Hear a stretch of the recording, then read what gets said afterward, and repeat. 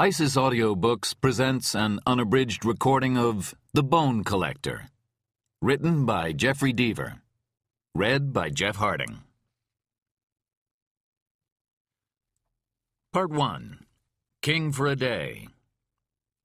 The present in New York is so powerful that the past is lost. John J. Chapman. Friday, 10:30 p.m. to Saturday, 3:30 p.m. Chapter 1. She wanted only to sleep. The plane had touched down 2 hours late, and there'd been a marathon wait for the luggage. And then the car service had messed up. The limo had left an hour ago. So now they were waiting for a cab. She stood in the line of passengers, her lean body listing against the weight of her laptop computer. John rattled on about interest rates and the new ways of restructuring the deal, but all she could think was, Friday night, 10:30, I want to pull on my sweats and hit the hay. Gazing at the endless stream of yellow cabs. Something about the color and the similarity of the cars reminded her of insects, and she shivered with the creepy-crawly feeling she remembered from her childhood in the mountains, when she and her brother would find a gut-killed badger or kick over a red ant nest and gaze at the wet mass of squirming bodies and legs. T.J. Colfax shuffled forward as the cab pulled up and squealed to a stop. The cabbie popped the trunk but stayed in the car. They had to load their own luggage, which ticked John off. He was used to people doing things for him. Tammy Jean didn't care. She was still occasionally surprised to find that she had a secretary to type and file for her. She tossed her suitcase in, closed the trunk, and climbed inside. John got in after her, slammed the door, and mopped his pudgy face and balding scalp, as if the effort of pitching his suit bag in the trunk had exhausted him. "First stop East 72nd, John muttered through the divider. "Then the Upper West Side," T.J. added. The plexiglass between the front and back seats was badly scuffed, and she could hardly see the driver. The cab shot away from the curb and was soon cruising down the expressway toward Manhattan. "Look," John said, "that's why all the crowds." He was pointing at a billboard welcoming delegates to the UN Peace Conference, which was starting on Monday. There were going to be 10,000 visitors in town. TJ gazed up at the billboard, blacks and whites and Asians, waving and smiling. There was something wrong about the artwork, though. The proportions and the colors were off, and the faces all seemed pasty. TJ muttered, "Body snatchers." They sped along the broad expressway, which glared an uneasy yellow under the highway lights, past the old Navy Yard, past the Brooklyn piers. John finally stopped talking and pulled out his Texas Instruments, started crunching some numbers. TJ sat back in the seat, looking at the steamy sidewalks and sullen faces of people sitting on the brownstone stoops overlooking the highway. They seemed half comatose in the heat. It was hot in the cab, too, and TJ reached for the button to lower the window. She wasn't surprised to find that it didn't work. She reached across John. His was broken, too. It was then that she noticed that the door locks were missing. The door handles, too. Her hand slid over the door, feeling for the nub of the handle. Nothing. It was as if someone had cut it off with a hacksaw. "What?" John asked. "Well, the doors. How do we open them?" John was looking from one to the other when the sign for the Midtown Tunnel came and went. "Hey!" John rapped on the divider. "You missed the turn. Where are you going?" "Maybe he's going to take the Queensboro," TJ suggested. The bridge meant a longer route, but avoided the tunnel's toll. She sat forward and tapped on the plexiglass, using her ring. "Are you taking the bridge?" He ignored them. "Hey!" And a moment later, they sped past the Queensboro turnoff. "Shit," John cried. "Where are you taking us?" "Harlem. I bet he's taking us to Harlem." TJ looked out the window. A car was moving parallel to them, passing slowly. She banged on the window hard. "Help!" she shouted. "Please!" The car's driver glanced at her once, then again, frowning. He slowed and pulled behind them, but with a hard jolt, the cab skidded down an exit ramp into Queens, turned into an alley, and sped through a deserted warehouse district. They must have been going 60 miles an hour. "What are you doing?" TJ banged on the divider. Slow down. Where are we? "Oh, God, no," John muttered. "Look." The driver had pulled on a ski mask. What do you want? TJ shouted. "Money? We'll give you money." Still, silence from the front of the cab. TJ ripped open her Targus bag and pulled out her black laptop. She reared back and slammed the corner of the computer into the window. The glass held, though the sound of the bang seemed to scare the hell out of the driver. The cab swerved and nearly hit the brick wall of the building they were speeding past.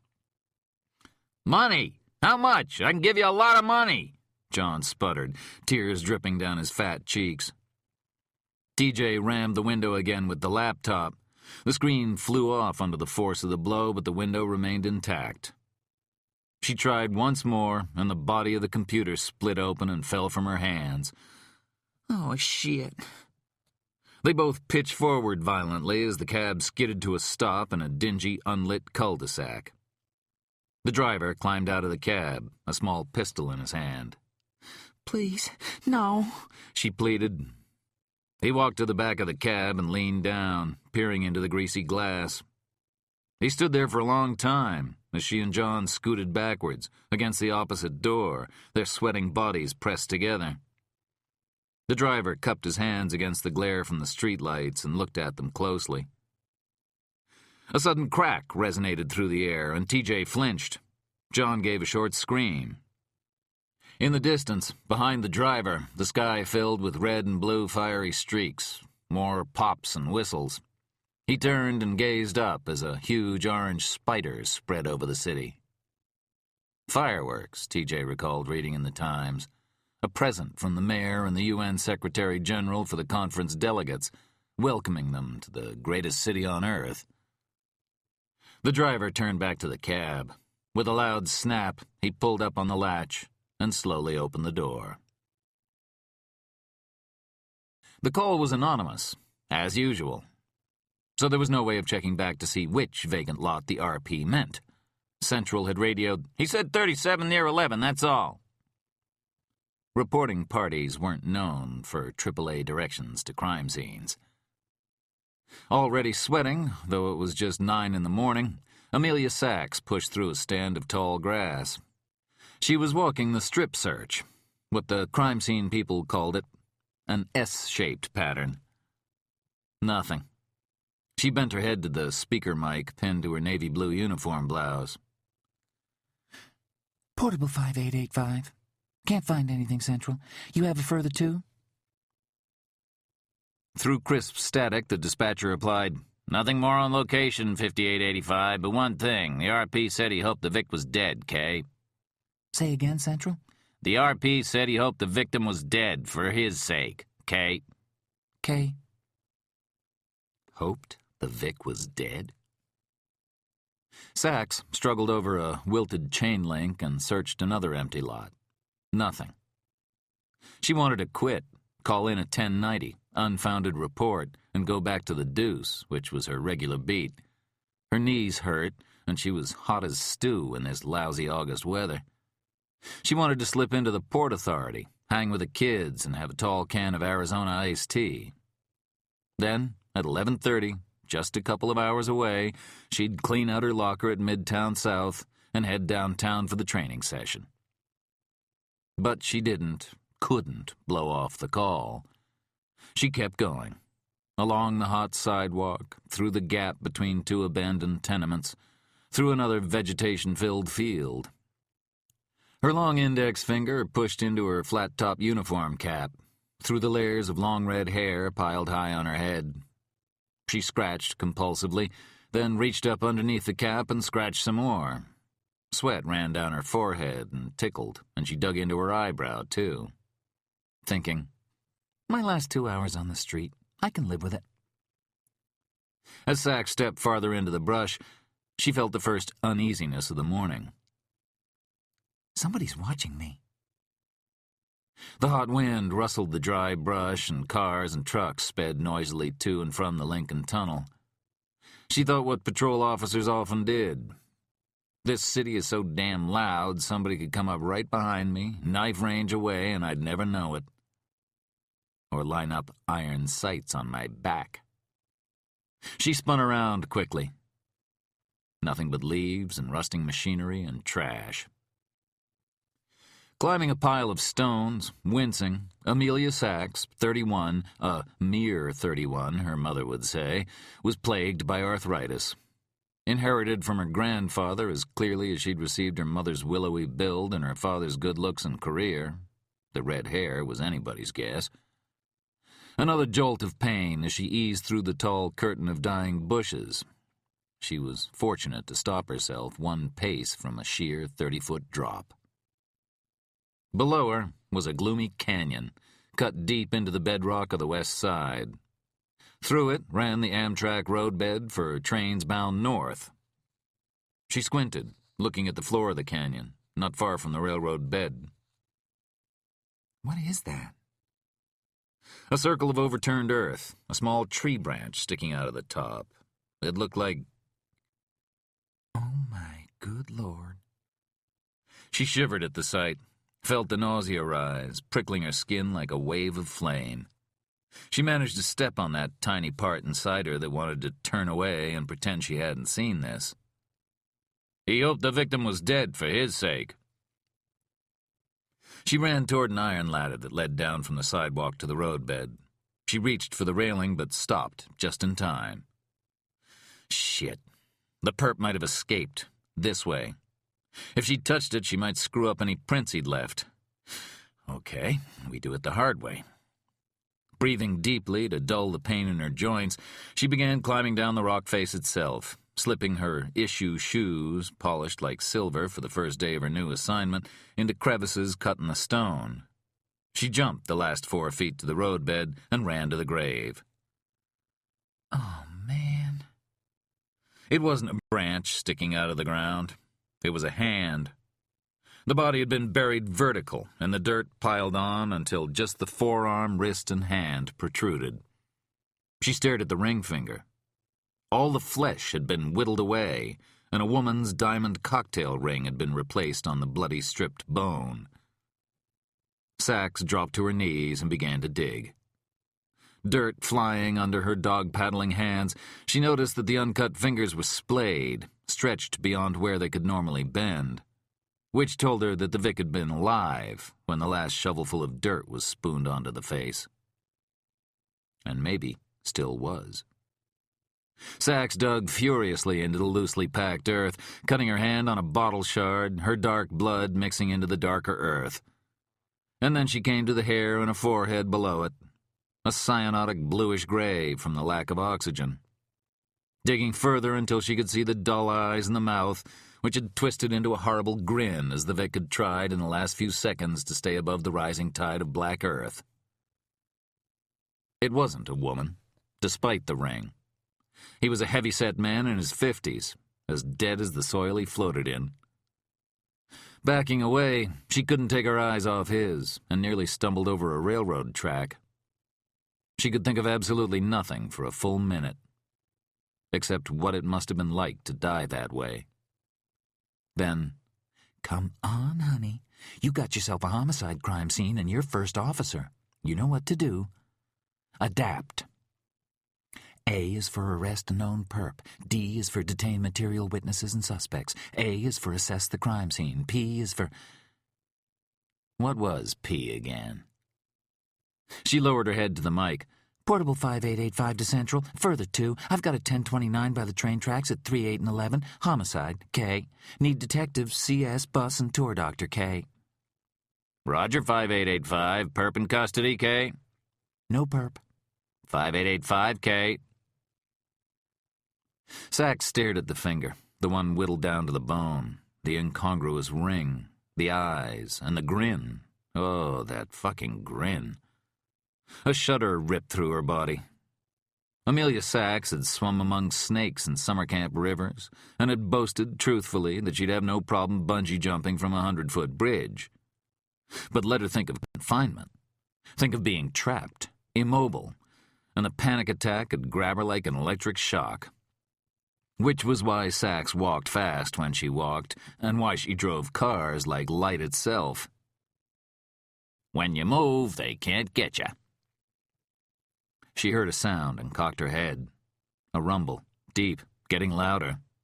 Scraps of paper blowing along the roadbed of the tracks. Dust dervishes swirling about her like angry ghosts. Then a low wail. 5'9" patrol officer Amelia Sachs found herself facing down a 30-ton Amtrak locomotive, the red, white, and blue slab of steel approaching at a determined 10 miles an hour. "Hold up there!" she shouted. The engineer ignored her.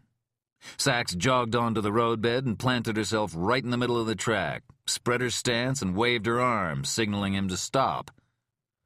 The locomotive squealed to a halt. The engineer stuck his head out the window. "You can't go through here," she told him. He asked her what she meant. She thought he looked woefully young to be driving such a big train. "It's a crime scene. Please, shut off the engine." "Lady, I don't see any crimes." But Sachs wasn't listening. She was looking up at a gap in the chain link on the west side of the train viaduct at the top near 11th Avenue. That would have been one way to get the body here without being seen, parking on 11th and dragging the body through the narrow alley to the cliff. On 37th, the cross street, he could be spotted from 24 apartment windows. "That train, sir?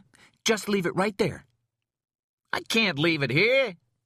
"Please, shut off the engine." "We don't shut off the engines of trains like this. They run all the time." "And call the dispatcher, or somebody. Have them stop the southbound trains, too." "We can't do that." "Now, sir. I've got the number of that vehicle of yours." "Vehicle?" "I'd suggest you do it immediately," Sachs barked. "What are you going to do, lady? Give me a ticket?" But Amelia Sachs was once again climbing back up the stone walls, her poor joints creaking, her lips tasting limestone dust, clay, and her own sweat. She jogged to the alley she'd noticed from the roadbed and then turned around, studying 11th Avenue and the Javits Center across it. The hall was bustling with crowds, spectators and press. A huge banner proclaimed, "Welcome, UN delegates." But earlier this morning, when the street was deserted, the perp could easily have found a parking space along here and carried the body to the tracks undetected. Sachs strode to 11th, surveyed the 6-lane avenue, which was jammed with traffic. "Let's do it." She waded into the sea of cars and trucks and stopped the northbound lanes cold. Several drivers tried end runs, and she had to issue 2 citations and finally dragged trash cans out into the middle of the street as a barricade to make sure the good residents did their civic duty. Sachs had finally remembered the next of the first officer's adapt rules. P is for protect the crime scene. The sound of angry horns began to fill the hazy morning sky, soon supplemented by the driver's angrier shouts. A short time later, she heard the sirens join the cacophony as the first of the emergency vehicles arrived. 40 minutes later, the scene was swarming with uniforms and investigators, dozens of them. A lot more than a hit in Hell's Kitchen, however gruesome the cause of death seemed to warrant. But, Sachs learned from another cop, this was a hot case, a media groper. The Vic was one of 2 passengers who'd arrived at JFK last night, gotten into a cab, and headed for the city. They'd never arrived at their homes. "CNN's watching," the uniform whispered. So, Amelia Sachs wasn't surprised to see blonde Vince Peretti, chief of the Central Investigation and Resource Division, which oversaw the crime scene unit, climb over the top of the embankment and pause as he brushed dust from his $1,000 suit. She was, however, surprised to see him notice her and gesture her over, a faint smile on his clean-cut face. It occurred to her she was about to receive a nod of gratitude for her cliffhanger routine.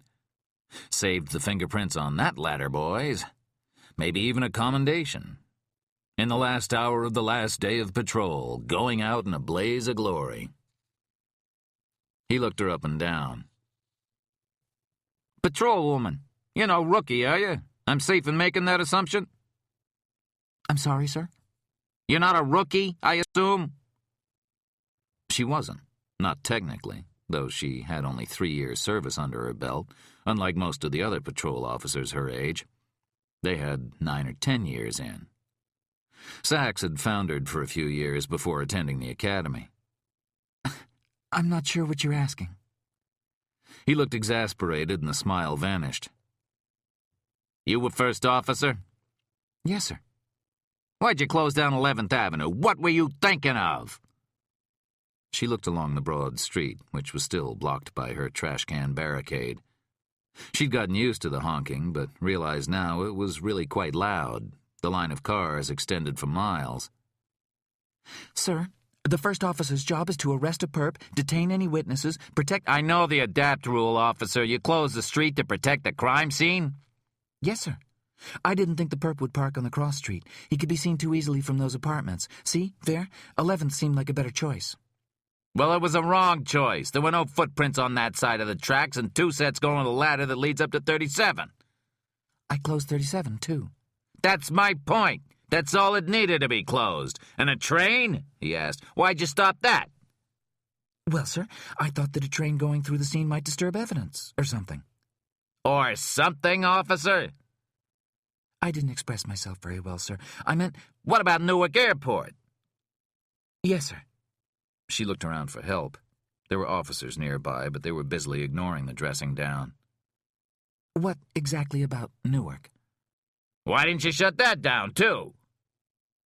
Oh, wonderful. A school marm. Her Julia Roberts' lips grew taut, but she said reasonably, Sir, in my judgment, it seemed likely that— The New York Thruway would have been a good choice, too, and the Jersey Pike and Long Island Expressway, I-70 all the way to St. Louis. Those are likely means of escape. She lowered her head slightly and stared back at Peretti. The two of them were exactly the same height, though his heels were higher. I've gotten calls from the commissioner, he continued, the head of the Port Authority, the UN Secretary General's office, the head of that expo, he nodded toward the Javits Center. We fucked up the conference schedule, a U.S. Senator's speech, and traffic on the entire west side. The train tracks were 50 feet from the Vic, and the street you closed was a good 200 feet away and 30 above. I mean, even Hurricane Eva didn't fuck up Amtrak's Northeast Corridor like this. I just thought— Peretti smiled. Because Sachs was a beautiful woman, her foundering before attending the academy had involved steady assignments for the Chantel modeling agency on Madison Avenue. The cop chose to forgive her. Patrolwoman Sachs. He glanced at the name tag on her chest, flattened chastely by the American body armor vest. An object lesson. Crime scene work is a balance. It'd be nice if we could cordon off the whole city after every homicide and detain about 3 million people, but we can't do that. I say this constructively, for your edification. Actually, sir, she said brusquely, I'm transferring out of patrol, effective as of noon today. He nodded, smiled cheerfully. Then enough said. But for the record, it was your decision to stop the train and close the street. Yes, sir, it was, she said smartly. No mistake about that. He jotted this into a black watchbook with slashing strokes of his sweaty pen. Oh, please. Now, remove those garbage cans. You direct traffic until the street's clear again, you hear me? Without a yes, sir, or no, sir, or any other acknowledgement, she wandered to 11th Avenue and slowly began removing the garbage cans. Every single driver who passed her scowled or muttered something. Sachs glanced at her watch. An hour to go. I can live with it.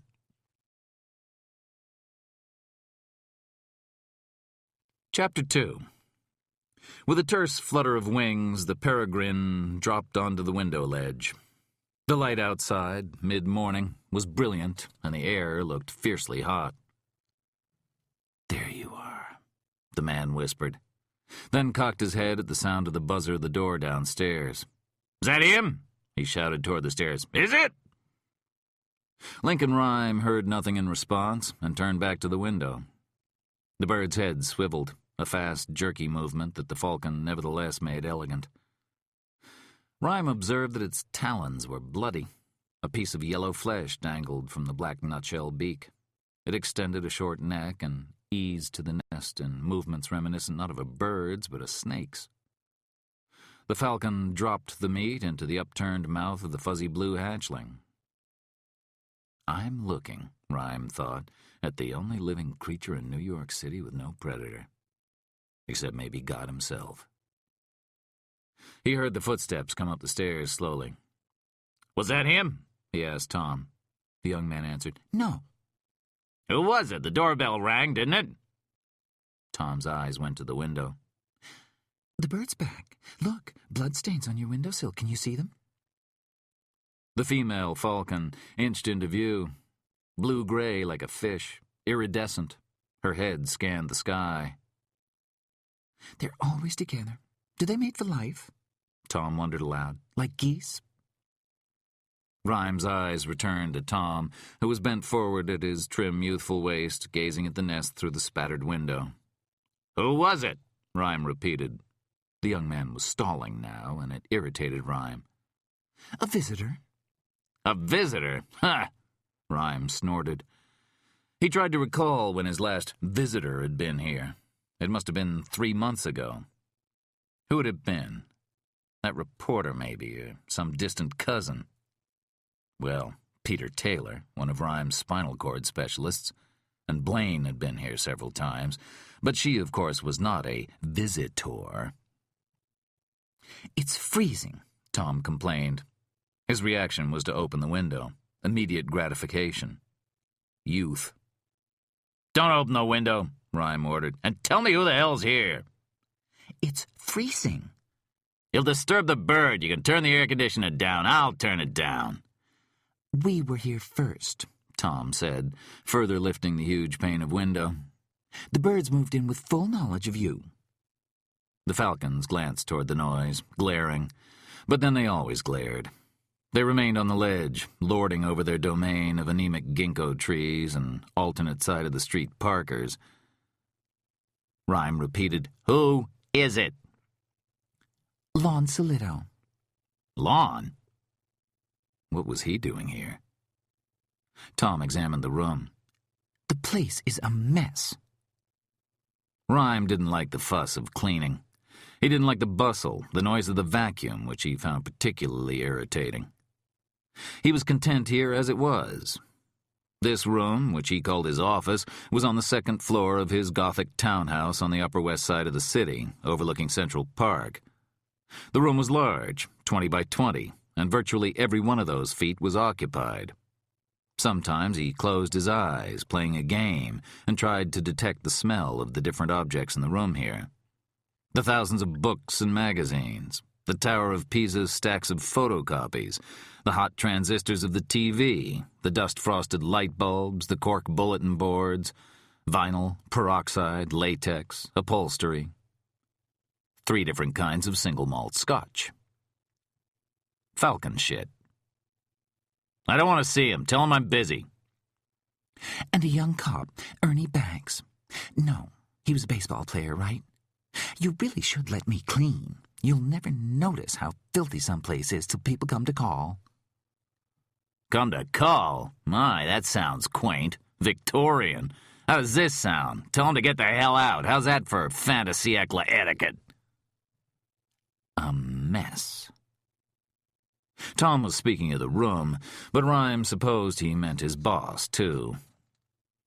Rhyme's hair was black and thick as a 20-year-old's, though he was twice that age, but the strands were wild and bushy, desperately in need of a wash and cut. His face sprouted a dirty-looking 3 days' growth of black beard, and he'd wakened with an incessant tickle in his ear, which meant that those hairs needed trimming as well. Rhyme's nails were long, finger and toe, and he'd been wearing the same clothes for a week, polka-dotted pajamas, god-awful ugly. His eyes were narrow, deep brown, and set in a face that Blaine had told him on a number of occasions, passionate and otherwise, was handsome. They want to talk to you, Tom continued. They say it's very important. Well, bully for them. You haven't seen Lon for nearly a year. Why does that mean I want to see him now? If you scared off the bird, I'll be pissed if you have. It's important, Lincoln. Very important, I recall you saying. Where's that doctor? He might have called. I was dozing earlier and you were out. You've been awake since 6 a.m. No. He paused. I woke up, yes, but then I dozed off. I was sound asleep. Did you check messages? Tom said, Yes, nothing from him. He said he'd be here mid-morning. And it's just past 11. Maybe we'll hold off notifying Air Sea Rescue. What do you say? Have you been on the phone? Rhyme asked abruptly. Maybe he tried to call while you were on. I was talking to... Did I say anything? Rhyme asked. Now you're angry. I didn't say you shouldn't be making phone calls. You can do that. You've always been able to do that. My point is just that he might have called while you were on the line. No, your point this morning is to be a shit. There you go. You know they have this thing, call waiting. You can get 2 calls at once. I wish we had that. What does my old friend Lon want, and his friend the baseball player? Ask them. I'm asking you. They want to see you, that's all I know. About something very important. Lincoln, Tom sighed. The good-looking young man ran his hand through his blonde hair. He wore tan slacks and a white shirt with a blue floral tie, immaculately knotted. When he'd hired Tom a year ago, Rhyme had said he could wear jeans and T-shirts if he wanted, but he'd been dressed impeccably every day since. Rhyme didn't know why it contributed to the decision to keep the young man on, but it had. None of Tom's predecessors had lasted more than 6 weeks. The number of those who quit was exactly equal to the firees. All right, what'd you tell him? I told them to give me a few minutes to make sure you were decent, then they could come up. Briefly. You did that, without asking me. Thank you very much. Tom retreated a few steps and called down the narrow stairway to the first floor. Come on, gentlemen. They told you something, didn't they? Rhyme said. You're holding out on me. Tom didn't answer, and Rhyme watched the 2 men approach. As they entered the room, Rhyme spoke first. He said to Tom, Close the curtain, you've already upset the birds way too much. Which really meant only that he'd had enough of the sputtering sunlight. Mute. With the foul, sticky tape on her mouth, she couldn't speak a word, and that made her feel more helpless than the metal handcuffs tight on her wrists, than the grip of his short, strong fingers on her biceps. The taxi driver, still in his ski mask, led her down the grimy, wet corridor past rows of ducts and piping. They were in the basement of an office building. She had no idea where. If I could talk to him. T.J. Colfax was a player, the bitch of Morgan Stanley's 3rd floor, a negotiator. Money? You want money? I'll get you money. Lots of it, boy. Bushels. She thought this a dozen times, trying to catch his eye, as if she could actually force the words into his thoughts. Please, she begged silently, and began thinking about the mechanics of cashing in her 401k and giving him her retirement fund. Oh, please. She remembered last night, the man turning back from the fireworks, dragging them from the cab, handcuffing them. He'd thrown them into the trunk, and they'd begun driving again. First over rough cobblestones and broken asphalt, then smooth roads, then rough again. She heard the whir of wheels on a bridge. More turns, more rough roads. Finally, the cab stopped and the driver got out and seemed to open a gate or some doors. He drove into a garage, she thought. All the sounds of the city were cut off and the car's bubbling exhaust rose in volume, reverberating off close walls. Then the cab trunk opened and the man pulled her out. He yanked the diamond ring off her finger and pocketed it. Then he led her past walls of spooky faces, faded paintings of blank eyes staring at her, a butcher, a devil, 3 sorrowful children painted on the crumbling plaster. Dragged her down into a moldy basement and dumped her on the floor. He clopped upstairs, leaving her in the dark, surrounded by a sickening smell. Rotting flesh. Garbage. There she'd lain for hours, sleeping a little, crying a lot. She'd wakened abruptly at a loud sound, a sharp explosion nearby. Then more troubled sleep. A half hour ago, he'd come for her again, led her to the trunk, and they'd driven for another 20 minutes. Here. Wherever here was. They now walked into a dim basement room. In the center was a thick black pipe.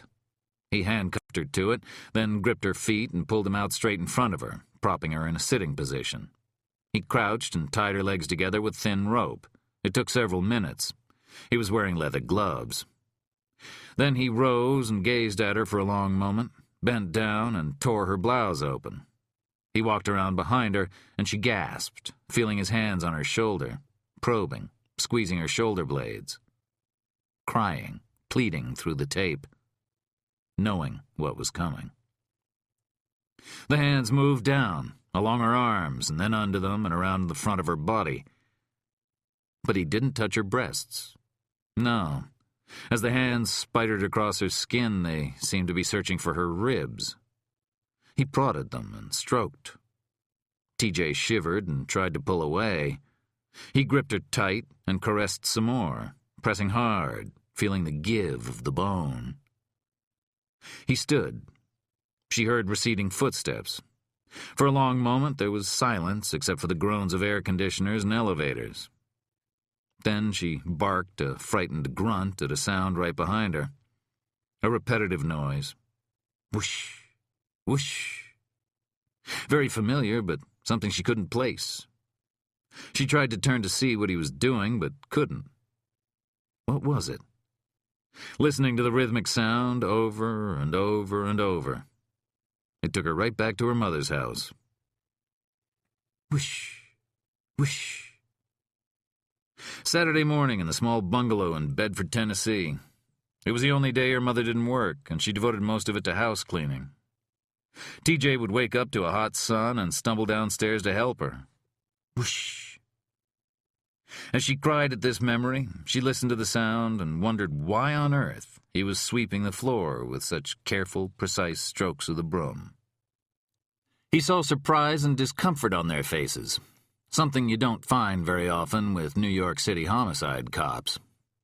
Lon Solito and young Banks, Jerry, not Ernie, sat where Rhyme gestured with his bush-crowned head. Twin, dusty, uncomfortable rattan chairs. Rhyme had changed considerably since Solito had last been here, and the detective didn't hide his shock very well. Banks had no benchmark against which to judge what he was seeing, but he was shocked nonetheless.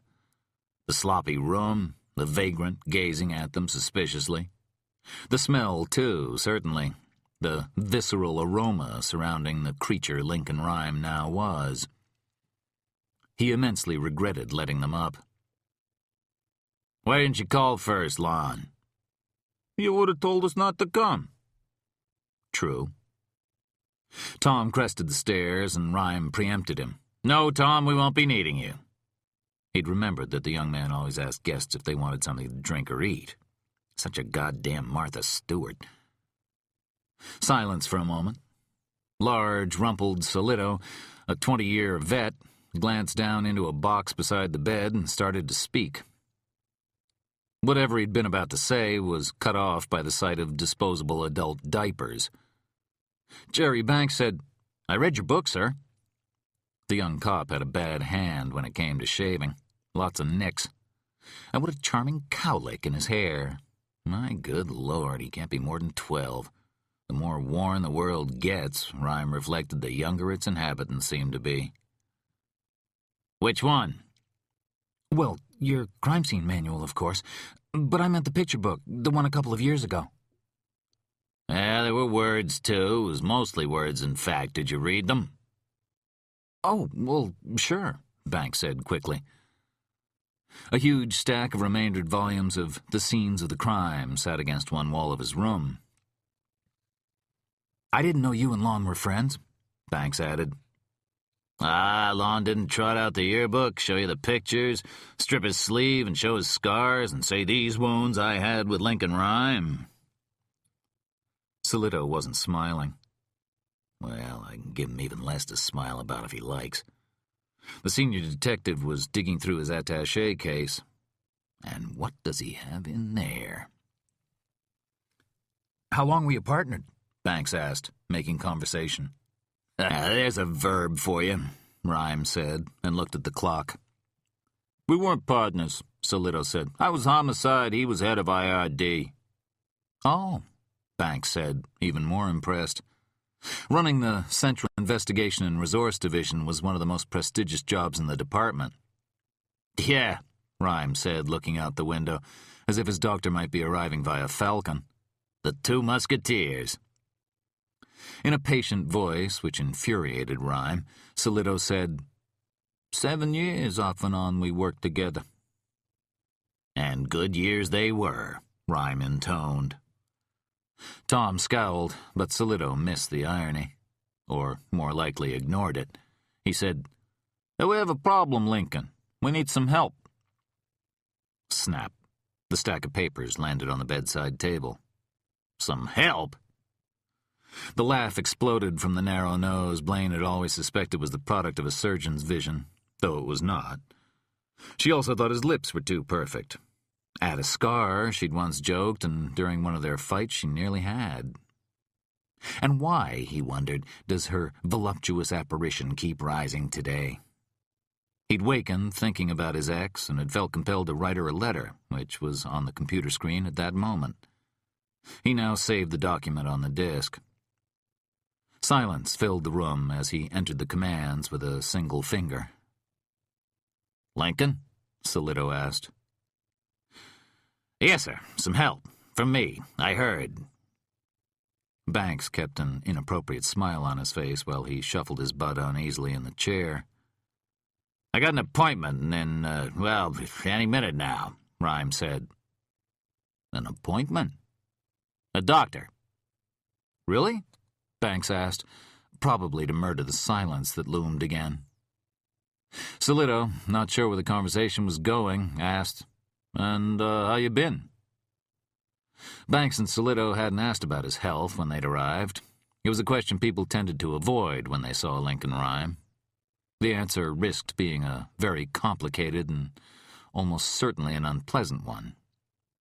He said simply, I've been fine, thanks. And you, Betty? We're divorced, Solito said quickly.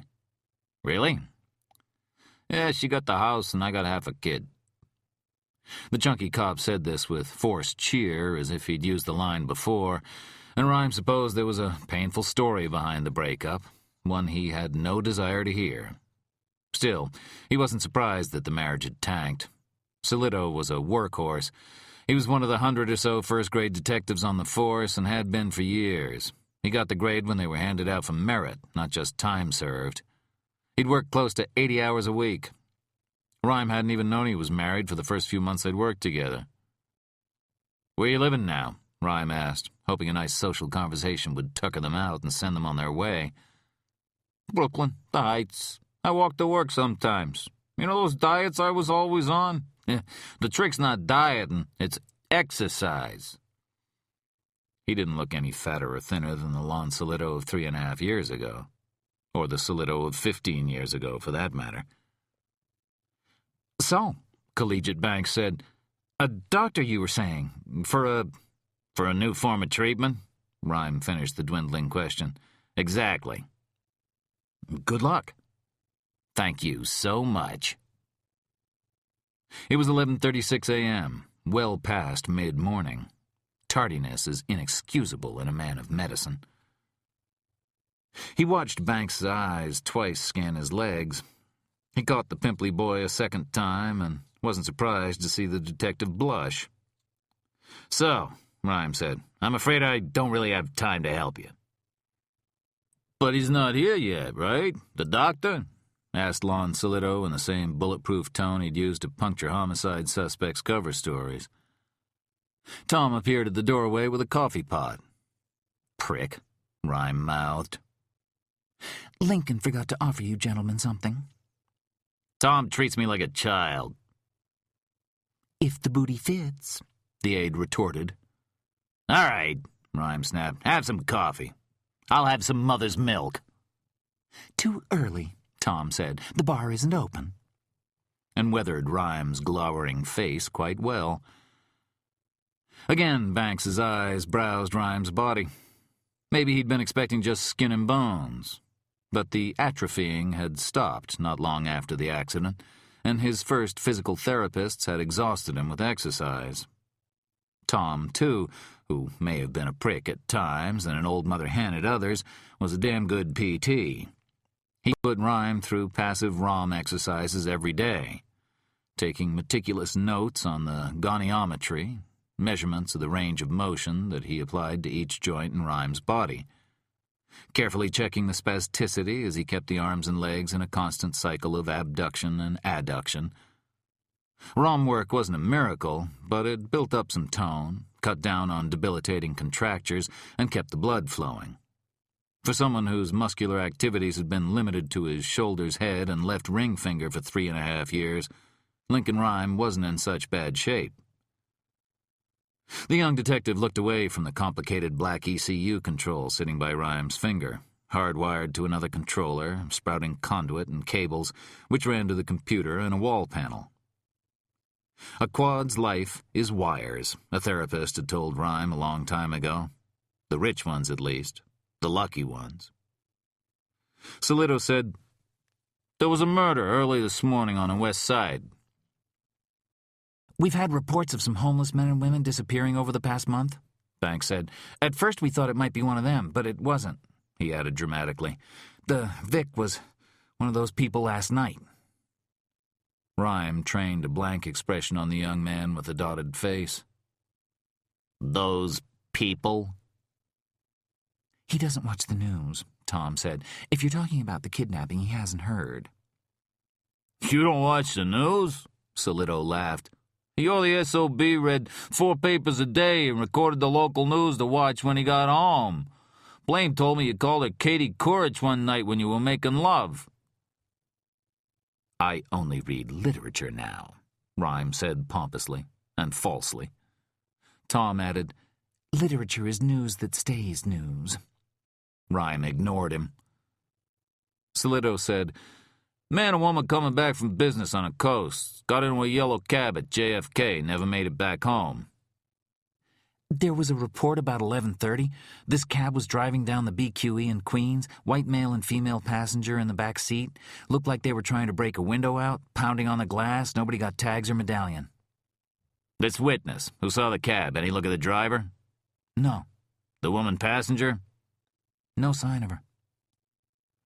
11:41.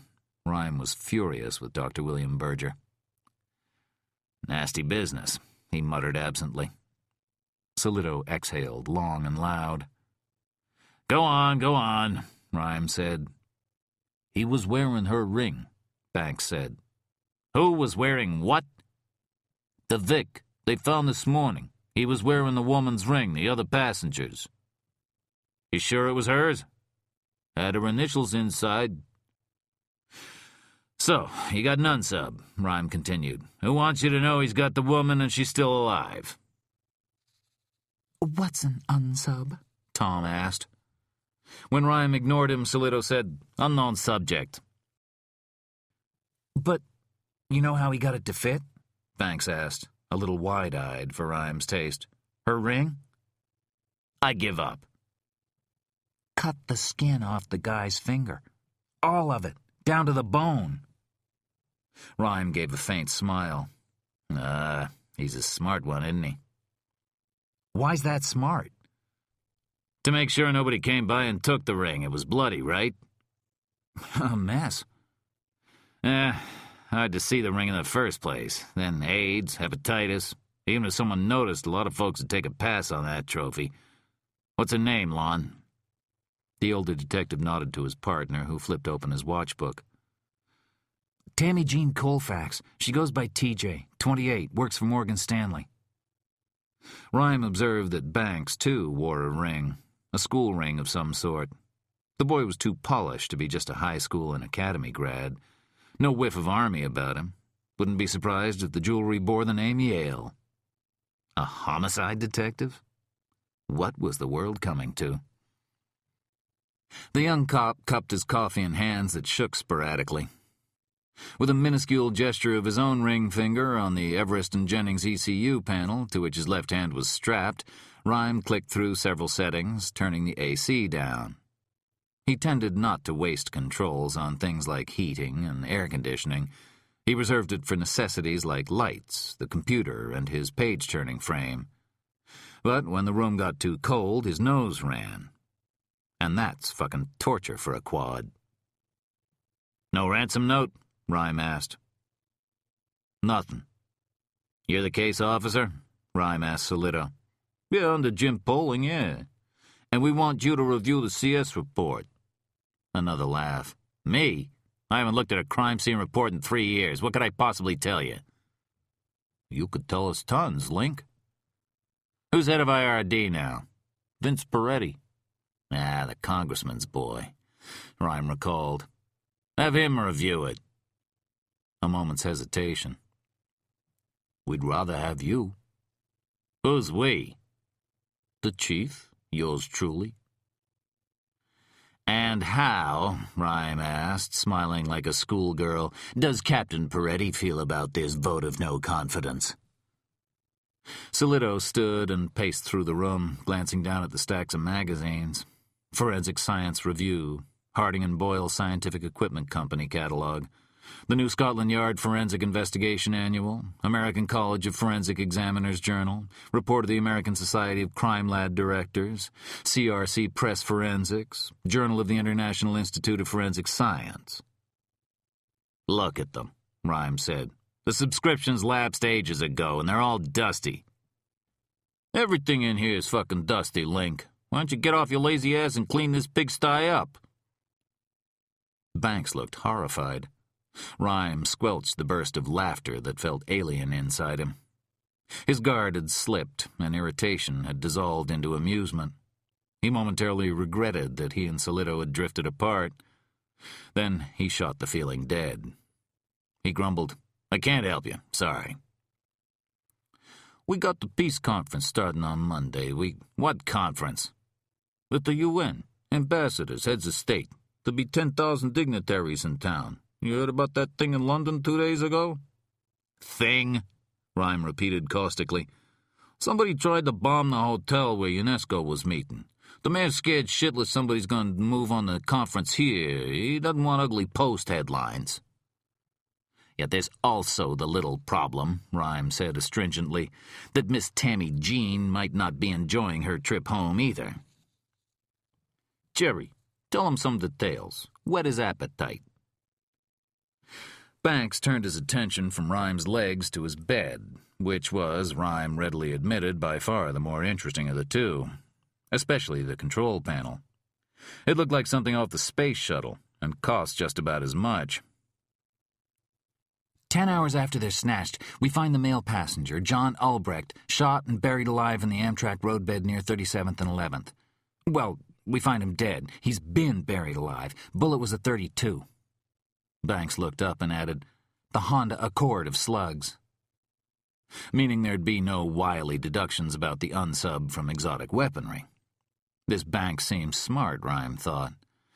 And all he suffers from is youth, which he might or might not outgrow. Lincoln Rhyme believed he himself had never been young. "Rifling on the slug?" Rhyme asked. 6 lands and grooves, left twist." "So he's got himself a Colt," Rhyme said, and glanced over the crime scene diagram again. "You said he," the young detective continued. "Actually, it's they."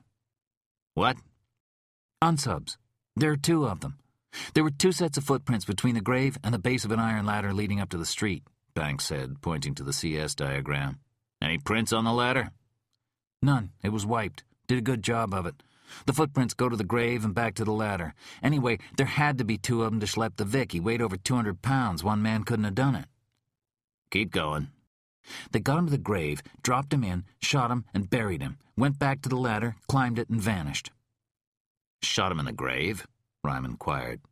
"Yep. There was no blood trail anywhere around the ladder or the path to the grave." Rhyme found himself mildly interested, but he said, "What do you need me for?" Solito grinned ragged yellow teeth. "We got ourselves a mystery, Link. A bunch of PE that doesn't make any fucking sense at all." "So?" It was a rare crime scene when every bit of physical evidence made sense. "Nah, this is real weird. Read the report, please. I'll put it here." How's this thing work? Solito looked at Tom, who fitted the report in the page-turning frame. I don't have time, Lon, Rhyme protested. That's quite a contraption, Banks offered, looking at the frame. Rhyme didn't respond. He glanced at the first page, then read it carefully, moved his ring finger a precise millimeter to the left. A rubber wand turned the page. Reading. Thinking, wow, this is odd. Who was in charge of the scene? Peretti himself. When he heard the Vic was one of the taxi people, he came down and took over. Rhyme continued to read. For a minute, the unimaginative words of cop writing held his interest. Then the doorbell rang, and his heart galloped with a great shudder. His eyes slipped to Tom. They were cold and made clear that the time for banter was over. Tom nodded and went downstairs immediately. All thoughts of cab drivers and P.E. and kidnapped bankers vanished from the sweeping mind of Lincoln Rhyme. "It's Dr. Berger," Tom announced over the intercom. At last. At long last. Well, I'm sorry, Lon. I'll have to ask you to leave. It's good seeing you again. A smile. Interesting case, this one is. Solito hesitated, then rose. But will you read through the report, Lincoln? Tell us what you think. Rhyme said, You bet. Then leaned his head back against the pillow. Quads like Rhyme, who had full head and neck movement, could activate a dozen controls just by three-dimensional movements of the head. But Rhyme shunned headrests. There were so few sensuous pleasures left to him that he was unwilling to abdicate the comfort of nestling his head against his $200 down pillow. The visitors had tired him out.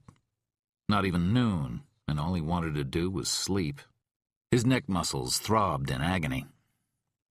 When Solito and Banks were at the door, Rhyme said, Lon, wait. The detective turned. One thing you should know. You've only found half the crime scene. The important one is the other one, the primary scene, his house. That's where he'll be, and it'll be hard as hell to find him. Why do you think there's another scene? Because he didn't shoot the Vic at the grave. He shot him there at the primary scene. And that's probably where he's got the woman. It'll be underground or in a very deserted part of city. Or both. Because, Banks, Rhyme preempted the young detective's question, he wouldn't risk shooting someone and holding a captive unless it was quiet and private. Maybe he used a silencer. No traces of rubber or cotton baffling on the slug, Rhyme snapped. Yeah, but how could the man have been shot there? Banks countered. I mean, there wasn't any blood spatter at the scene. I assume the victim was shot in the face, Rhyme announced. Well, yes, Banks answered, putting a stupid smile on his own. How'd you know? Very painful, very incapacitating, very little blood with a .32, rarely lethal if you miss the brain. With the Vic in that shape, the unsub could lead him around wherever he wanted. I say unsub singular because there's only one of them. A pause. But there were 2 sets of prints, Banks nearly whispered, as if he were defusing a landmine. Rhyme sighed. The soles are identical. They were left by the same man making the trip twice, to fool us. And the prints going north are the same depth as the prints going south, so he wasn't carrying a 200-pound load one way and not the other. Was the Vic barefoot? Banks flipped through his notes. Socks. Okay, then the perp was wearing the Vic's shoes for his clever little stroll to the ladder and back. Well, if he didn't come down the ladder, how did he get to the grave? He led the men along the train tracks themselves, probably from the north. There are no other ladders to the roadbed for blocks in either direction. But there are tunnels running parallel to the tracks, Rhyme continued. They hook up with the basements of some of the old warehouses along 11th Avenue. A gangster during Prohibition, Oney Madden, had him dug so he could slip shipments of bootleg whiskey onto New York Central trains going up to Albany and Bridgeport. But why not just bury the Vic near the tunnel? Why risk being seen schlepping the guy all the way to the overpass? Impatient now. You do get what he's telling us, don't you? Banks started to speak, then shook his head. "He had to put the body where it'd be seen," Rhyme said. "He needed someone to find it. That's why he left the hand in the air. He's waving at us to get our attention. Sorry, you may have only one unsub, but he's plenty smart enough for two. There's an access door to a tunnel somewhere nearby. Get down there and dust it for prints. There won't be any, but you'll have to do it just the same. The press, you know. When the story starts coming out, well, good luck, gentlemen. Now you'll have to excuse me. Lon?" "Yes?" "Don't forget about the primary crime scene. Whatever happens, you'll have to find it, and fast." Thanks, Link. Just read the report." Rhyme said of course he would, and observed that they believed the lie. Completely. Chapter 3. He had the best bedside manner Rhyme had ever encountered. And if anyone had had experience with bedside manners, it was Lincoln Rhyme. He'd once calculated he'd seen 78 degreed, card-carrying doctors in the past 3.5 years. "Nice view," Berger said, gazing out the window. "Isn't it? Beautiful." Though because of the height of the bed, Rhyme could see nothing except a hazy sky sizzling over Central Park. That, and the birds, had been the essence of his view since he'd moved here from his last rehab hospital 2.5 years ago. He kept the shades drawn most of the time.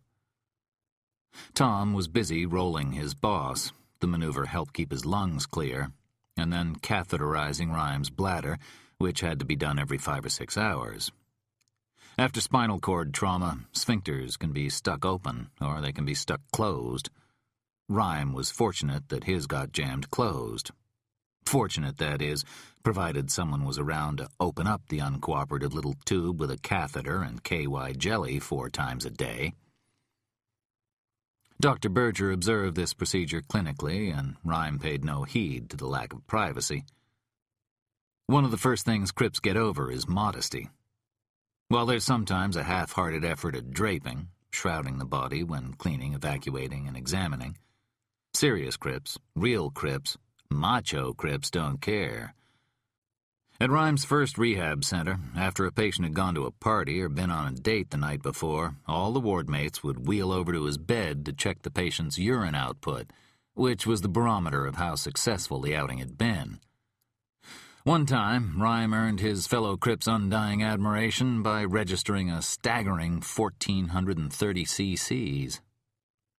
He said to Berger, "Check out the ledge, Doctor. I have my own guardian angels." "Well, hawks?" "Peregrine falcons. Usually they nest higher. I don't know why they picked me to live with." Berger glanced at the birds, then turned away from the window, let the curtain fall back. The aviary didn't interest him. He wasn't a large man, but he looked fit, a runner, Rhyme guessed. He seemed to be in his late 40s, but the black hair didn't have a trace of gray in it, and he was as good-looking as any news anchor. "That's, quite a bed. You like it?" The bed was a clinitron, a huge rectangular slab.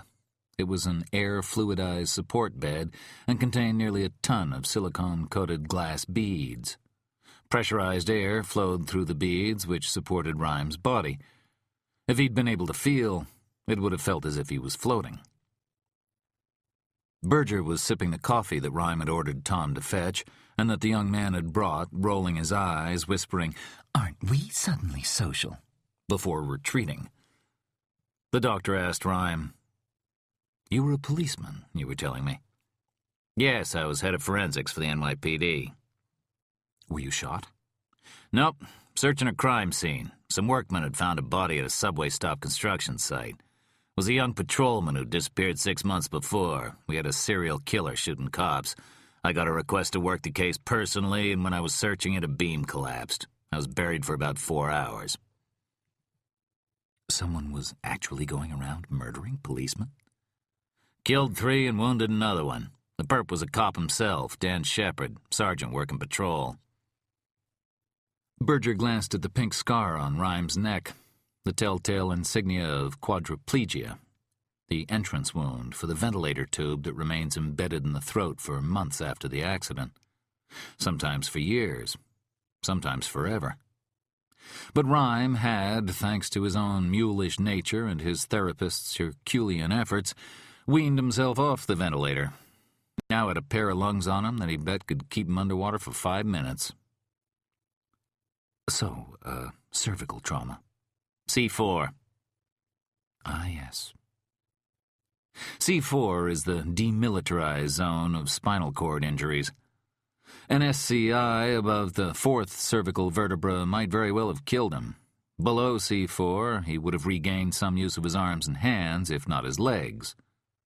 But trauma to the infamous 4th kept him alive, though virtually a total quadriplegic. He'd lost the use of his legs and arms. His abdominal and intercostal muscles were mostly gone, and he was breathing primarily from his diaphragm. He could move his head and neck, his shoulders slightly. The only fluke was that the crushing oak beam had spared a single minuscule strand of motor neuron, which allowed him to move his left ring finger. Rhyme spared the doctor the soap opera of the year following the accident. The month of skull traction, tongs gripping holes drilled into his head and pulling his spine straight. 12 weeks of the halo device. A plastic bib and steel scaffolding around his head to keep the neck immobile. To keep his lungs pumping, a large ventilator for a year, then a phrenic nerve stimulator. The catheters, the surgery.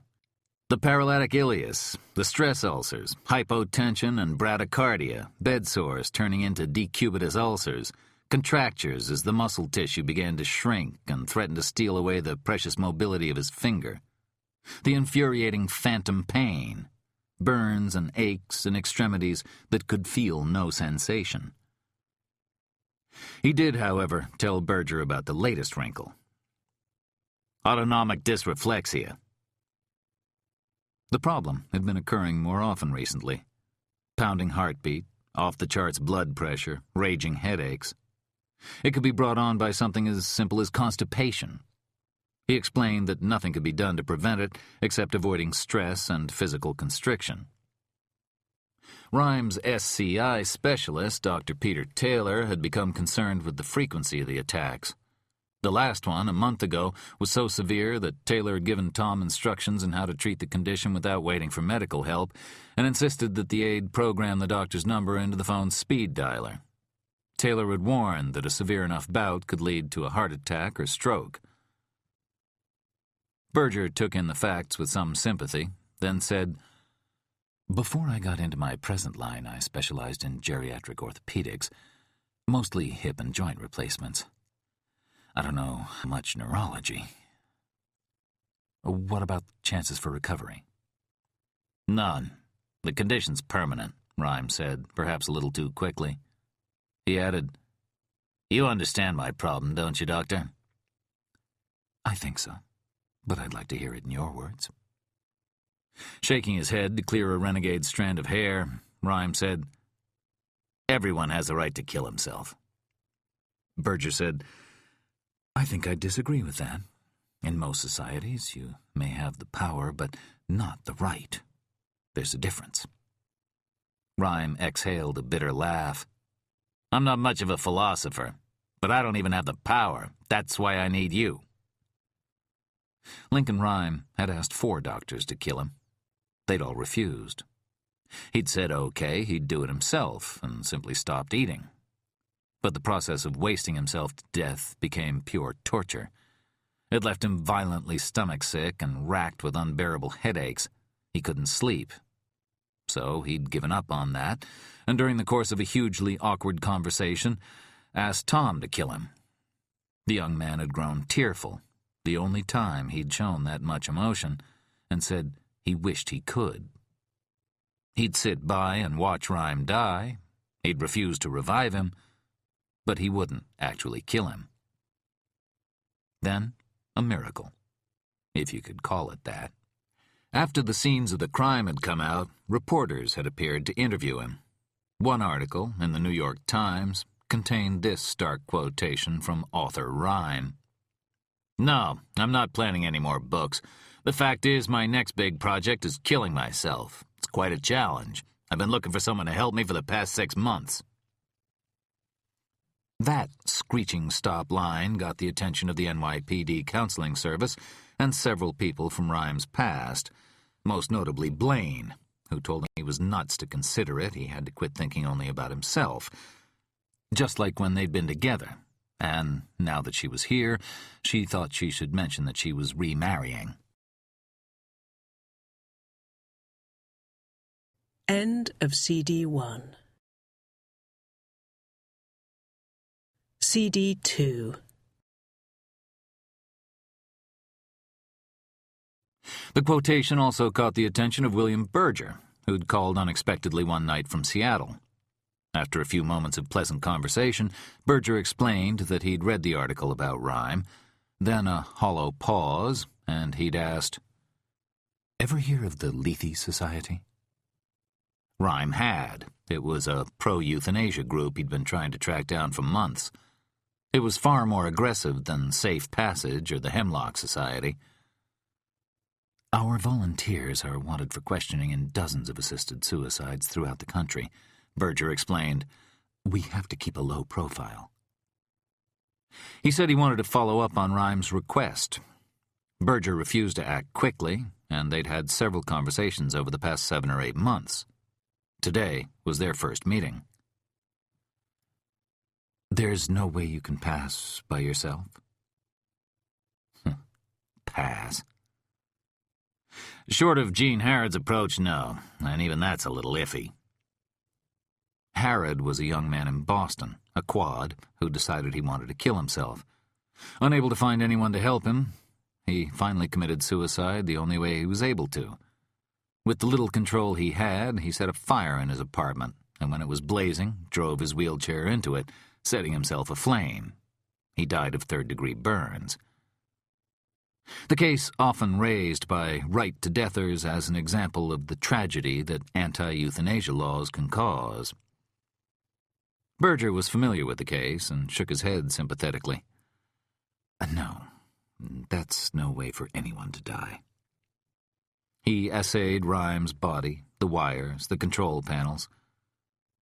"What are your mechanical skills?" Rhyme explained about the ECUs, the E&J controller that his ring finger operated, the sip and puff control for his mouth, the chin joysticks, and the computer dictation unit that could type out words on the screen as he spoke them. "But everything has to be set up by someone else?" Berger asked. "For instance, someone would have to go to the store, buy a gun, mount it, rig the trigger, and hook it up to your controller?" "Yes." "Making that person guilty of a conspiracy to commit murder as well as manslaughter." "What about your equipment?" Rhyme said. "It's effective?" "Equipment?" "What you use to, do the deed?" "It's very effective. I've never had a patient complain." Rhyme blinked, and Berger laughed. Rhyme joined him. If you can't laugh about death, what can you laugh about? "Take a look." "You have it with you?" Hope blossomed in Rhyme's heart. It was the first time he'd felt that warm sensation in years. The doctor opened his attaché case and, rather ceremonially, Rhyme thought, set out a bottle of brandy, a small bottle of pills, a plastic bag, and a rubber band. "What's the drug?" Seconal. Nobody prescribes it anymore. In the old days, suicide was a lot easier. These babes would do the trick, no question. Now it's almost impossible to kill yourself with modern tranquilizers. Halcyon, Librium, Dalmane, Xanax. You may sleep for a long time, but you're going to wake up eventually. "And the bag?" The bag. Berger picked it up. "That's the emblem of the Lethe Society. Unofficially, of course. It's not like we have a logo. If the pills and the brandy aren't enough, then we use the bag. Over the head, with a rubber band around the neck. We add a little ice inside because it gets pretty hot after a few minutes." Rhyme couldn't take his eyes off the trio of implements. The bag, thick plastic, like a painter's drop cloth. The brandy was cheap, he observed, and the drugs generic. "This is a nice house," Berger said, looking around. "Central Park West. Do you live on disability?" Some. I've also done consulting for the police and FBI. After the accident, the construction company that was doing the excavating settled for $3 million. They swore there was no liability, but there's apparently a rule of law that a quadriplegic automatically wins any lawsuits against construction companies no matter who was at fault. At least till the plaintiff comes to court and drools. "And you wrote that book, right?" I get some money from that, not a lot. It was a better seller, not a bestseller. Berger picked up a copy of The Scenes of the Crime, flipped through it. "Famous crime scenes. Look at all this," he laughed. "There are, 40, 50 scenes?" 51. Rhyme had revisited, in his mind and imagination, since he'd written it after the accident, as many old crime scenes in New York City as he could recall. Some solved, some not.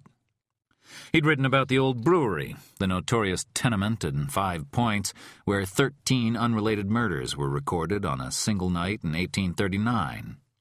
About Charles Albridge Deacon, who murdered his mother on July 13, 1863, during the Civil War draft riots, claiming former slaves had killed her and fueling the rampage against blacks.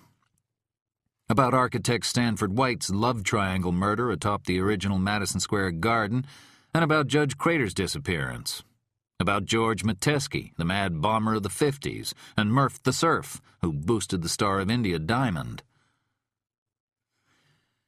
19th century building supplies, underground streams, butler schools, Berger recited, flipping through the book. Gay baths, Chinatown whorehouses, Russian Orthodox churches. How'd you learn all this about the city? Rhyme shrugged. In his years as head of IRD, he'd studied as much about the city as he had about forensics. Its history, politics, geology, sociology, infrastructure.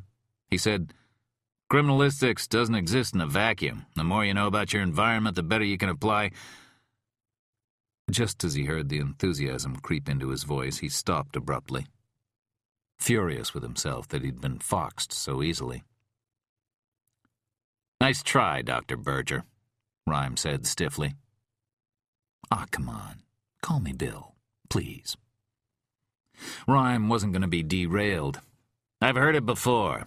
Take a big, clean, smooth piece of paper and write down all the reasons why I should kill myself, and then take another big, clean, smooth piece of paper and write all the reasons why I shouldn't. Words like productive, useful, interesting, challenging come to mind. Big words, $10 words. They don't mean shit to me. Besides, I couldn't pick up a fucking pencil to save my soul." "Lincoln," Berger continued kindly, "I have to make sure you're the appropriate candidate for the program." "Candidate?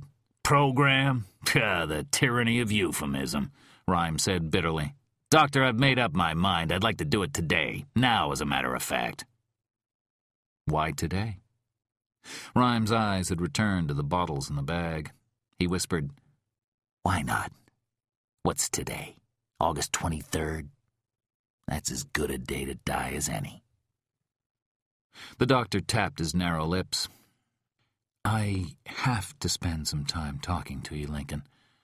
If I'm convinced that you really want to go ahead—" "I do," Rhyme said, noting, as he often did, how weak our words sound without the body gestures to accompany them.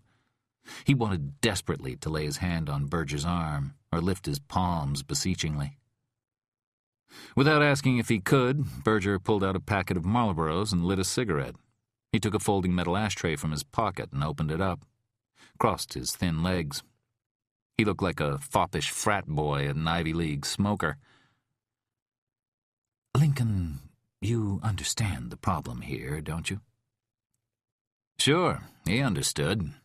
It was the very reason why Berger was here and why one of Rhyme's own doctors hadn't done the deed. Hastening an inevitable death was one thing. Nearly 1/3 of practicing doctors who treated terminal patients had prescribed or administered fatal doses of drugs. Most prosecutors turned a blind eye toward them, unless a doctor flaunted it, like Kevorkian. But a quad, a hemi, a para, A crip? Oh, that was different. Lincoln Rhyme was 40 years old. He'd been weaned off the ventilator. Barring some insidious gene in the Rhyme stock, there was no medical reason why he couldn't live to 80. Berger added, "Let me be blunt, Lincoln. I also have to be sure this isn't a setup." Setup? Prosecutors. I've been entrapped before. Rhyme laughed. "Ha! The New York Attorney General's a busy man. He's not going to wire a crip to bag himself a euthanasist." Glancing absently at the crime scene report. 10 feet southwest of victim, found in a cluster on a small pile of white sand, a ball of fiber approximately 6 centimeters in diameter, off-white in color. The fiber was sampled in the energy dispersive X-ray unit and found to consist of A2B5. SI A8022 OH2. No source was indicated and the fibers could not be individuated. Sample sent to FBI PERT office for analysis. "I just have to be careful," Berger continued. "This is my whole professional life now. I gave up orthopedics completely. Anyway, it's more than a job. I've decided to devote my life to helping others end theirs." Adjacent to this fiber, approximately 3 inches away, were found 2 scraps of paper. One was common newsprint with the words 3 p.m. printed in Times Roman type, in ink consistent with that used in commercial newspapers. The other scrap appeared to be the corner of a page from a book with the page number 823 printed on it. The typeface was Garamond, and the paper was calendared. ALS and subsequent ninhydrin analysis reveal no latent friction ridge prints on either. Individuation was not possible. Several things nagged Rhyme. The fiber, for one. Why hadn't Peretti caught on as to what it was? It was so obvious. And why was this PE, the newspaper scraps and the fiber, all clustered together? Something was wrong here. Lincoln? Sorry. I was saying, you're not a burn victim in unbearable pain. You're not homeless. You've got money. You've got talent. You're police consulting. That helps a lot of people. If you want one, you could have a, yes, productive life ahead of you. A long life. Long, yes, that's a problem. A long life. He was tired of being on good behavior. He snapped, "But I don't want a long life. It's as simple as that." Berger said slowly, "If there's the slightest chance you might have regretted your decision, well, see, I'm the one who'd have to live with it, not you." "Who's ever certain about something like this?" Eyes slipping back to the report. An iron bolt was found on top of the scraps of paper. It was a hex bolt, bead stamped with the letters CE, 2 inches long, clockwise twist, 15/16 of an inch in diameter. "I've got a busy schedule for the next few days," Berger said, looking at his watch. It was a Rolex. Well, death has always been lucrative. "Let's take an hour or so now. Talk for a while, then have a cooling-off day, and I'll come back." Something was nagging at Rhyme, an infuriating itch, the curse of all quads. Though in this case it was an intellectual itch, the kind that had plagued Rhyme all his life. "Say, doctor, I wonder if you could do me a favor. That report there, could you flip through it, see if you could find a picture of a bolt?" Berger hesitated. "A picture?" "A Polaroid. It'll be glued in somewhere toward the back. The turning frame takes too long." Berger lifted the report out of the frame and turned the pages for Rhyme. "There, stop." As he gazed at the photo, a twinge of urgency pricked at him. Not here. Not now. Please, no." "I'm sorry. Could you flip back to the page where we were?" Berger did. Rhyme said nothing and read carefully. The paper scraps. 3 p.m., page 823. Rhyme's heart was pounding. Sweat popped out on his head. He heard a frantic buzzing in his ears. Here's a headline for the tabloids. "Man dies during talk with Death Doc." Berger blinked. "Lincoln, are you all right?" The man's canny eyes examined Rhyme carefully. As casually as he could, Rhyme said, You know, Doctor, I'm sorry, but there's something I've got to take care of.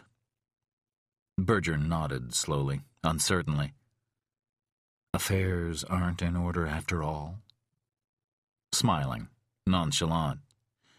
I'm just wondering if I could ask you to come back in a few hours. Careful here. If he senses purpose, he'll mark you down non-suicidal, take his bottles in his plastic bag, and fly back to Starbucks land. Opening a date book, Berger said, "The rest of the day isn't good. Then tomorrow... No, I'm afraid Monday's the earliest, day after tomorrow." Rhyme hesitated. Lord, his soul's desire was finally within his grasp, what he dreamed of every day for the past year. Yes or no?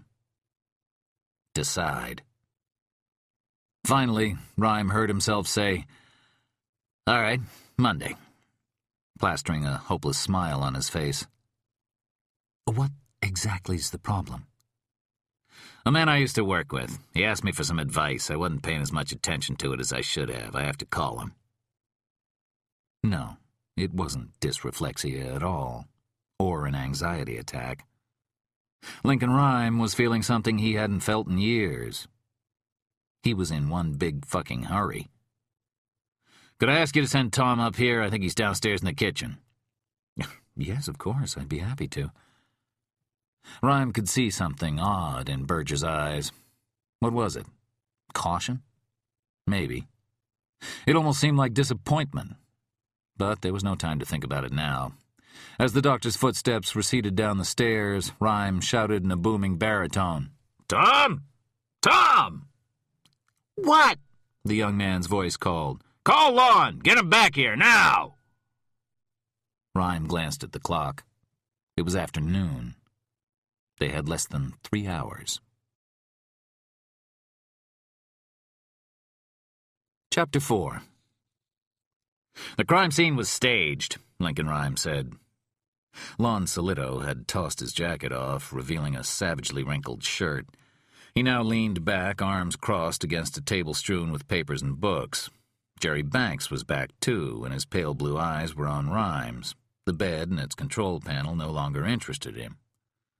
Solito frowned. "But what story's the unsub trying to sell us?"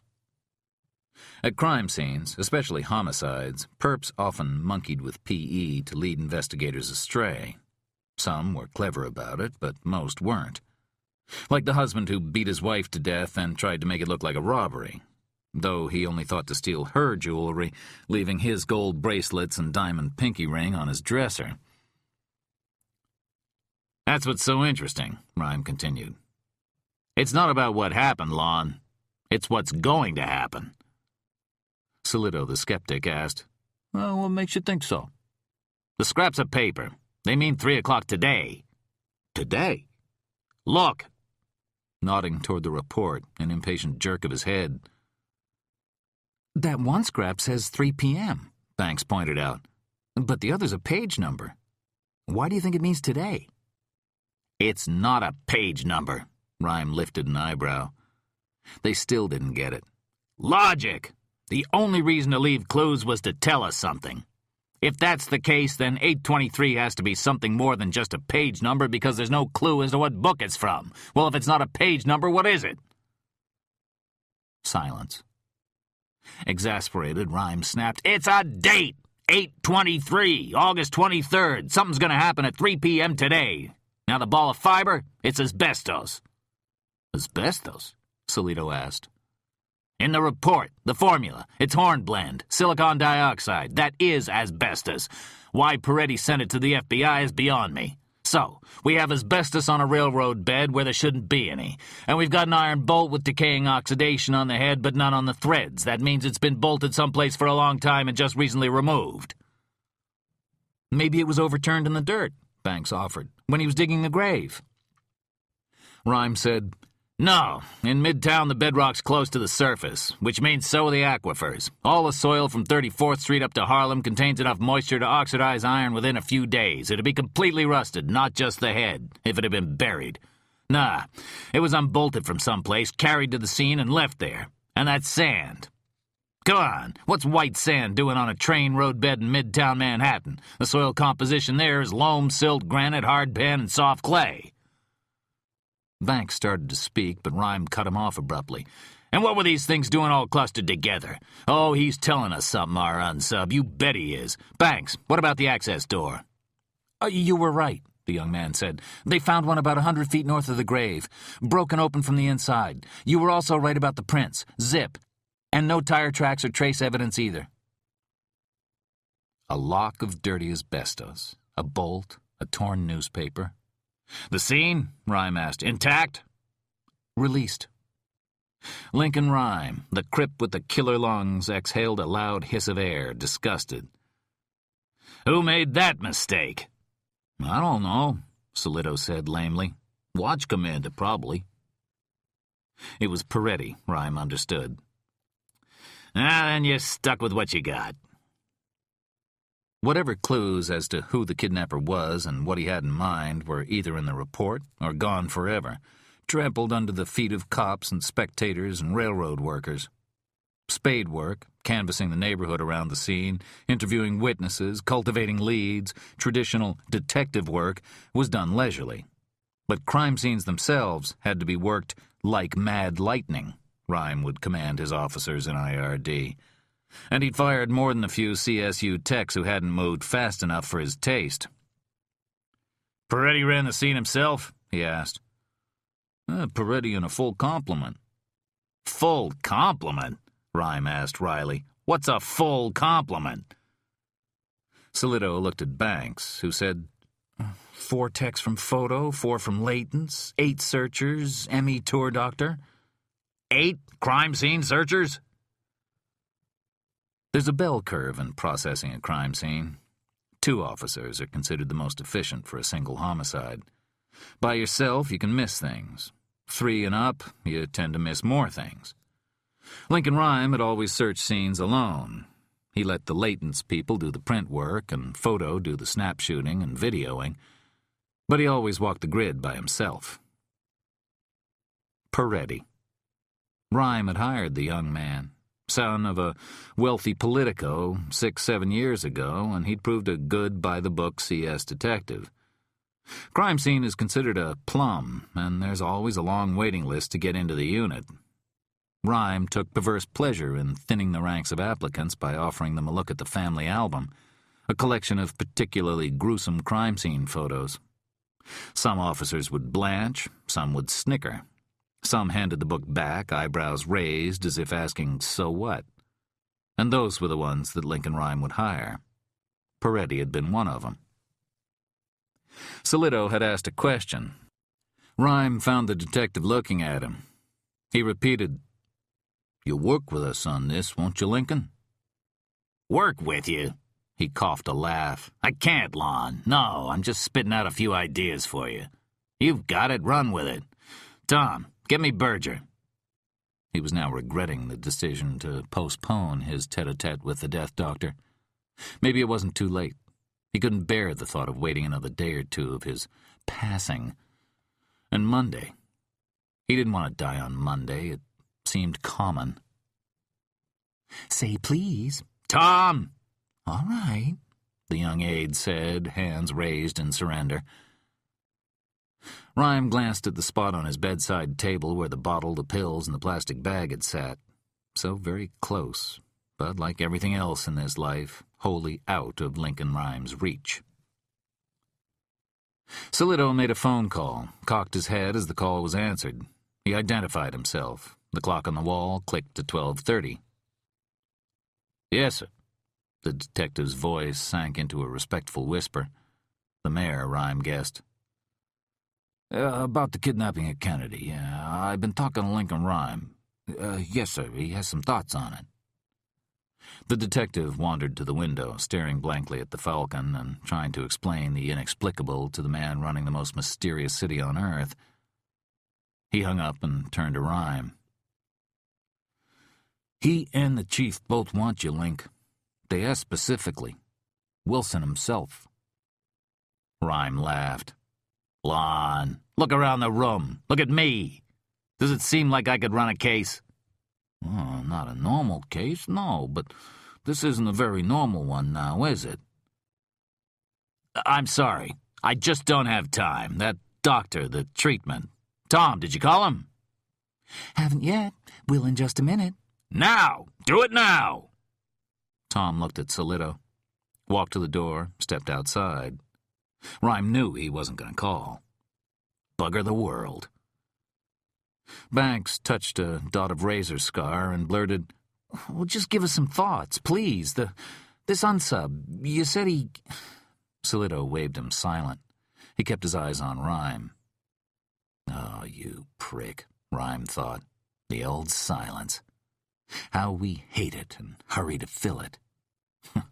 How many witnesses and suspects had caved under hot, thick silences just like this? Well, he and Solito had been a good team. Rhyme knew evidence, and Lon Solito knew people. The two musketeers. And if there was a third, it was the purity of unsmiling science. The detective's eyes dipped to the crime scene report. Lincoln, what do you think's going to happen today at 3? I don't have any idea, Rhyme pronounced. Don't you? Cheap, Lon. I'll get you for that. Finally, Rhyme said, he's going to kill her. The woman in the taxi. And in some real bad way, I guarantee you. Something that'll rival getting buried alive. Jesus, Tom whispered from the doorway. Why couldn't they just leave him alone? Would it do any good to tell him about the agony he felt in his neck and shoulders, or about the phantom pain, far weaker and far eerier, roaming through his alien body? About the exhaustion he felt from the daily struggle to do, well, everything? About the most overwhelming fatigue of all, from having to rely on someone else? Maybe he could tell them about the mosquito that had gotten into the room last night and strafed his head for an hour. Rhyme grew dizzy with fatigue, nodding it away until the insect finally landed on his ear, where Rhyme let it stab him, since that was a place he could rub on the pillow for relief from the itch. Solito lifted an eyebrow. Today, Rhyme sighed. 1 day, that's it. Thanks, Link. We owe you. Solito pulled up a chair next to the bed, nodded Banks to do the same. Now, give me your thoughts. What's this asshole's game? Rhyme said, not so fast. I don't work alone. Well, fair enough. Who do you want on board? A tech from IRD, whoever's the best in the lab. I want him here with the basic equipment. Oh, we better get some tactical boys, emergency services. Oh, and I want some phones, Rhyme instructed, glancing at the scotch on his dresser. He remembered the brandy Berger had in his kit. No way was he going out on cheap crap like that. His final exit number would be courtesy of either 16-year-old Lagavulin or opulent Macallan, aged for decades. Or, why not? Both. Banks pulled out his own cellular phone. What kind of lines? Just landlines. In here? Of course not, Rhyme barked. Solito said, he means he wants people to make calls from the big building. Oh. Call downtown, Solito ordered. Have them give us 3 or 4 dispatches. Lon, Rhyme asked, who's doing the spade work on the death this morning? Banks stifled a laugh. The Hardy boys. A glare from Rhyme took the smile off his face. Detectives Betting and Saul, sir, the boy added quickly. But then Solito grinned, too. Yeah, the Hardy boys. Everybody calls them that. You don't know them, Link. They're from the homicide task force downtown. They look kind of alike is the thing, Banks explained. And, well, their delivery's a little funny. I don't want comedians. No, they're good, Solito said. Best canvassers we got. You know that beast napped the 8-year-old girl in Queens last year? Betting and Saul did the canvass, interviewed the entire hood. Took 2,200 statements. It was because of them we saved her. When we heard the Vic this morning was a passenger from JFK, Chief Wilson himself put him on board. What are they doing now? Witnesses mostly, around the train tracks and sniffing around about the driver in the cab. Rhyme yelled at Tom in the hallway. Did you call Berger? No, of course you didn't. The word insubordination mean anything to you? At least make yourself useful. Bring that crime scene report closer and start turning the pages. He nodded toward the turning frame. That damn thing's an Edsel. Aren't we in a sunny mood today? The aide spat back. Hold it up higher, I'm getting glare. He read for a minute, then looked up. Solito was on the phone, but Rhyme interrupted him. Whatever happens at 3 today, if we can find where he's talking about, it's going to be a crime scene. I'll need someone to work it. Good, Solito said. I'll call Peretti, toss him a bone. I know his nose will be out of joint because we're tiptoeing around him. Rhyme grunted. Did I ask for Peretti? But he's the IRD golden boy, Banks said. I don't want him, Rhyme muttered. There's somebody else I want. Solito and Banks exchanged glances. The older detective smiled, brushing pointlessly at his wrinkled shirt. Oh, whoever you want, Link, you got him. Remember, you're king for a day. Staring at the dim eye. T.J. Colfax, dark-haired refugee from the hills of eastern Tennessee, NYU business school grad, quick as a whip currency trader, had just swum out of a deep dream. Her tangled hair stuck to her cheeks, sweat crawling in veins down her face and neck and chest. She found herself looking into the black eye, a hole in a rusty pipe, about 6 inches across, from which a small access plate had been removed.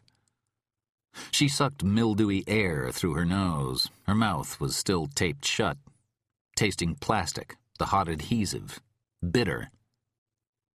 And John, she wondered. Where was he? Refusing to think about the loud crack she'd heard last night in the basement. She'd grown up in eastern Tennessee and knew what gunshots sounded like. Please, she prayed for her boss, let him be all right. Stay calm, she raged to herself. You fucking start to cry again, you remember what happened. In the basement, after the gunshot, she'd lost it completely, breaking down, sobbing in panic, and had nearly suffocated. Right. Calm. Look at the black eye in the pipe. Pretend it's winking at you, the eye of your guardian angel. TJ sat on the floor, surrounded by 100 pipes and ducts and snakes of conduit and wires. Hotter than her brother's diner, hotter than the back seat of Jewel Whalen's Nova 10 years ago.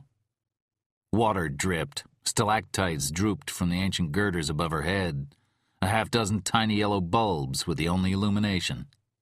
Above her head, directly above, was a sign. She couldn't read it clearly, though she caught the red border. At the end of whatever the message might have been was a fat exclamation point. She struggled once more, but the cuffs held her tight, pinching against the bone. From her throat rose a desperate cry, an animal's cry. But the thick tape on her mouth and the insistent churning of machinery swallowed up the sound. No one could have heard her. The black eye continued to stare. You'll save me, won't you? She thought.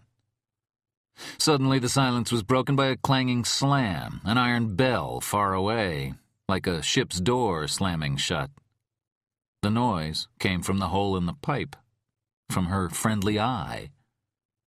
She jerked the cuffs against the pipe and tried to stand, but she couldn't move more than a few inches. Okay, don't panic, just relax, you'll be all right. It was then that she happened to see the sign above her head. In her jockeying for slack, she'd straightened up slightly and moved her head to the side.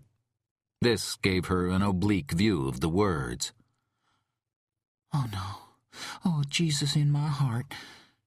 The tears began again.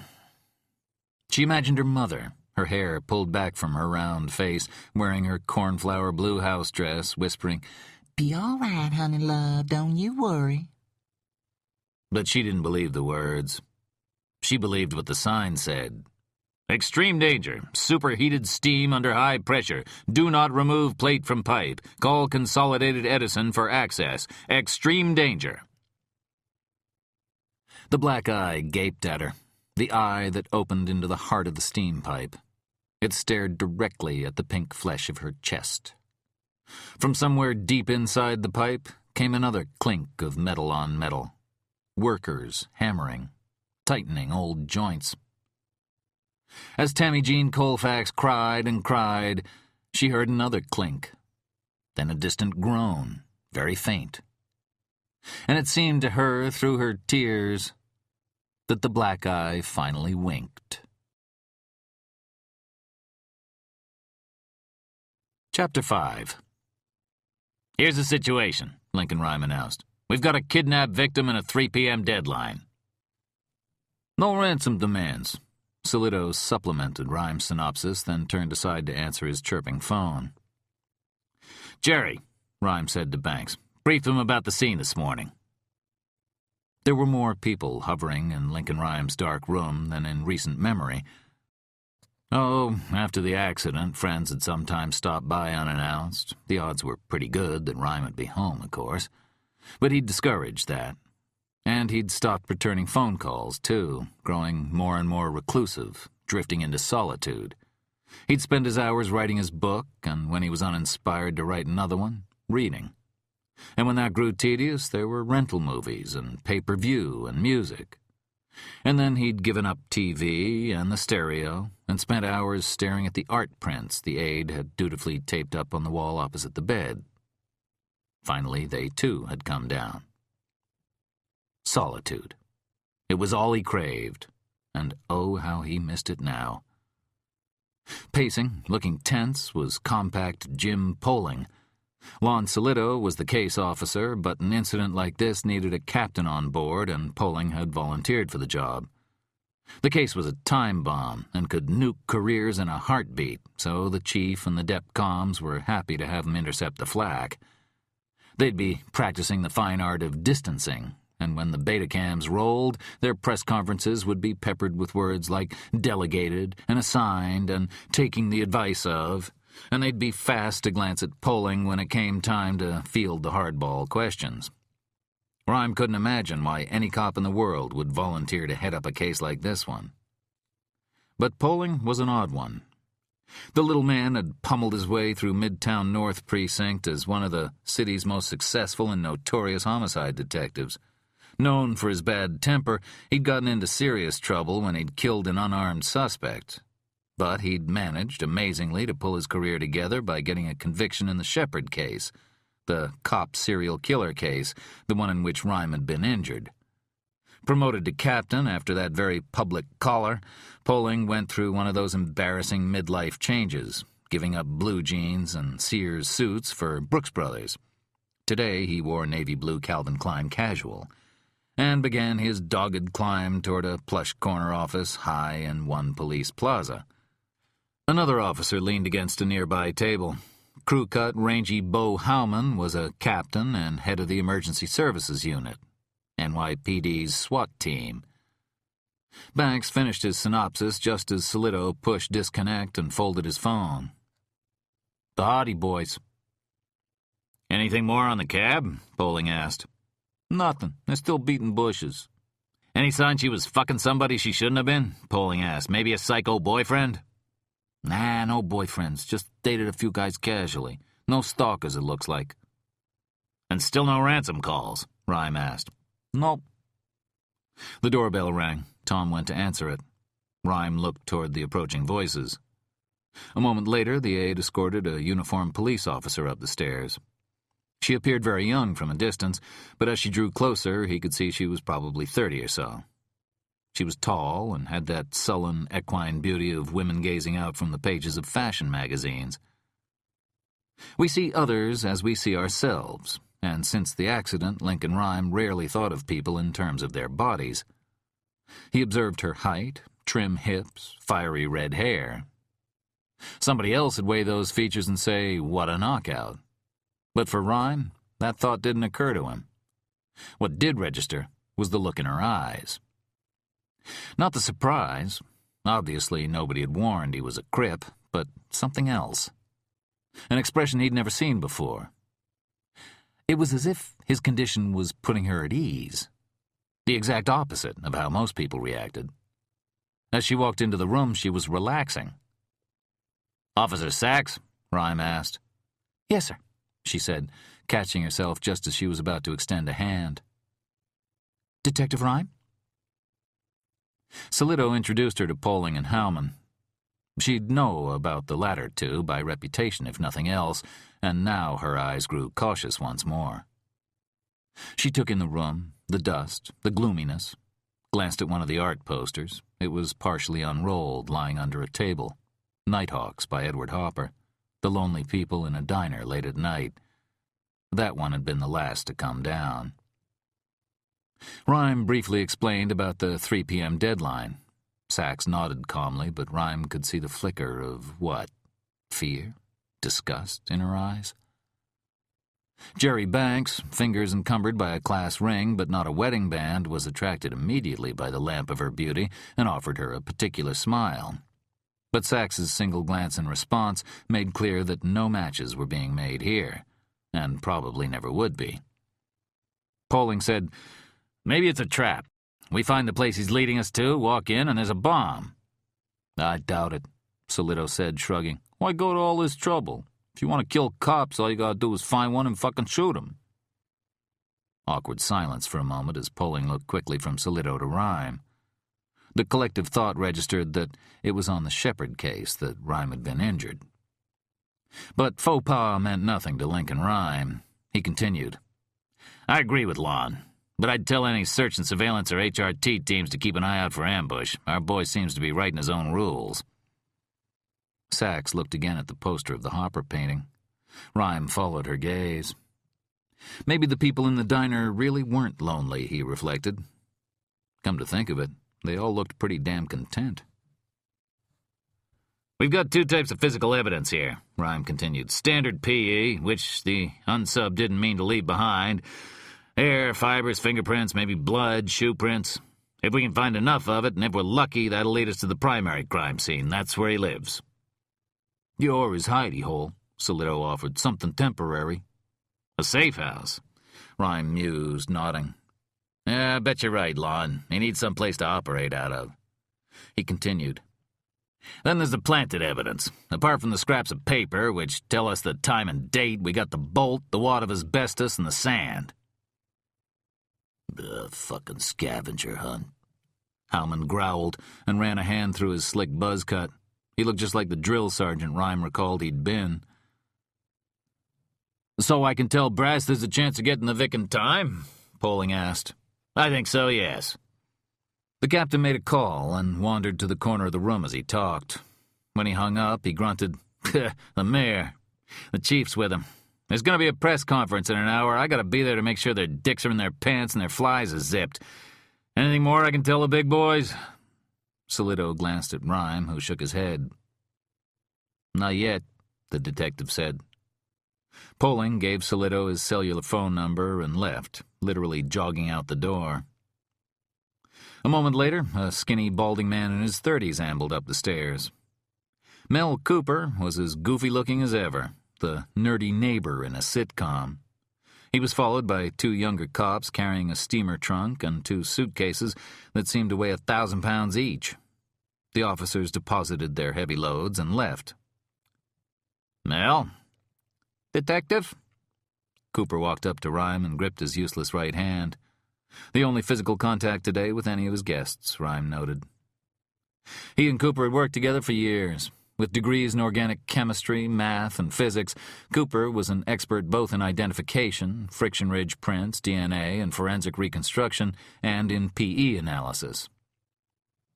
"How's the world's foremost criminalist?" Cooper asked him. Rhyme scoffed good-naturedly. The title had been bestowed on him by the press some years ago after the surprising news that the FBI had selected him, a city cop, as advisor in putting together PERT, their physical evidence response team. Not satisfied with forensic scientist or forensic specialist, reporters dubbed Rhyme a criminalist. The word had actually been around for years, first applied in the United States to the legendary Paul Leland Kirk, who ran the UC Berkeley School of Criminology. The school, the first in the country, had been founded by the even more legendary Chief August Vollmer. The handle had recently become chic, and when techs around the country sidled up to blondes at cocktail parties now, they described themselves as criminalists, not forensic scientists. "Everybody's nightmare," Cooper said. "You get into a cab and turns out there's a psycho behind the wheel. and the whole world's watching the Big Apple because of that conference. Wondered if they might not bring you out of retirement for this one." "How's your mother?" Rhyme asked. Still complaining about every ache and pain. Still healthier than me." Cooper lived with the elderly woman in the Queen's bungalow where he'd been born. His passion was ballroom dancing, the tango his specialty.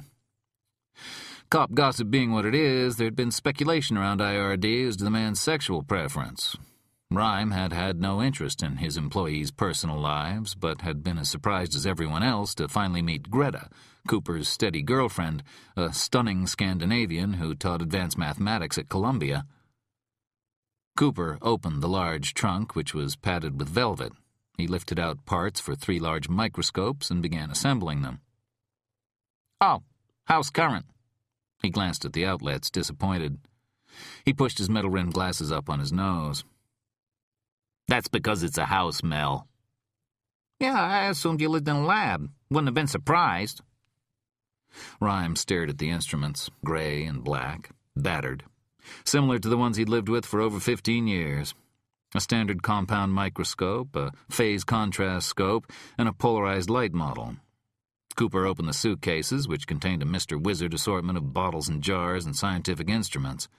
In a flash, words came back to Rhyme, words that had once been part of his daily vocabulary. EDTA vacuum blood collection tubes, acetic acid, orthotolidine, luminol reagent, magna brush, Ruman's purple phenomenon. The skinny man looked around the room. "Yeah, it looks just like your office used to, Lincoln. How do you find anything? Say, I need some room here."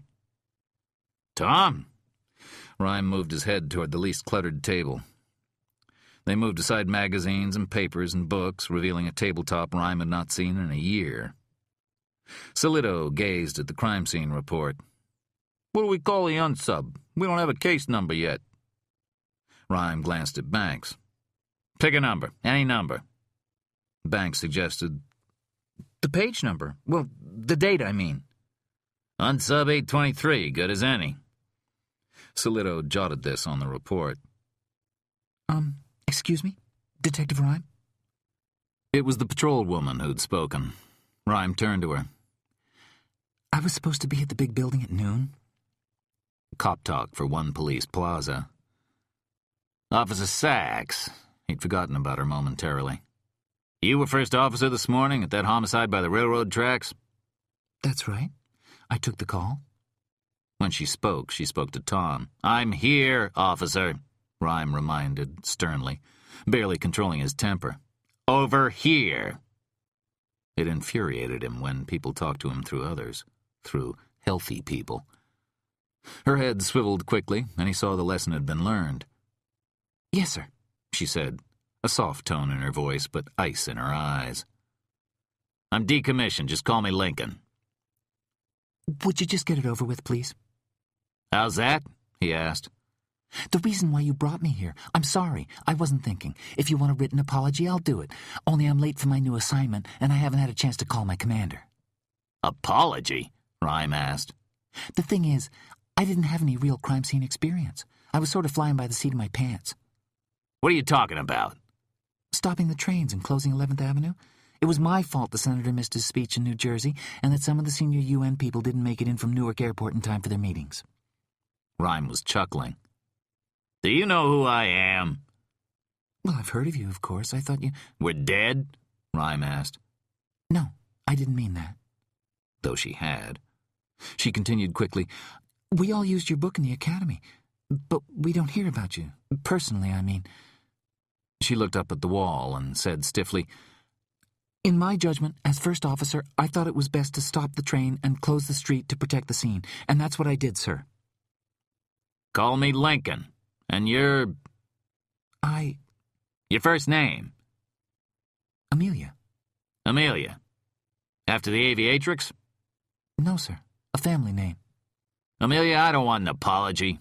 You were right and Vince Peretti was wrong." Solito stirred at this indiscretion, but Lincoln Rhyme didn't care. He was, after all, one of the few people in the world who could stay flat on his ass when the President of the United States himself walked into the room. He continued, Peretti worked the scene like the mayor was looking over his shoulder, and that's the #1 way to screw it up. He had too many people, he was dead wrong to let the trains and traffic move, and he should never have released the scene as early as he did.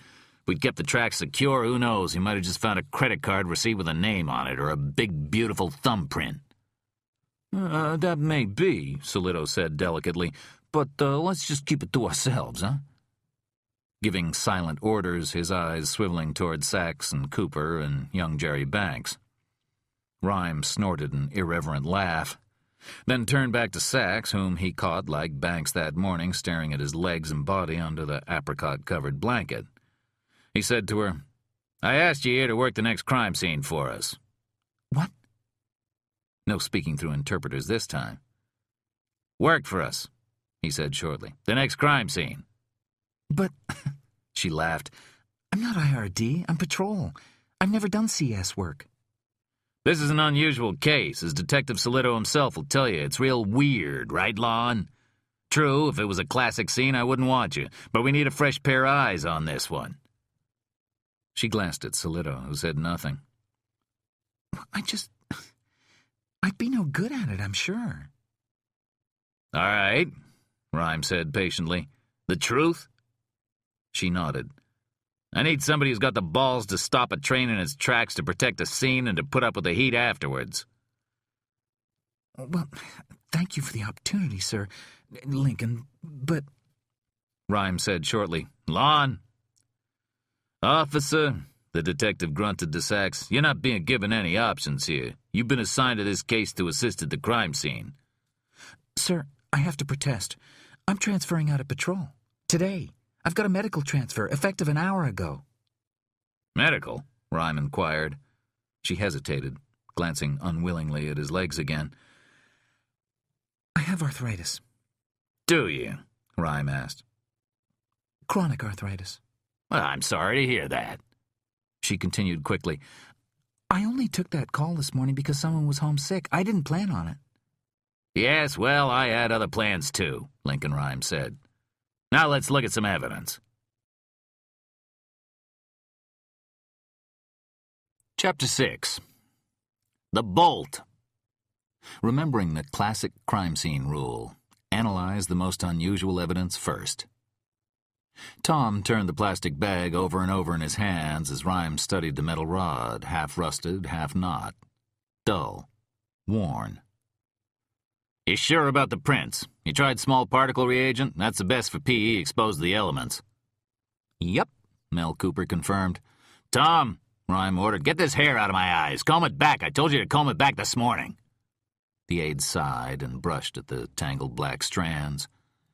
Watch it, he whispered ominously to his boss, and Rhyme jerked his head dismissively, mussing his hair further. Amelia Sachs sat sullenly in the corner. Her legs rested under the chair in a sprinter's starting position, and sure enough, she looked like she was just waiting for the gun. Rhyme turned back to the Bolt. When he headed IRD, Rhyme had started assembling databases, like the Federal Auto Paint Chip Index or the BATF's tobacco files. He'd set up a bullet standards file, fibers, cloth, tires, shoes, tools, motor oil, transmission fluid. He'd spent hundreds of hours compiling lists, indexed and cross-referenced. Even during Rhyme's obsessive tenure, though, IRD had never gotten around to cataloging hardware. He wondered why not, and he was angry at himself for not taking the time to do it, and angrier still at Vince Peretti for not thinking of it either. "We need to call every bolt manufacturer and jobber in the Northeast. No, in the country. Ask if they make a model like this and who they sell it to. Fax a description and picture of the bolt to our dispatchers at Communications." Well, hell, there could be 1,000,000 of them, Banks said. Every Ace Hardware and Sears in the country. "I don't think so," Rhyme responded. "It's got to be a viable clue. He wouldn't have left it if it was useless. There's a limited source of these bolts, I bet you." Solito made a call and looked up a few minutes later. "I got your dispatches, Lincoln. 4 of them. Where do we get a list of manufacturers?" "Get a patrolman down to 42nd Street, Rhyme replied. "Public library. They have corporate directories there. Until we get one, have the dispatcher start working through the business-to-business yellow pages." Solito repeated this into the phone. Rhyme glanced at the clock. It was 1:30. "Now the asbestos." For an instant, the word glowed in his mind. He felt a jolt in places where no jolts could be felt. What was familiar about asbestos? Something he'd read or heard about, recently it seemed, though Lincoln Rhyme no longer trusted his sense of time. When you lie on your back, frozen in place month after month after month, time slows to near death. He might be thinking of something he'd read 2 years ago. "What do we know about asbestos?" he mused. No one answered, but that didn't matter. He answered himself, as he preferred to do anyway. Asbestos was a complex molecule, silicate polymer. It doesn't burn because, like glass, it's already oxidized. When he'd run crime scenes of old murders, working with forensic anthropologists and odontologists, Rhyme often found himself in asbestos-insulated buildings. He remembered the peculiar taste of the face masks they'd had to wear during the excavation. In fact, he now recalled, it had been during an asbestos removal cleanup at the City Hall subway stop 3.5 years ago that crews found the body of one of the policemen murdered by Dan Shepard dumped in a generator room. As Rhyme had bent down over it slowly to lift the fiber from the officer's light blue blouse, he'd heard the crack and groan of the oak beam. The mask had probably saved him from choking to death on the dust and dirt that caved in around him. "Maybe he's got her at a cleanup site," Solito said. "Could be," Rhyme agreed. Solito ordered his young assistant, "Call EPA and City Environmental. Find out if there are any sites with cleanups going on right now." The detective made the call. "Bo," Rhyme asked Howman, "you have teams to deploy?" "Ready to roll," the ESU commander confirmed. "Though I gotta tell you, we got over half the force tied up with this UN thing. They're on loan to the Secret Service and UN security." "Got some EPA info here." Banks gestured to Howman, and they retired to a corner of the room. They moved aside several stacks of books. As Howman unfurled one of ESU's tactical maps of New York, something clattered to the floor. Banks jumped. "Jesus!" From the angle where he lay, Rhyme couldn't see what had fallen. Howman hesitated, then bent down and retrieved the bleached piece of spinal column and replaced it on the table. Rhyme felt several pairs of eyes on him, but he said nothing about the bone. Howman leaned over the map as Banks on the phone fed him information about asbestos cleanup sites. The commander marked them in grease pencil. There appeared to be a lot of them, scattered all over the 5 boroughs of the city. It was discouraging. "We have to narrow it down more. Let's see. The sand," Rhyme said to Cooper. "Scope it. Tell me what you think." Solito handed the evidence envelope to the tech, who poured the contents out onto an enamel examination tray. The glistening powder left a small cloud of dust.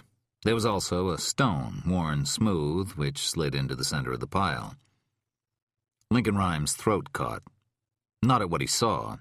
He didn't yet know what he was looking at, but at the flawed nerve impulse that shot from his brain and died halfway to his useless right arm, urging it to grab a pencil and to probe. The first time in a year or so he'd felt that urge. It nearly brought tears into his eyes, and his only solace was the memory of the tiny bottle of Seconal and the plastic bag that Dr. Berger carried with him, images that hovered like a saving angel over the room. He cleared his throat. "Print it." "What?" Cooper asked. "The stone." Solito looked at him inquiringly. "The rock doesn't belong there," Rhyme said. "Apples and oranges. I want to know why. Print it." Using porcelain-tipped forceps, Cooper picked up the stone and examined it. He slipped on goggles and hit the rock with a beam from a polylight, a power pack the size of a car battery with a light wand attached. "Nothing," Cooper said. "VMD." Vacuum metal deposition is the Cadillac of techniques for raising latent prints on non-porous surfaces. It evaporates gold or zinc in a vacuum chamber containing the object to be tested. The metal coats the latent print, making the whorls and peaks very visible. But Cooper didn't have a VMD with him. "What do you have?" asked Rhyme, not pleased. "Sedan black, stabilized physical developer, iodine, amido black, DFO, and gentian violet, magna brush." He'd also brought in hydrin for raising prints on porous surfaces and a superglue frame for smooth surfaces. Rhyme recalled the stunning news that had swept the forensic community some years ago. A technician working in a U.S. Army forensic lab in Japan had used superglue to fix a broken camera and found to his amazement that the fumes from the adhesive raised latent fingerprints better than most chemicals made for that purpose. This was the method Cooper now used. With forceps, he set the rock in a small glass box and put a dab of glue on the hot plate inside. A few minutes later, he lifted the rock out. "We got something," he said. He dusted it with long-wavelength UV powder and hit it with the beam from the polylight wand. A print was clearly visible. Dead center. Cooper photographed it with Polaroid CU5, a 1-to-1 camera. He showed the picture to Rhyme. "Hold it closer." Rhyme squinted as he examined it. "Yes, he rolled it." Rolling prints, rocking a finger onto a surface, produced an impression different from one made by picking up an object. It was a subtle difference, in the width of the friction ridges at various points on the pattern, but one that Rhyme now recognized clearly. "And look, what's that?" he mused. "That line." There was a faint crescent mark above the print itself. "Yeah, it looks almost like—" "Yep," Rhyme said. "Her fingernail. You wouldn't normally get that, but I'll bet he tipped the stone just to make sure it got picked up. It left an oil impression like a friction ridge." Why would he do that? Sachs asked. Once more, miffed that nobody seemed to be picking up these points as fast as he was, Rhyme explained tersely, "He's telling us two things. First, he's making sure we know the victim's a woman, in case we didn't make the connection between her and the body this morning." "Why do that?" Banks asked. "To up the ante," Rhyme said. "Make us sweat more. He's let us know there's a woman at risk. He's evaluated the victims, just like we all do, even though we claim we don't." Rhyme happened to glance at Sachs's hands. He was surprised to see that for such a beautiful woman, her fingers were a mess. 4 ended in fleshy band-aids, and several others were chewed to the quick. The cuticle one was caked with brown blood. He noticed, too, the red inflammation of the skin beneath her eyebrows, from plucking them, he assumed, and a scratch mark beside her ear. All self-destructive habits. There are a million ways to do yourself in besides pills and Armagnac. Rhyme announced, "The other thing he's telling us I already warned you about. He knows evidence. He's saying, don't bother with regular forensic PE, I won't be leaving any. That's what he thinks, of course. But we'll find something. You bet we will." Suddenly Rhyme frowned. "The map! We need the map! Tom!" The aide blurted, "What map?" "You know what map I mean." Tom sighed. "Not a clue, Lincoln." Glancing out the window and speaking half to himself, Rhyme mused, "The railroad underpass, the bootleg tunnels and access doors, the asbestos, those are all old. He likes historical New York. I want the Randall map." "Which is where?" "The research files for my book. Where else?" Tom dug through folders and pulled out a photocopy of a long horizontal map of Manhattan. "This?" "That, yes!" It was the Randall Survey, drawn in 1811 for the commissioners of the city to plan out the grid of streets in Manhattan. The map had been printed horizontally, with Battery Park south to the left and Harlem north to the right. Laid out this way, the island resembled the body of a dog leaping, its narrow head lifted for an attack. "Pin it up there. Good." As the aide did, Rhyme blurted, "Tom, we're going to deputize you. Give him a shiny badge or something, Lon." "Lincoln," he muttered. "We need you. Come on. Haven't you always wanted to be Sam Spade or Kojak?"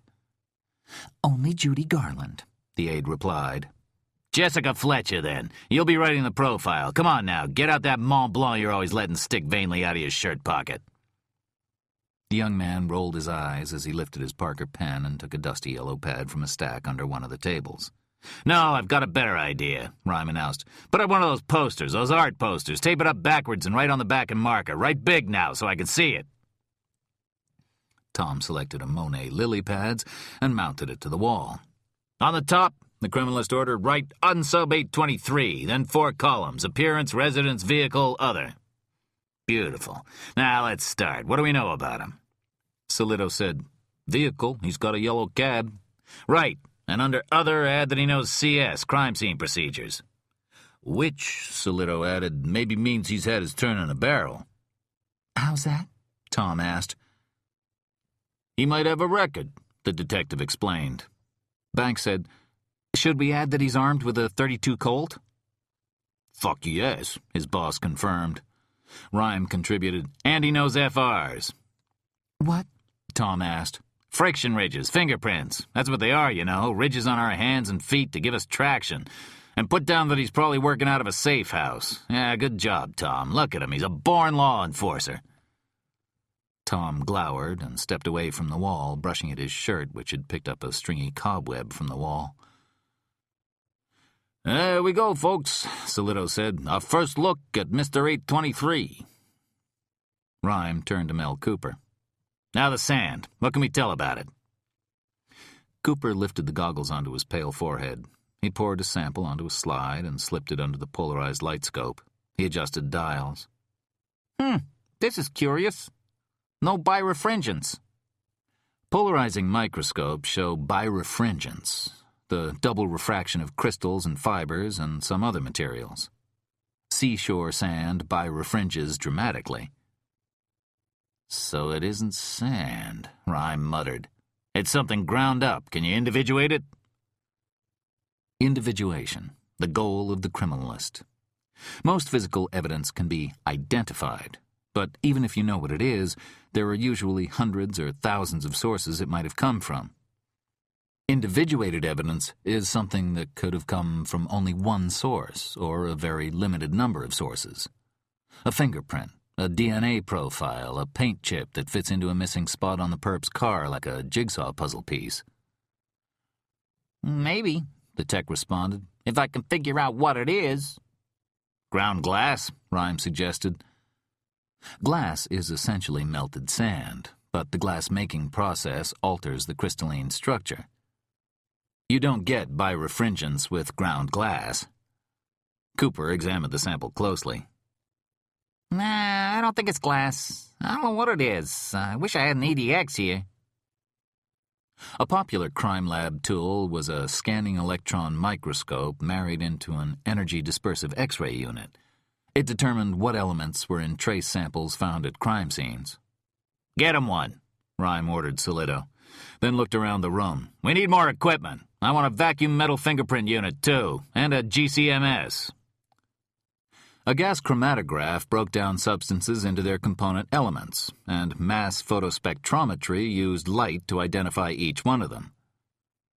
These instruments let criminalists test an unknown sample as small as 1/1,000,000th of a gram and compare it against a database of 100,000 known substances, cataloged by identity and name brand. Solito phoned the wish list into the CSU lab. But we can't wait for the fancy toys, Mel. You'll have to do it the old-fashioned way. Tell me more about our phony sand. It's mixed with a little dirt. There's loam, flecks of quartz, feldspar, and mica, but minimal leaf and decomposed plant fragments. Flecks here of what could be bentonite. Bentonite. Rhyme was pleased. That's a volcanic ash that builders use in slurry when they're digging foundations in watery areas of the city where the bedrock's deep. It prevents cave-ins. So we're looking for a developed area that's on or near the water, probably south of 34th Street. North of that, the bedrock's much closer to the surface. They don't need slurry. Cooper moved the slide. If I had a guess, I'd say this is mostly calcium. Oh, wait, something fibrous here.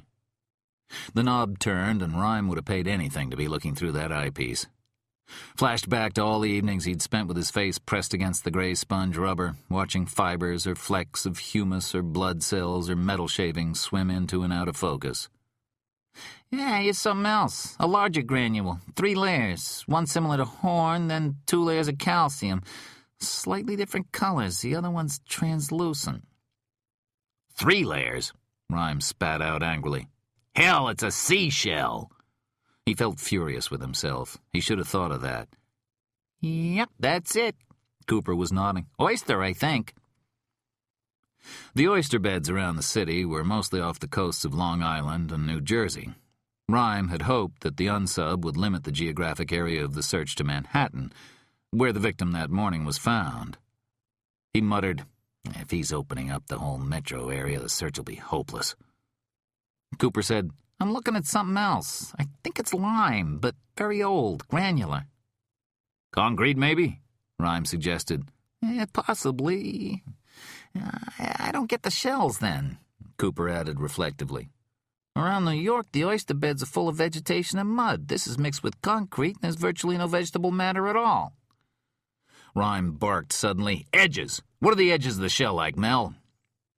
The tech gazed into the eyepiece. Fractured, not worn. This has been pulverized by dry pressure, not eroded by water.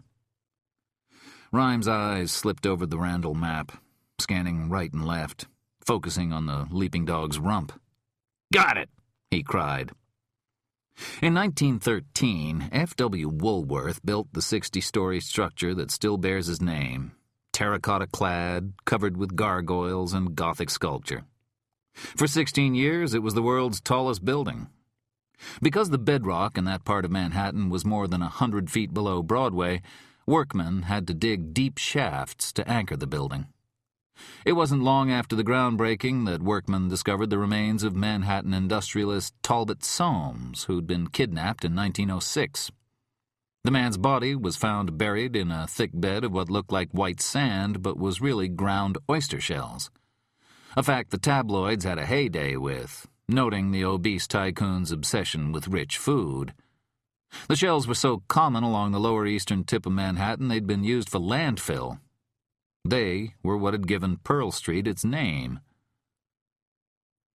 She's downtown somewhere, Rhyme announced. Probably the east side, maybe near Pearl. She'll be underground about 5 to 15 feet down. Maybe a construction site, maybe a basement, an old building or tunnel.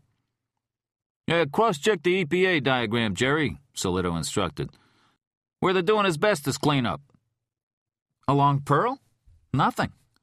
The young officer held up the map he and Howman were working from.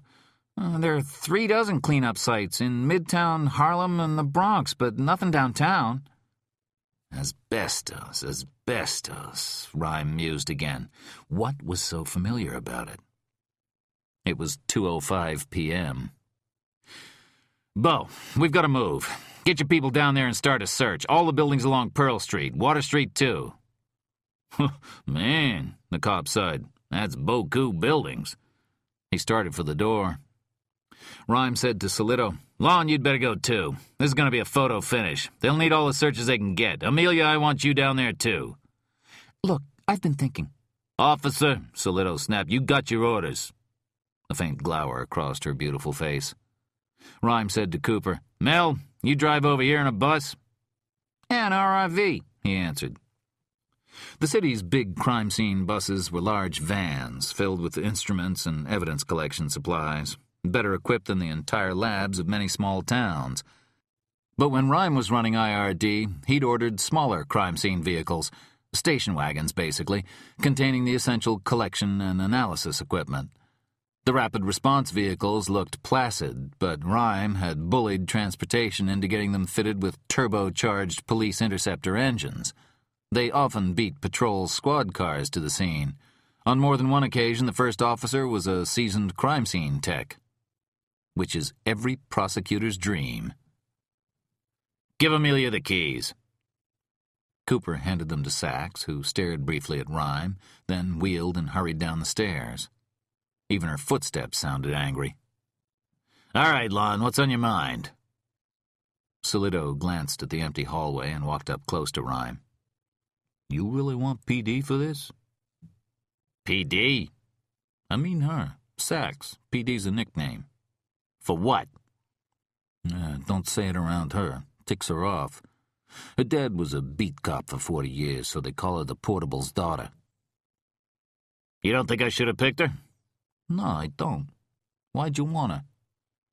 Because she climbed down a 30-foot embankment so she wouldn't contaminate the scene. She closed a major avenue and an Amtrak line. That's initiative. Oh, come on, Link. I know a dozen CS cops that do something like that. Well, she's the one I wanted. And Rhyme gave Solito a grave look, reminding him subtly, but without debate, what the terms of this bargain had been. All I'll say is, the detective muttered, I just talked the polling.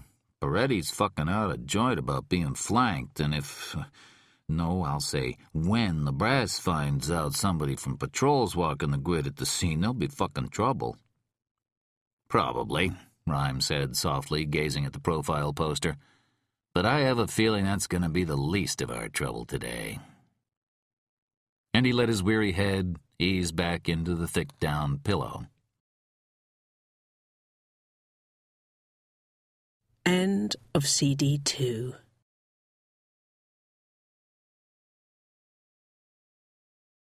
CD 3. Chapter 7. The station wagon raced toward the dark, sooty canyons of Wall Street, downtown New York. Amelia Sachs's fingers danced lightly on the steering wheel as she tried to imagine where T.J. Colfax might be held captive. Finding her seemed hopeless.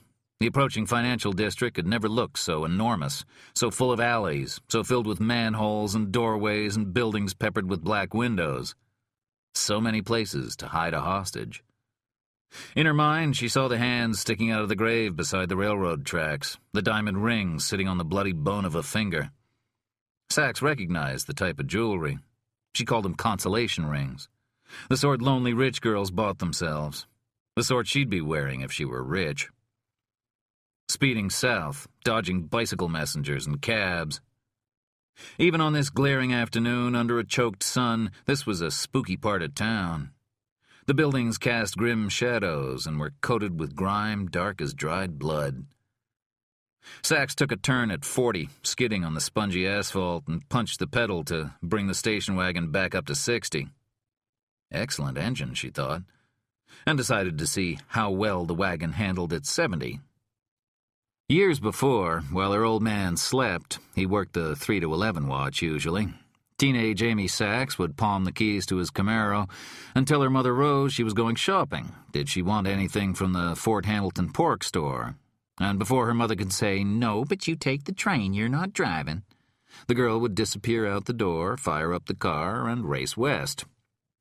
Coming home 3 hours later, porkless, Amy would sneak up the stairs to be confronted by a mother frantic and angry who, to her daughter's amusement, would lecture her about the risks of getting pregnant and how that would ruin her chances to use her beautiful face to make $1 million at modeling. And when finally the woman learned that her daughter wasn't sleeping around but was merely driving 100 miles per hour on Long Island highways, she grew frantic and angry and would lecture the girl about smashing up her beautiful face and ruining her chances to make $1 million at modeling. Things grew even worse when she got her driver's license. Sachs now sliced between 2 double-parked trucks, hoping that neither a passenger nor a driver would open his door. In a Doppler whisper, she was past them. When you move, they can't get you. Lon Solito kneaded his rotund face with blunt fingertips and paid no attention to the Indy 500 driving. He talked with his partner about the case like an accountant discussing a balance sheet. As for Banks, though, he was no longer stealing infatuated glances at Sachs's eyes and lips and had taken to checking the speedometer every minute or so. They skidded in a frantic turn past the Brooklyn Bridge. She thought again of the woman captive, picturing TJ's long, elegant nails, while she tapped her own picked fingers on the wheel. She saw again in her mind the image that refused to go away. The white birch branch of a hand, sticking up out of the moist grave, the single bloody bone. "He's kind of loony," she blurted suddenly to change the direction of her thoughts. "Oh," Solito asked. "Rhyme." Banks added, Ask me. He looks like Howard Hughes's kid brother. "Yeah, well, that surprised me," the older detective admitted. "Wasn't looking too good. Used to be a handsome guy, but, well, you know, after what he's been through. How come if you drive like this, Sachs, you're reportable?" "Where I got assigned. They didn't ask, they told me. Just like you did," she reflected. "Was he really as good as that?" "Rhyme? Better. Most CSU guys in New York handle 200 bodies a year, tops. Rhyme did double that, even when he was running IRD. Take Peretti. Yeah, he's a good man, but he gets out once every 2 weeks or so and only on media cases. You're not hearing this from me, officer." "No, sir." But Rhyme had run the scenes himself, and when he wasn't running scenes, he'd be out walking around. "Doing what?" Just walking around, looking at stuff. He'd walk miles, all over the city, buying things, picking up things, collecting things. What kinds of things? Evidence standards, dirt, food, magazines, hubcaps, shoes, medical books, drugs, plants, you name it. He'd find it and catalog it. You know, so when some PE came in, he'd have a better idea where the perp might have been or what he'd been doing. He'd page him, he'd be in Harlem or the Lower East Side or Hell's Kitchen. Police in his blood? Nah, father was some kind of scientist at a national laboratory or something. Is that what Rhyme studied? Science? Yeah, went to school at Champaign-Urbana, got a couple of fancy degrees, chemistry and history. Which I have no idea why, his folks are gone since I knew him. That'd be, hell, coming on 15 years now. And he doesn't have any brothers or sisters. He grew up in Illinois, that's why the name, Lincoln. She wanted to ask if he was or had been married, but didn't. She settled for, is he really that much of a... You can say it, officer. A shit? Banks laughed. Solito said, My ma had this expression. She said somebody was of a mind. Well, that describes Rhyme. He's of a mind. One time this dumbass tech sprayed luminol, that's a blood reagent, on a fingerprint instead of an anhydrant. Ruined the print. Rhyme fired him on the spot. Another time a cop took a leak at the scene and flushed the toilet. Man, Rhyme went ballistic. Told him to get his ass down to the basement and bring back whatever was in the sewer trap. Solito laughed. The cop, he had rank. He said, I'm not doing that, I'm a lieutenant. And Rhyme said, got news, you're a plumber now. I could go on and on. Fuck, officer, you doing 80?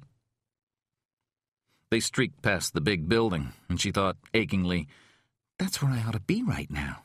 Meeting fellow information officers, sitting through the training session, soaking up the air conditioning.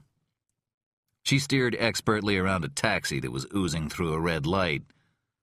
Jesus, this is hot. Dust hot, stink hot, gas hot. The ugly hours of the city. Tempers spurted like gray water shooting from hydrants up in Harlem. 2 Christmases ago, she and her boyfriend had an abbreviated holiday celebration from 11 p.m. to midnight. The only mutual free time their watches allowed, in the 4-degree night. She and Nick, sitting at Rockefeller Center, outside near the skating rink, drinking coffee and brandy. They'd agreed they'd rather have a week of cold than a single hot August day. Finally, streaking down Pearl, she spotted Howman's command post. Leaving 8-foot skid marks, Sachs put the RRV into a slot between his car and an EMS bus. Damn. You drive good, Solito climbed out. For some reason, Sachs was delighted to notice Jerry Banks's sweaty fingerprints remained prominently on the window when he pushed the rear door open. EMS officers in patrol uniforms were everywhere, 50 or 60 of them, and more were on their way.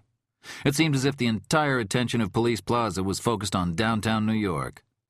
Sachs found herself thinking idly that if anybody wanted to try an assassination or to take over Gracie Mansion or a consulate, this would be the time to do it. Howman trotted up to the station wagon.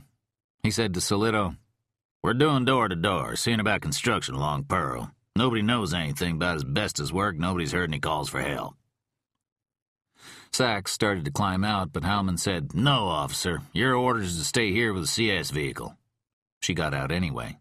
Yes, sir? Who exactly said that?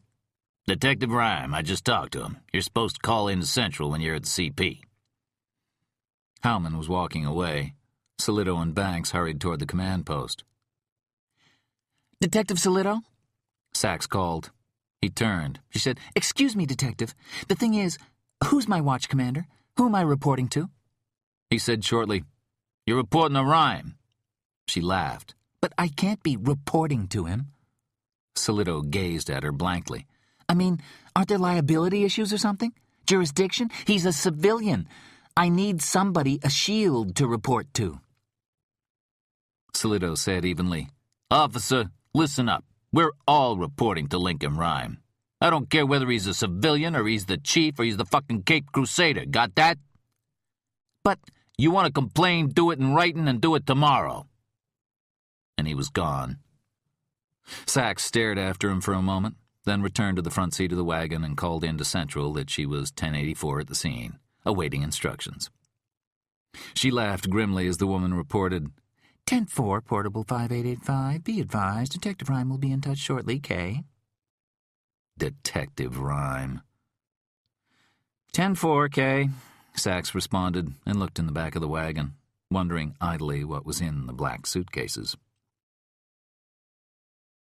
2:40 p.m. The phone rang in Rhyme's townhouse. Tom answered. It's a dispatcher from headquarters. Put him through. The speakerphone burst to life. Detective Rhyme, you don't remember me, but I worked at IRD when you were there. Civilian. Did phone detail then, Emma Rollins. Of course. How are the youngsters, Emma? Rhyme had a memory of a large, cheerful black woman supporting 5 children with 2 jobs. He recalled her blunt fingers stabbing buttons so hard she actually once broke one of the government-issued phones. Jeremy's starting college in a couple weeks, and Dora's still acting. I think she is. Little one's doing just fine. Lon Solito recruited you, did he? No, sir. I heard you were working on a case, and I booted some child back to 911. Emma's taking this job, I told her. What do you got for us? We're working out of a directory of companies making bolts, and a book that lists places wholesaling them. Here's what we found. It was the letters that did it. The one stamped on a bolt, the CE. They're made special for Con Ed. Hell, of course.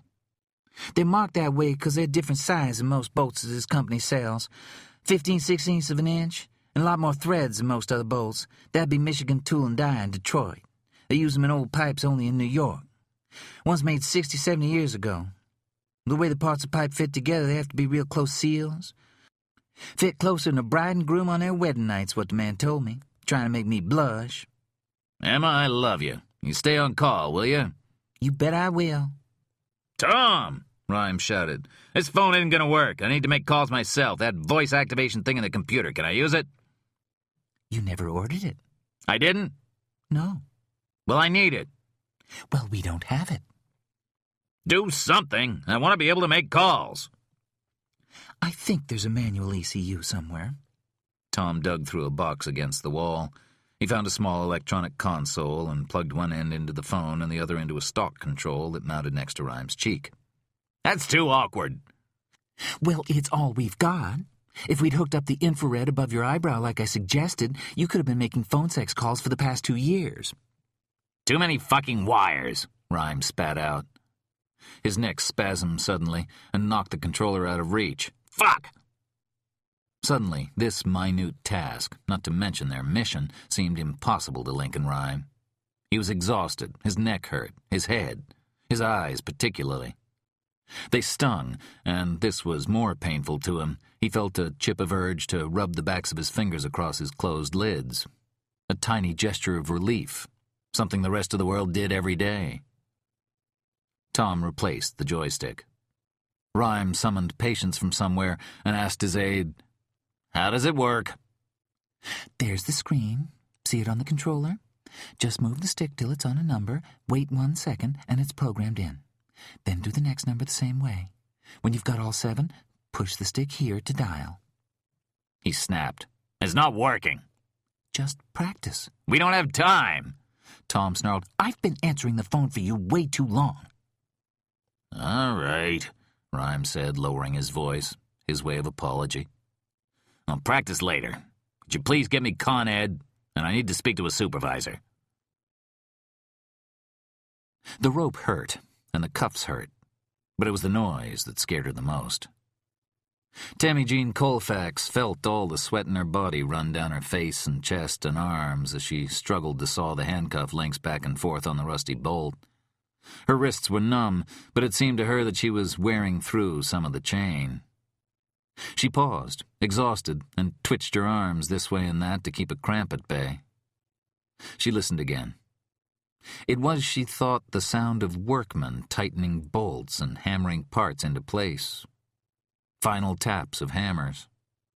She imagined they were just finishing up their job on the pipe and thinking of going home. Don't go, she cried to herself. Don't leave me. As long as the men were there working, she was safe. A final bang, then ringing silence. Get out of there, girl. Go on. Mama, TJ cried for several minutes, thinking of her family back in eastern Tennessee. Her nostrils clogged, but as she began to choke, she blew her nose violently, felt an explosion of tears and mucus. Then she was breathing again. It gave her confidence, strength. She began to saw once more. I appreciate the urgency, Detective, but I don't know how I can help you. We use bolts all over the city. Oil lines, gas lines. All right, Rhyme said tersely, and asked the Con Ed supervisor at the company's headquarters on 14th Street, "Do you insulate wiring with asbestos?" A hesitation. We've cleaned up 90% of that, the woman said defensively. 95. People could be so irritating. I understand that. I just need to know if there's still any asbestos used for insulation. No, she said adamantly. Well, never for electricity. Just the steam, and that's the smallest percentage of our service. Steam. It was the least known and the scariest of the city's utilities. Con Ed heated water to 1,000 degrees, then shot it through a 100-mile network of pipes running under Manhattan. The blistering steam itself was superheated, about 380 degrees, and rocketed through the city at 75 miles an hour. Rhyme now recalled an article in the paper. "Didn't you have a break in the line last week?" Yes, sir, but there was no asbestos leak. That site had been cleaned years ago. "But there is asbestos around some of your pipes in the system downtown." She hesitated. Well, "Where was the break?" Rhyme continued quickly. Broadway, a block north of Chambers. "Wasn't there an article in the Times about it?" I don't know. Maybe, yes. "And did the article mention asbestos?" Well, it did, she admitted, but it just said that in the past, asbestos contamination had been a problem. "The pipe that broke, does it cross Pearl Street farther south?" Well, let me see. Yes, it does, at Hanover Street on the north side. He pictured T.J. Colfax, the woman with the thin fingers and long nails, about to die. "And the steam's going back on at 3? That's right, any minute now.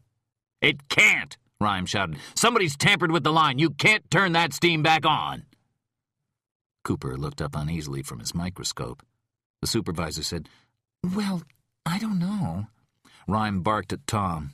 "Call Lon. Tell him she's in a basement at Hanover and Pearl, the north side." He told him about the steam. "Get the fire department there, too. Heat protective outfits." Rhyme shouted into the speakerphone, "Call the work crews, now! They can't turn that steam back on! They can't!" He repeated the words absently, detesting his exquisite imagination, which showed, in an endless loop, the woman's flesh growing pink, then red, then splitting apart under the fierce clouds of sputtering white steam. In the station wagon, the radio crackled. It was 3 minutes to 3 by Sax's watch. She answered the call. Portable 5885K. "Forget the officialese, Amelia," Rhyme said. "We don't have time. We think we know where she is, Hanover and Pearl." She glanced over her shoulder and saw dozens of ESU officers running flat out toward an old building. Do you want me to... "They'll look for her. You have to get ready to work the scene."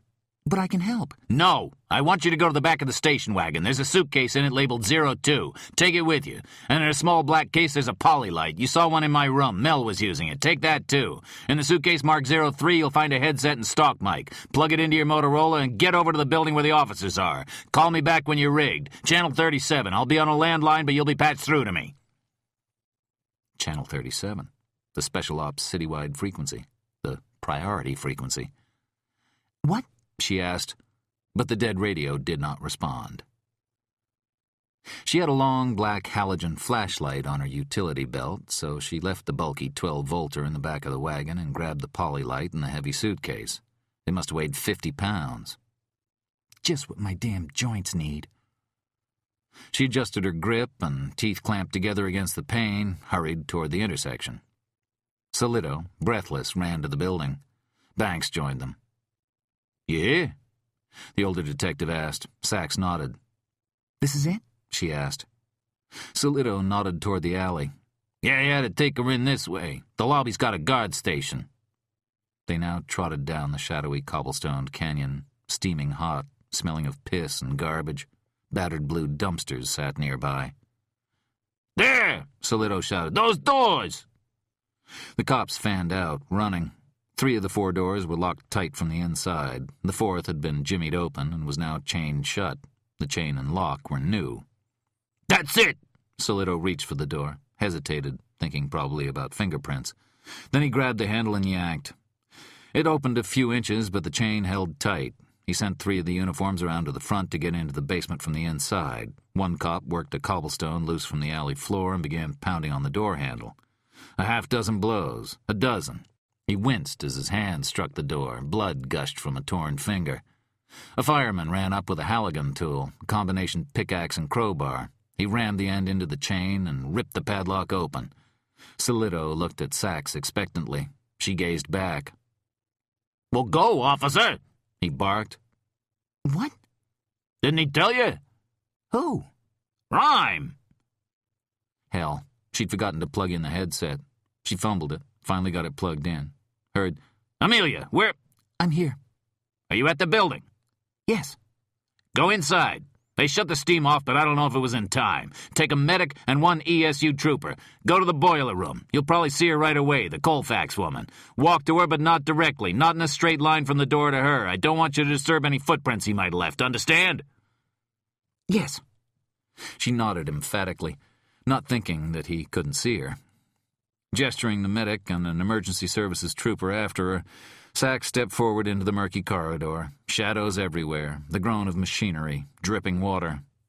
"Amelia," Rhyme said. Yes. "We were talking about ambush before, but from what I know about him now, I don't think that's the case. He's not there, Amelia. That'd be illogical. But keep your shooting hand free." Illogical. Okay. "Now go! Fast!" Chapter 8. A murky cavern. Hot, black, damp. The 3 of them moved quickly down the filthy hallway toward the only doorway Sachs could see. A sign said boiler room. She was behind the ESU officer, who wore full body armor and helmet. The medic was in the rear.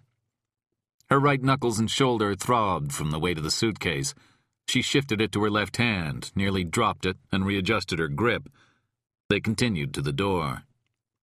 There, the SWAT officer pushed inside and swung his machine gun around the dimly lit room. A flashlight was attached to the barrel, and it cast a line of pale light in the shreds of steam. Sachs smelled moisture, mold, and another scent. Loathsome. Click. "Amelia?" The staticky burst of Rhyme's voice scared the absolute hell out of her. "Where are you, Amelia?" With a shaking hand, she turned down the volume. Inside, she gasped. "Is she alive?" Sachs rocked on her feet, staring at the sight. She squinted, not sure at first what she was seeing. Then she understood. Oh, no. Whispering, feeling the nausea. The sickening boiled meat smell wafted around her. But that wasn't the worst of it. Neither was the sight of the woman's skin, bright red, almost orange, peeling off in huge scales. The face, completely stripped of skin. No, what brought the dread home was the angle of T.J. Colfax's body, the impossible twisting of her limbs and torso as she'd tried to get away from the spray of ravaging heat. He hoped the Vic was dead, for his sake. "Is she alive?" Rhyme repeated. No, Sachs whispered. I don't see how. No. "Is the room secure?" Sachs glanced at the officer who'd heard the transmission and nodded. Scene secure. Rhyme told her, "I want the ESU trooper out. Then you and the medic go check on her." Sachs gagged once on the smell and forced herself to control the reflex. She and the medic walked in an oblique path to the pipe. He bent unemotionally forward and felt the woman's neck. He shook his head. "Amelia?" Rhyme asked. Her second body in the line of duty, both in one day. The medic said, "DCDS." Sachs nodded, said formally into the mic, We have a deceased, confirmed dead at the scene. "Scalded to death?" Rhyme asked. Looks like it. "Tied to the wall?" A pipe. Handcuffed. Hands behind. Feet tied with clothesline. Duct tape gag. He opened the steam pipe. She was only a couple of feet from it. God. Rhyme continued, "Back the medic out the way you came. To the door. Watch where you put your feet." She did this, staring at the body. How could the skin be so red? Like a boiled crab shell. "All right, Amelia. You're going to work the scene. Open the suitcase." She said nothing, kept staring. "Amelia, are you at the door? Amelia?" "What?" she shouted. "Are you at the door?" His voice was so fucking calm. So different from the snide, demanding voice of the man she remembered in the bedroom. Calm and something else. She didn't know what. "Yes, I'm at the door. You know, this is crazy." "Utterly insane," Rhyme agreed, almost cheerfully. "Is the suitcase open?" She flipped up the lid and glanced inside. Pliers and forceps, a flex mirror on a handle, cotton balls, eyedroppers, pinking shears, pipettes, spatulas, scalpels. What is all this? A dustbuster, cheesecloth, envelopes, sifting screens, brushes, scissors, plastic and paper bags, metal cans, bottles, 5% nitric acid, ninhydrin, silicone, iodide, friction ridge printing supplies. Impossible. Into the mic she said, I don't think you believed me, Detective. I really don't know anything about CS work." Eyes on the woman's ruined body. Water dripped off her peeled nose. A bit of white bone showed through the cheek, and her face was drawn into an anguished grin, just like the Vic that morning. "I believed you, Amelia," he said dismissively. "Now the case is open?" He was calm, and he sounded, what? Yes, that was the tone. Seductive. He sounded like a lover. I hate him, she thought. It's wrong to hate a cripple, but I fucking hate him. "You're in the basement, right?" "Yes, sir." "Listen, you've got to call me Lincoln. We're going to know each other very well by the time this is over." Which is going to be about 60 minutes, tops. "You'll find some rubber bands in the suitcase, if I'm not mistaken." "I see some." "Put them around your shoes, where the ball of your foot is. If there's any confusion as to footprints, you'll know which ones are yours." "Okay, done." "Take some evidence bags and envelopes. Put a dozen of each in your pocket. Can you use chopsticks?" "What did you say?" "You live in the city, right? You ever go to Mott Street for General Tso's chicken, cold noodles with sesame paste?" Her gorge rose at the talk of food. She refused to glance at the woman dangling in front of her. "I can use chopsticks," she said icily. "Look in the suitcase. I'm not sure you'll find them. They kept them there when I was running scenes." "I don't see any." "Well, you find some pencils. Put those in your pocket. Now you're going to walk a grid. Cover every inch. Are you ready?" "Yes." "First tell me what you see." "One big room, maybe 20 by 30, full of rusted pipes, cracked concrete floor. Walls are brick. Mold." "Any boxes? Anything on the floor?" "No, it's empty. Except for the pipes, oil tanks, the boiler. There's the sand, the shells, a pile of it spilling out of a crack in the wall. And there's some gray stuff, too." "Stuff?" He jumped. "I don't recognize that word. What's stuff?" A burst of anger tore through her. She calmed and said, "It's the asbestos, but not wadded up like this morning. It's in crumbling sheets." "Good. Now the first sweep. You're looking for footprints and any staged clues that he's left for us." "You think he left more?" "Oh, I'll betcha," Rhyme said. "Put on the goggles and use the poly light. Keep it low. Grid the room, every inch. Get going. You know how to walk a grid?" "Yes." "How?" She bristled. "I don't need to be tested." Humor me. How?" "Back and forth in one direction, then back and forth in the perpendicular direction." "Each step no more than 1 foot in length." She hadn't known that. "I know," she said. "Go ahead." The polylight flashed on with an eerie, otherworldly glow. She knew it was something called an ALS, alternative light source, and that it made fingerprints and semen and blood and some shoe prints fluoresce. The brilliant bile-green light made shadows dance and jump, and more than once she nearly drew down on a dark form that turned out to be a mere phantom of darkness. "Amelia?" Rhyme's voice was sharp. She jumped again. Yes? What? Do you see any footprints?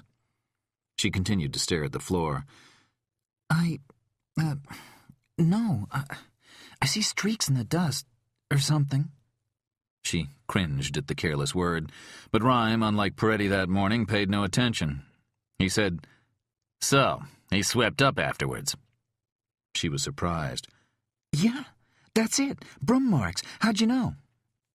Rhyme laughed, a jarring sound to Sachs in this rank tomb, and he said, "He was smart enough to cover his tracks this morning. No reason to stop now. Oh, he's good, this boy is. But we're good, too. Keep going." Sachs bent over, her joints on fire, and began the search. She covered every square foot of the floor. Nothing here. Nothing at all. He picked up on the note of finality in her voice. "You've only just started, Amelia. Crime scenes are three-dimensional. Remember that. What you mean is there's nothing on the floor. Now search the walls. Start with the spot farthest away from the steam and cover every inch." She slowly circled the horrible marionette in the center of the room. She thought of a maypole game she'd played at some Brooklyn street fest when she was 6 or 7, as her father proudly took home movies. Circling slowly. It was an empty room, and yet there were 1,000 different places to search. Hopeless. Impossible. But it wasn't. On a ledge, about 6 feet above the floor, she found the next set of clues. She barked a fast laugh. Got something here. In a cluster? Yes, a big splinter of dark wood. "Chopsticks," he said. What? She asked. "The pencils. Use them to pick it up. Is it wet?" Everything in here's wet. Sure, it would be. The steam. Put it in a paper evidence bag. Plastic keeps the moisture in, and in this heat, bacteria will destroy the trace evidence. What else is there?" he asked eagerly. I don't know. Hairs, I think. Short, trimmed, a little pile of them. Loose or attached to skin? Loose. There's a roll of 2-inch tape in the suitcase. 3M. Pick 'em up with that. Sachs lifted most of the hairs, placed them in a paper envelope. She studied the ledge around the hairs. I see some stains. Looks like rust or blood.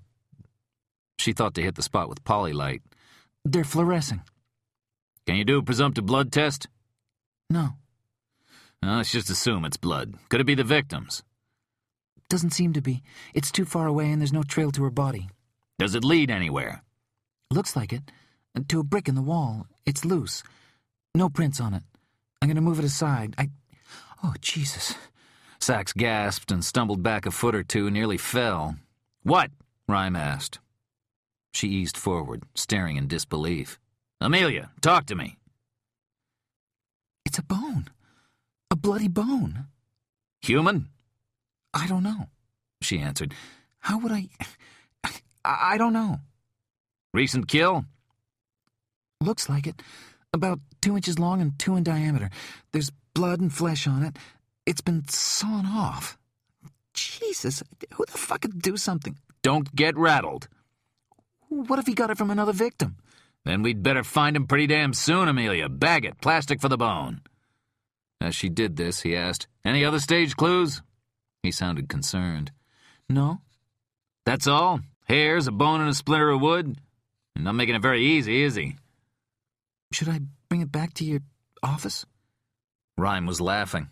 "Yeah, he'd like us to call it quits, but no, we're not through yet. Let's find out a little more about Unsub 823. But there's nothing here. Oh, yes, there is, Amelia. There's his address and his phone number and his description and his hopes and aspirations. They're all around you." She was furious at his professor's tone and remained silent. "You have the flashlight?" I've got my issue halogen. "No," he grumbled. "Issue lights are too narrow. You need the 12-volt broad beam." Well, I didn't bring it, she snapped. Should I go back and get it? "No time. Check out the pipes." She searched for 10 minutes, climbing up to the ceiling, and with the powerful light she illuminated spots that perhaps hadn't been lit in 50 years. No, I don't see a thing. "Go back to the door. Hurry." She hesitated and returned. Okay, I'm here. "Now, close your eyes. What do you smell?" Smell? Did you say smell? Was he crazy? Always smell the air at a crime scene. It can tell you 100 things. She kept her eyes wide and breathed in. She said, Well, I don't know what I smell. That's not an acceptable answer. She exhaled in exasperation and hoped the hiss was coming through his telephone loud and clear. She jammed her lids closed, inhaled, fought the nausea again. Mold, mustiness, the smell of hot water from the steam. You don't know where it's from. Just describe it. Hot water. The woman's perfume. Are you sure it's hers? Well, no. Are you wearing any? No. How about aftershave, the medic, the ESU officer? I don't think so, no. Describe it. Dry, like gin. Take a guess. Man's aftershave or woman's perfume? What did Nick warn? Arid extra dry. I don't know, she said. Man's. Walk to the body. She glanced once at the pipe, then down to the floor. Do it, Lincoln Rhyme said. She did. The peeling skin was like black and red birch. Smell her neck. It's all... I mean, there isn't much skin left. I'm sorry, Amelia, but you have to do it. We have to see if it's her perfume. She did. Inhaled. Gagged. Nearly vomited. I'm gonna puke, she thought. Just like Nick and me that night at Poncho's. Done in by those damn frozen daiquiris. 2 hard-ass cops, swigging down sissy drinks with blue plastic swordfish swimming in them. Do you smell the perfume? Here it comes. Gagging again. No. No. She closed her eyes, concentrated on her aching joints. The most painful one, her knee. And miraculously, the wave of nausea passed. It's not her perfume. Good. So, maybe our boy's vain enough to wear a lot of aftershave. That could be a social class indicator. Or maybe he wants to cover up some of the smell he might have left. Garlic, cigars, fish, whiskey, we'll have to see. Now, Amelia, listen carefully. What? I want you to be him. Oh, psycho shit. Just what I need. I really don't think we have time for this. There's never enough time in crime scene work, Rhyme continued soothingly. But that doesn't stop us. Just get into his head. You've been thinking the way we think. I want you to think the way he does. Well, how do I do that? Use your imagination. That's why God gave us one. Now, you're him. You've got her cuffed and gagged. You take her into the room there. You cuff her to the pipe. You scare her. You're enjoying this. How do you know he's enjoying it? You're enjoying it, not him. How do I know? Because nobody goes to this much trouble to do something they don't enjoy. Now, you know your way around. You've been here before. Why do you think that? You had to check it out earlier, to find a deserted place with a feeder pipe from the steam system, and to get the clues he left by the train tracks. Sachs was mesmerized by his fluid, low voice. She forgot completely that his body was destroyed. Oh, right. You take the steam pipe cover off. What are you thinking? I don't know. That I want to get it over with. Get out. But the words were hardly out of her mouth before she thought, wrong. And she wasn't surprised when she heard Rhyme's tongue click in her headset. Do you really? He asked. No. I want to make it last. Yes. I think that's exactly what you want. You're thinking about what the steam will do to her. What else do you feel? A thought formed in her mind. Vague. She saw the woman screaming, crying, calling for help. Saw something else. Someone else. Him, she thought. Unsub 823. But what about him? She was close to understanding. What? What? But suddenly the thought vanished. Gone. I don't know, she whispered. Do you feel any urgency, or are you pretty cool about what you're doing? I'm in a hurry. I have to leave. The cops could be here at any minute, but I still... What? Shh, she ordered, and scanned the room again, looking for whatever had put the seed of the vanished thought in her mind. The room was swimming, a black, starry night. Swirls of darkness and distant, jaundiced lights. Oh, Lord, don't let me faint. Maybe he... There. That's it. Sax's eyes were following the steam pipe. She was looking at another access plate in a shadowy alcove of the room. It would have been a better hiding place for the girl. You couldn't see it from the doorway if you were walking past, and the second plate only had 4 bolts on it, not 8 like the one he chose. Why not that pipe? Then she understood. He doesn't want... I don't want to leave just yet because I want to keep an eye on her. Why do you think that? He inquired, echoing her own words just moments before. There's another pipe I could have chained her to, but I picked the one that was in the open. So you could see her? I think so. Why? Maybe to make sure she can't get away. Maybe to make sure the gag's tight. I don't know. Good, Amelia. But what does it mean? How can we use that fact? Sachs looked around the room for the place where he'd have the best view of the girl without being seen. It turned out to be a shadowy spot between 2 large heating oil tanks. Yes, she said excitedly, looking at the floor. He was here. Forgetting the role playing. He swept up. She scanned the area with the bile glow of the polylight wand. No footprints, she said, disappointed. But as she lifted the light to shut it off, a smudge glowed on one of the tanks. I've got a print, she announced. A print? You get a better view of the girl if you lean forward and support yourself on a tank. That's what he did, I'm sure. Only, it's weird, Lincoln. It's deformed. His hand. She shivered at the monstrous palm. In a suitcase, there's an aerosol bottle labeled DFO. It's a fluorescent stain. Spray that on the print, hit the polylight, and shoot the image with the 1-to-1 Polaroid.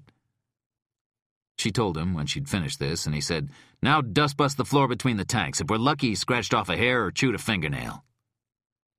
My habits, Sachs thought. It was one of the things that had finally ruined her modeling career. The bloody nail, the worried eyebrow. She'd tried and tried and tried to stop. Finally gave up, discouraged, bewildered that a tiny habit could change the direction of your life so dramatically. Bag the vacuum filter. In paper? Yes, paper. Now the body, Amelia. What? Well, you've got to process the body. Her heart sank. Oh, somebody else, please. Have somebody else do it. She said, not until the ME's finished. That's the rule.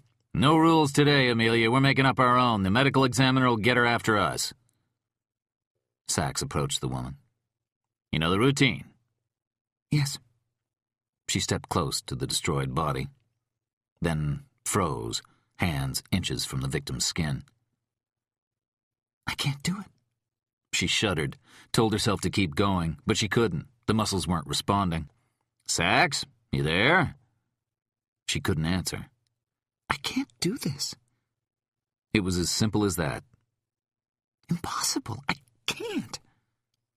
Sachs. And then she looked into herself and somehow saw her father, in uniform, stooping low on the hot-pitted sidewalk of West 42nd Street, sliding his arm around a scabby drunk to help him home. Then was seeing her Nick as he laughed and drank beer in a Bronx tavern with a hijacker who'd kill him in a second if he knew the young cop was working undercover. The 2 men in her life doing what they had to do. Amelia? These 2 images bobbed in her thoughts, and why they calmed her, or where that calm came from, she couldn't begin to guess. I'm here, she said to Lincoln Rhyme, and went about her business as she'd been taught.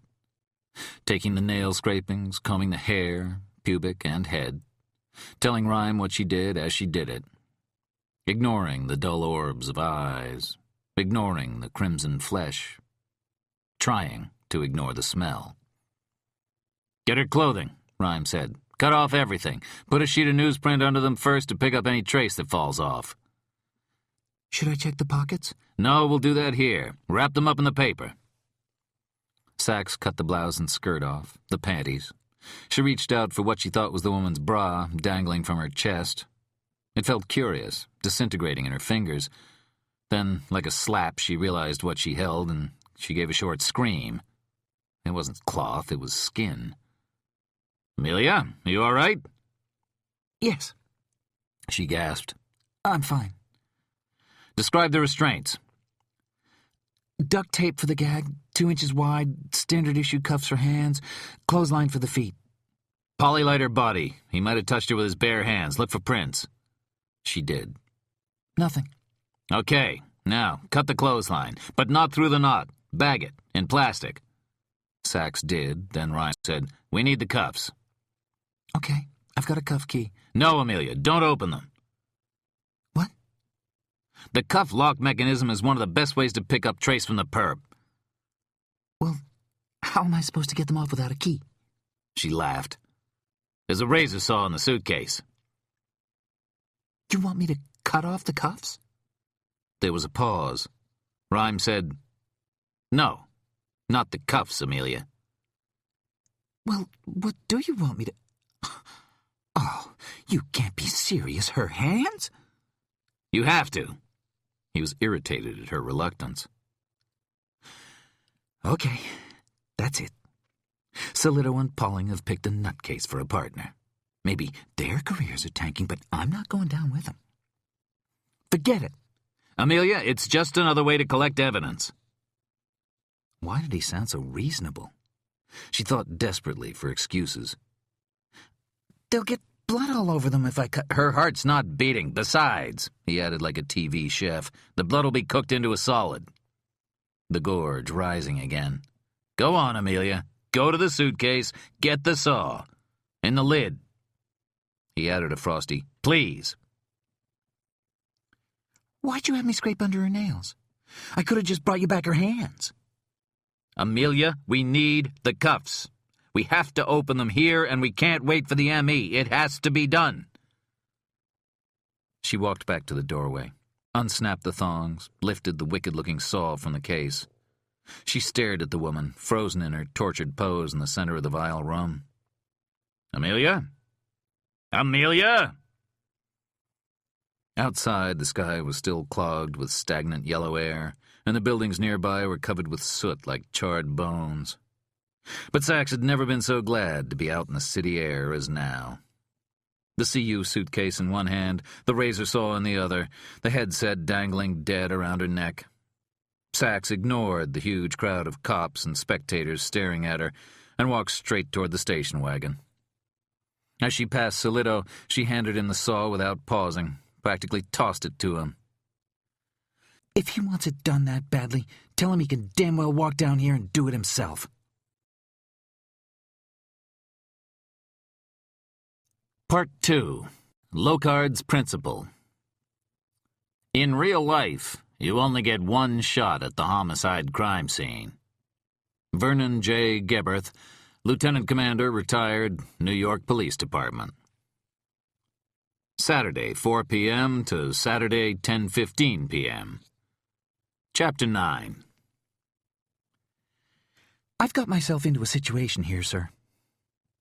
The man across the desk looked like a TV show's idea of a big city deputy police commissioner, which happened to be his rank. White hair, a temperate jowl, gold-rimmed glasses, posture to die for. "What's the problem, officer?" Depcom Randolph C. Eckert looked down his long nose with a gaze that Sachs recognized immediately. His nod to equality was to be as stern with the female officers as with the male ones. "I've got a complaint, sir," she said stiffly. "You heard about that taxi kidnapping case?" He nodded. "Aha, has that got the city in double Dutch?"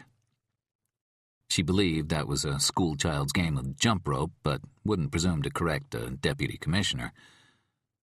"That damn UN conference," he continued, "and the whole world's watching. It's unfair.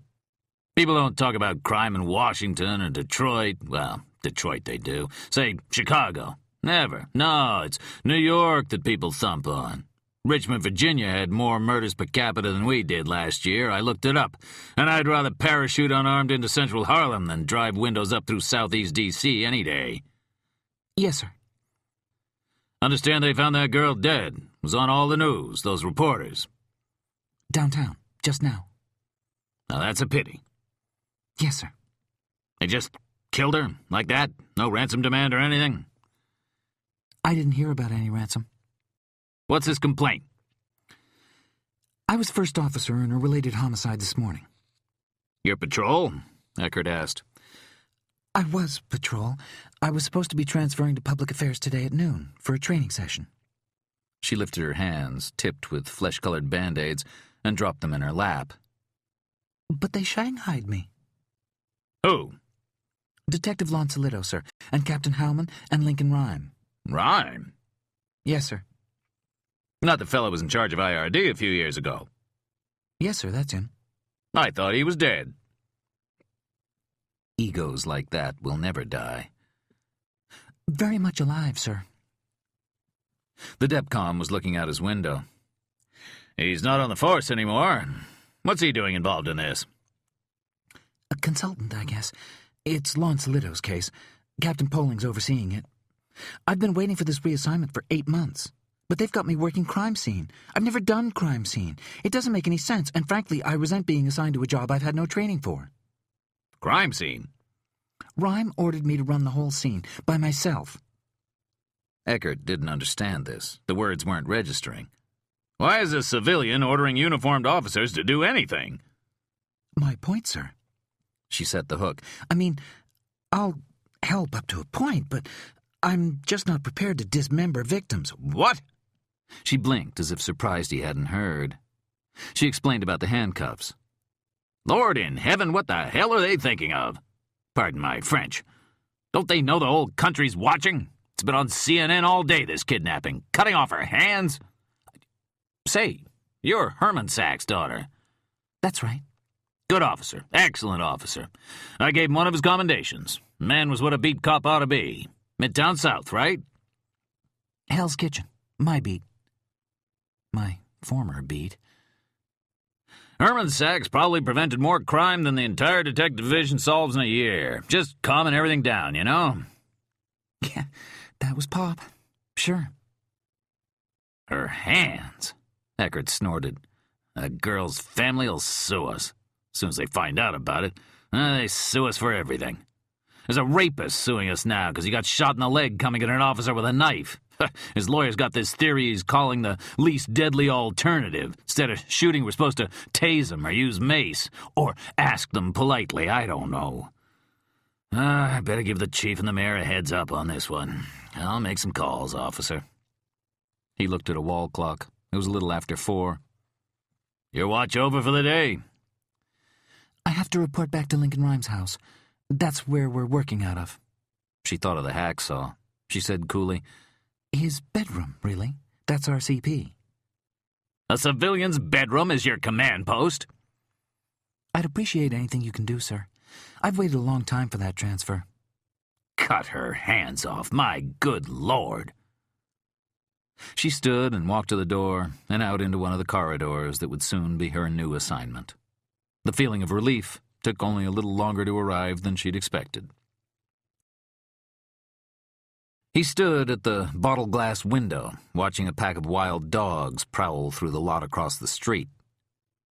He was on the first floor of this old building, a marble-clad federal dating to the early 1800s, surrounded by vacant lots and tenements, some abandoned, some occupied by paying tenants, though most by squatters.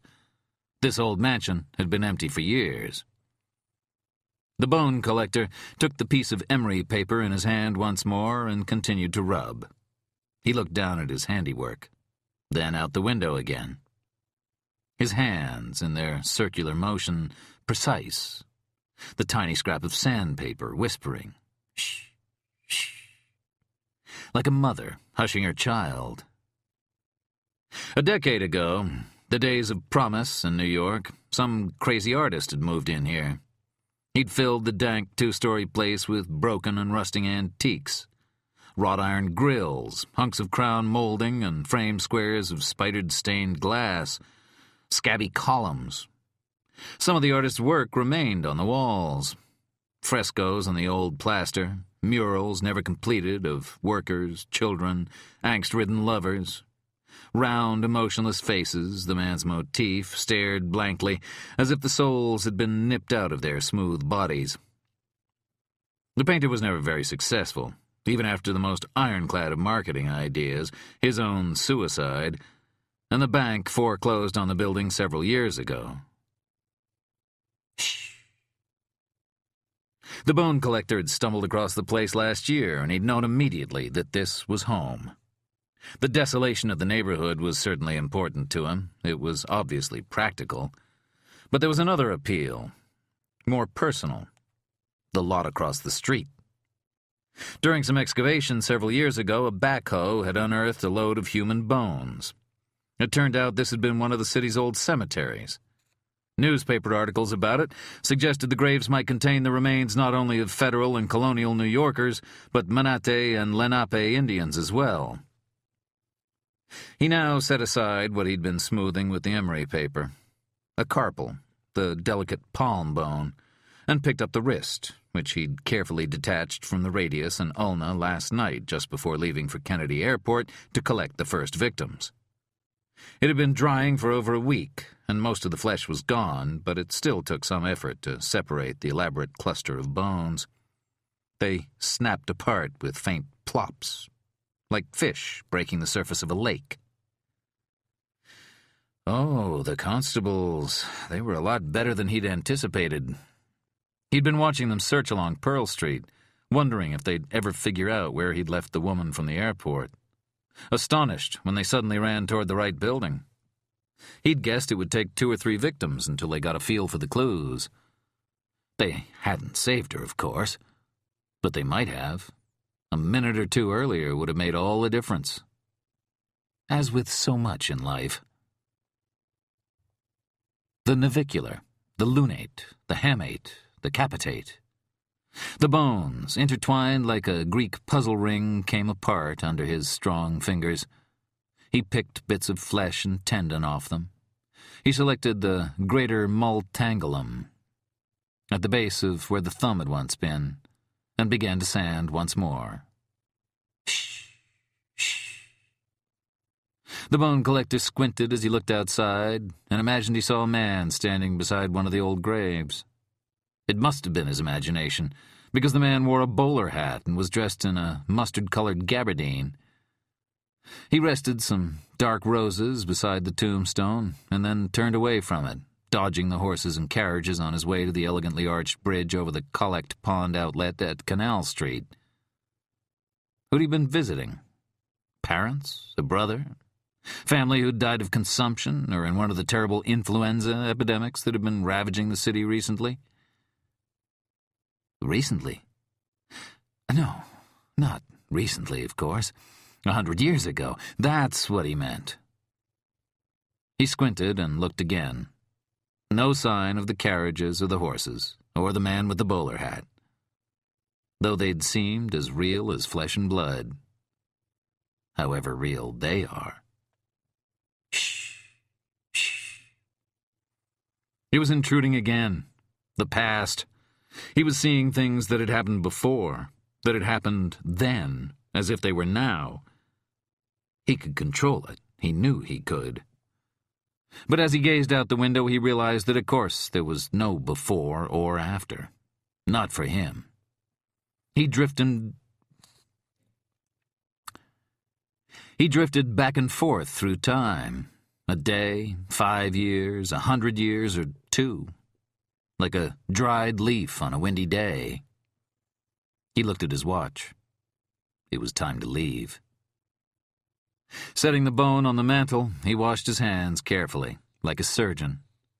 Then, for 5 minutes, he ran a pet hair roller over his clothes to pick up any bone dust or dirt or body hairs that might lead the constables to him. He walked into the carriage house, past the half-finished painting of a moon-faced butcher in a bloody white apron. The bone collector started to get into the taxi, but then changed his mind. Unpredictability is the best defense. This time, he'd take the carriage, the sedan, the Ford. He started it. He drove into the street, closed and locked the garage door behind him. No before or after. As he passed the cemetery, the pack of dogs glanced up at the Ford, then returned to scuffling through the brush, looking for rats and nosing madly for water in the unbearable heat. No then or now. He took the ski mask and gloves from his pocket, set them on the seat beside him as he sped out of the old neighborhood. The bone collector was going hunting.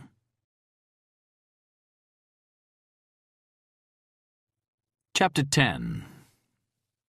Something had changed about the room, but she couldn't quite decide what. Lincoln Rhyme saw it in her eyes. "We missed you, Amelia," he said coyly. "Errands?"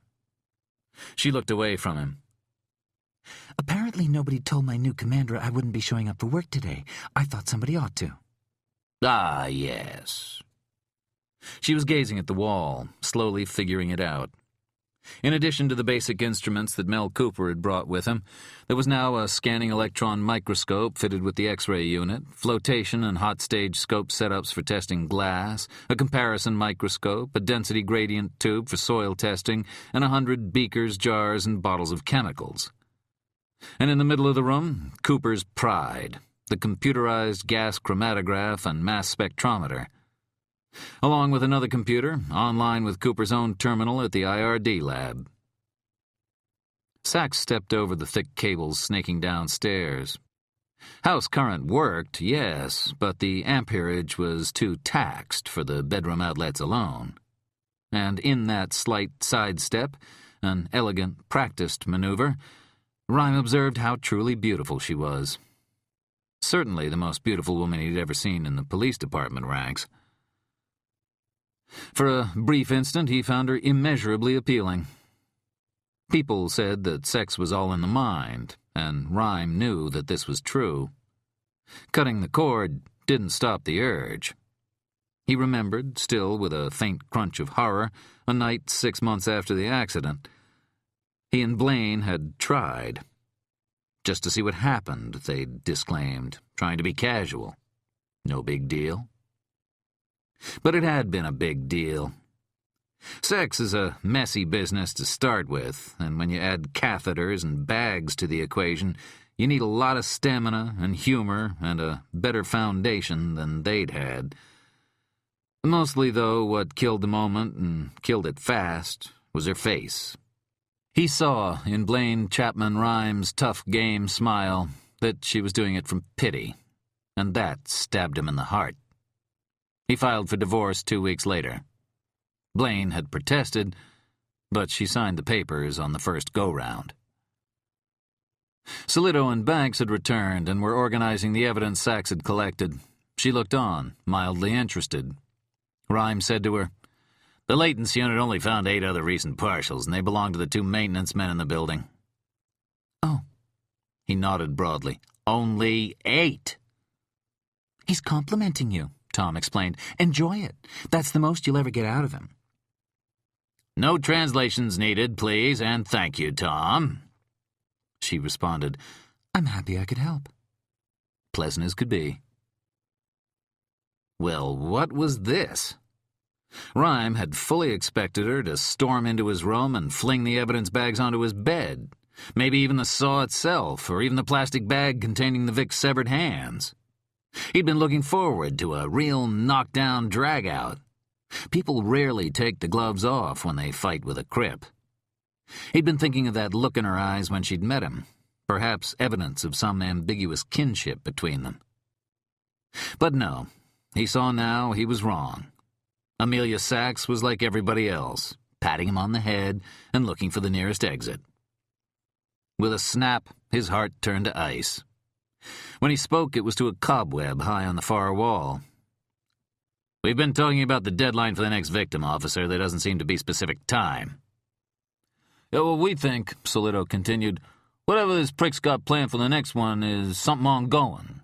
And he doesn't know exactly when the time of death will be. Lincoln thought maybe he's buried some poor SOB someplace when there's not much air." Sachs's eye narrowed slightly at this. Rhyme noticed it. Burial alive. If you gotta have a phobia, that's as good as any. They were interrupted by two men in gray suits who climbed the stairs and walked into the bedroom as if they lived here. "We knocked," one of them said. "We rang the bell," said the other. "No answer." They were in their 40s, one taller than the other, but both with the same sandy-colored hair. They bore identical smiles, and before the Brooklyn drawl destroyed the image, Rhyme had thought hayseed farm boys. One had an honest-to-God dusting of freckles along the bridge of his pale nose. "Gentlemen." Solito introduced the Hardy Boys, Detectives Betting and Saul, the spadework team. Their skill was canvassing, interviewing people who lived near a crime scene for wits and leads. It was a fine art, but one that Rhyme had never learned, had no desire to. He was content to unearth hard facts and hand them off to officers like these, who, armed with the data, became living lie detectors who could shred Perp's best cover stories.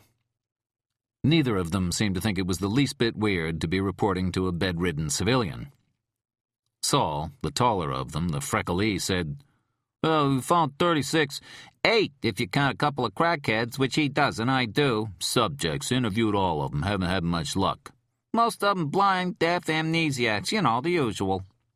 No sign of the taxi, combed the west side, 0, zip. Betting, but tell him the good news." "We found a wit." "A witness?" Banks asked eagerly. "Fantastic." Rhyme, considerably less enthusiastic, said, "Go on." "Around the TOD this morning at the train tracks. He saw a man walk down 11th Avenue, turn. Suddenly, he said," added No Freckle Betting, "and go through an alley that led to the train underpass. He just stood there for a while, looking down." Rhyme was troubled by this. "That doesn't sound like our boy. He's too smart to risk being seen like that." "But," Saul continued, raising a finger and glancing at his partner, "there was only one window in the whole hood you could see the place from." "Which is where our wit happened to be standing." "Up early, bless his heart." Before he remembered he was angry with her, Rhyme asked, "Well, Amelia, how's it feel?" "I'm sorry?" Her attention returned from the window. "To be right," Rhyme said. "You pegged 11th Avenue, not 37th. She didn't know how to respond, but Rhyme turned immediately back to the twins. "Description?" "Our wit couldn't say much." "That was on the sauce already." "He said it was a smallish guy, no hair color, race, probably white."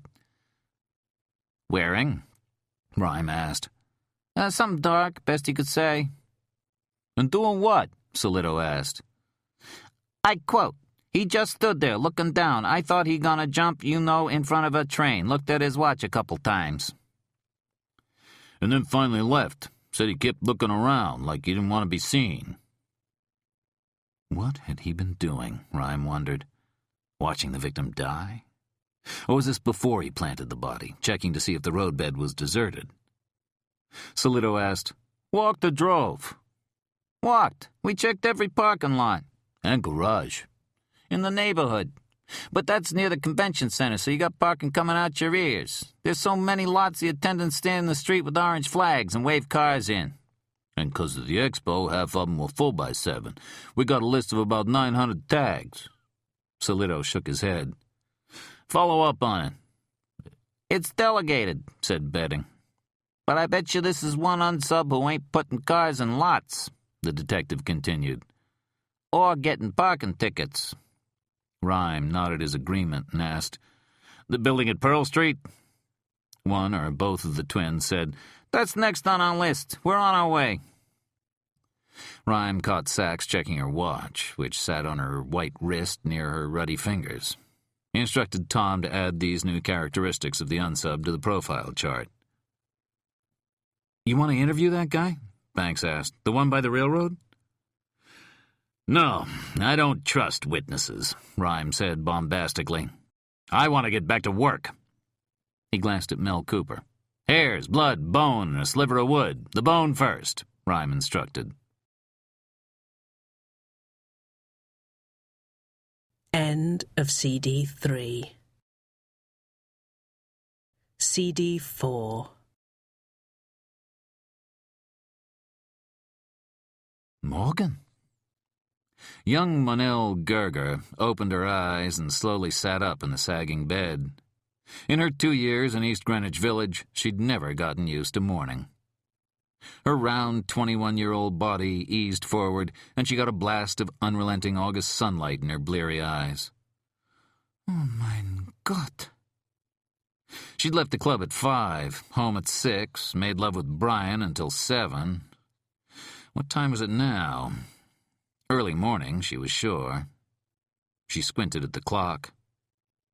Oh, 4:30 in the afternoon. Not so früh morgens after all. Coffee or laundry? It was around this time of day that she'd wander over to Dojo's for a veggie burger breakfast and 3 cups of their tough coffee. There she'd meet people she knew, clubbies like herself, downtown people. But she'd let a lot of things go lately, the domestic things.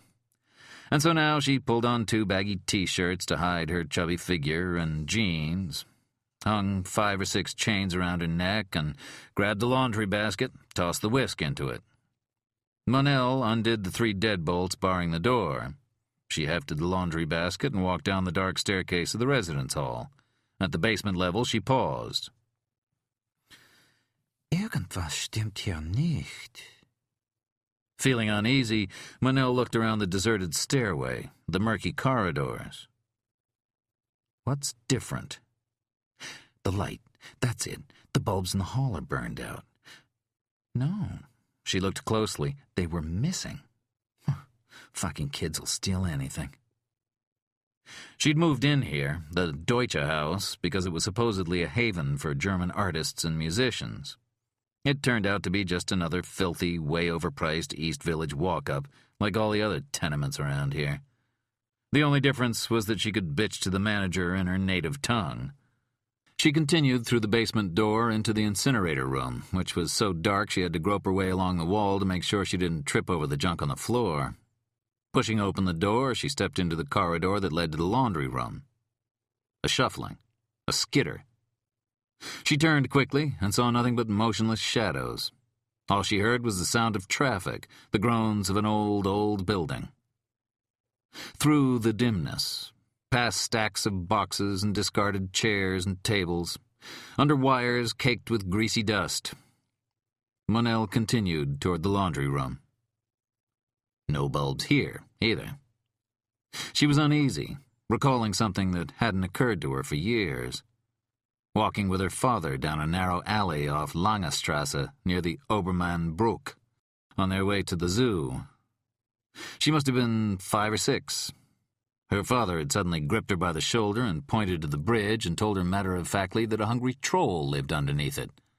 When they crossed it on their way home, he warned, they'd have to walk quickly. She now felt a ripple of panic rise up her spine to her crew-cut blonde hair. Stupid trolls. She continued down the dank corridor, listening to the humming of some electrical equipment. Far off, she heard a song by the feuding brothers in Oasis. The laundry room was dark. Well, if those bulbs were gone, that was it. She'd go upstairs and pound on Herr Nishen's door until he came running. She'd given him hell for the broken latches on the front and back doors and for the beer-guzzling kids he never kicked off the front stoop.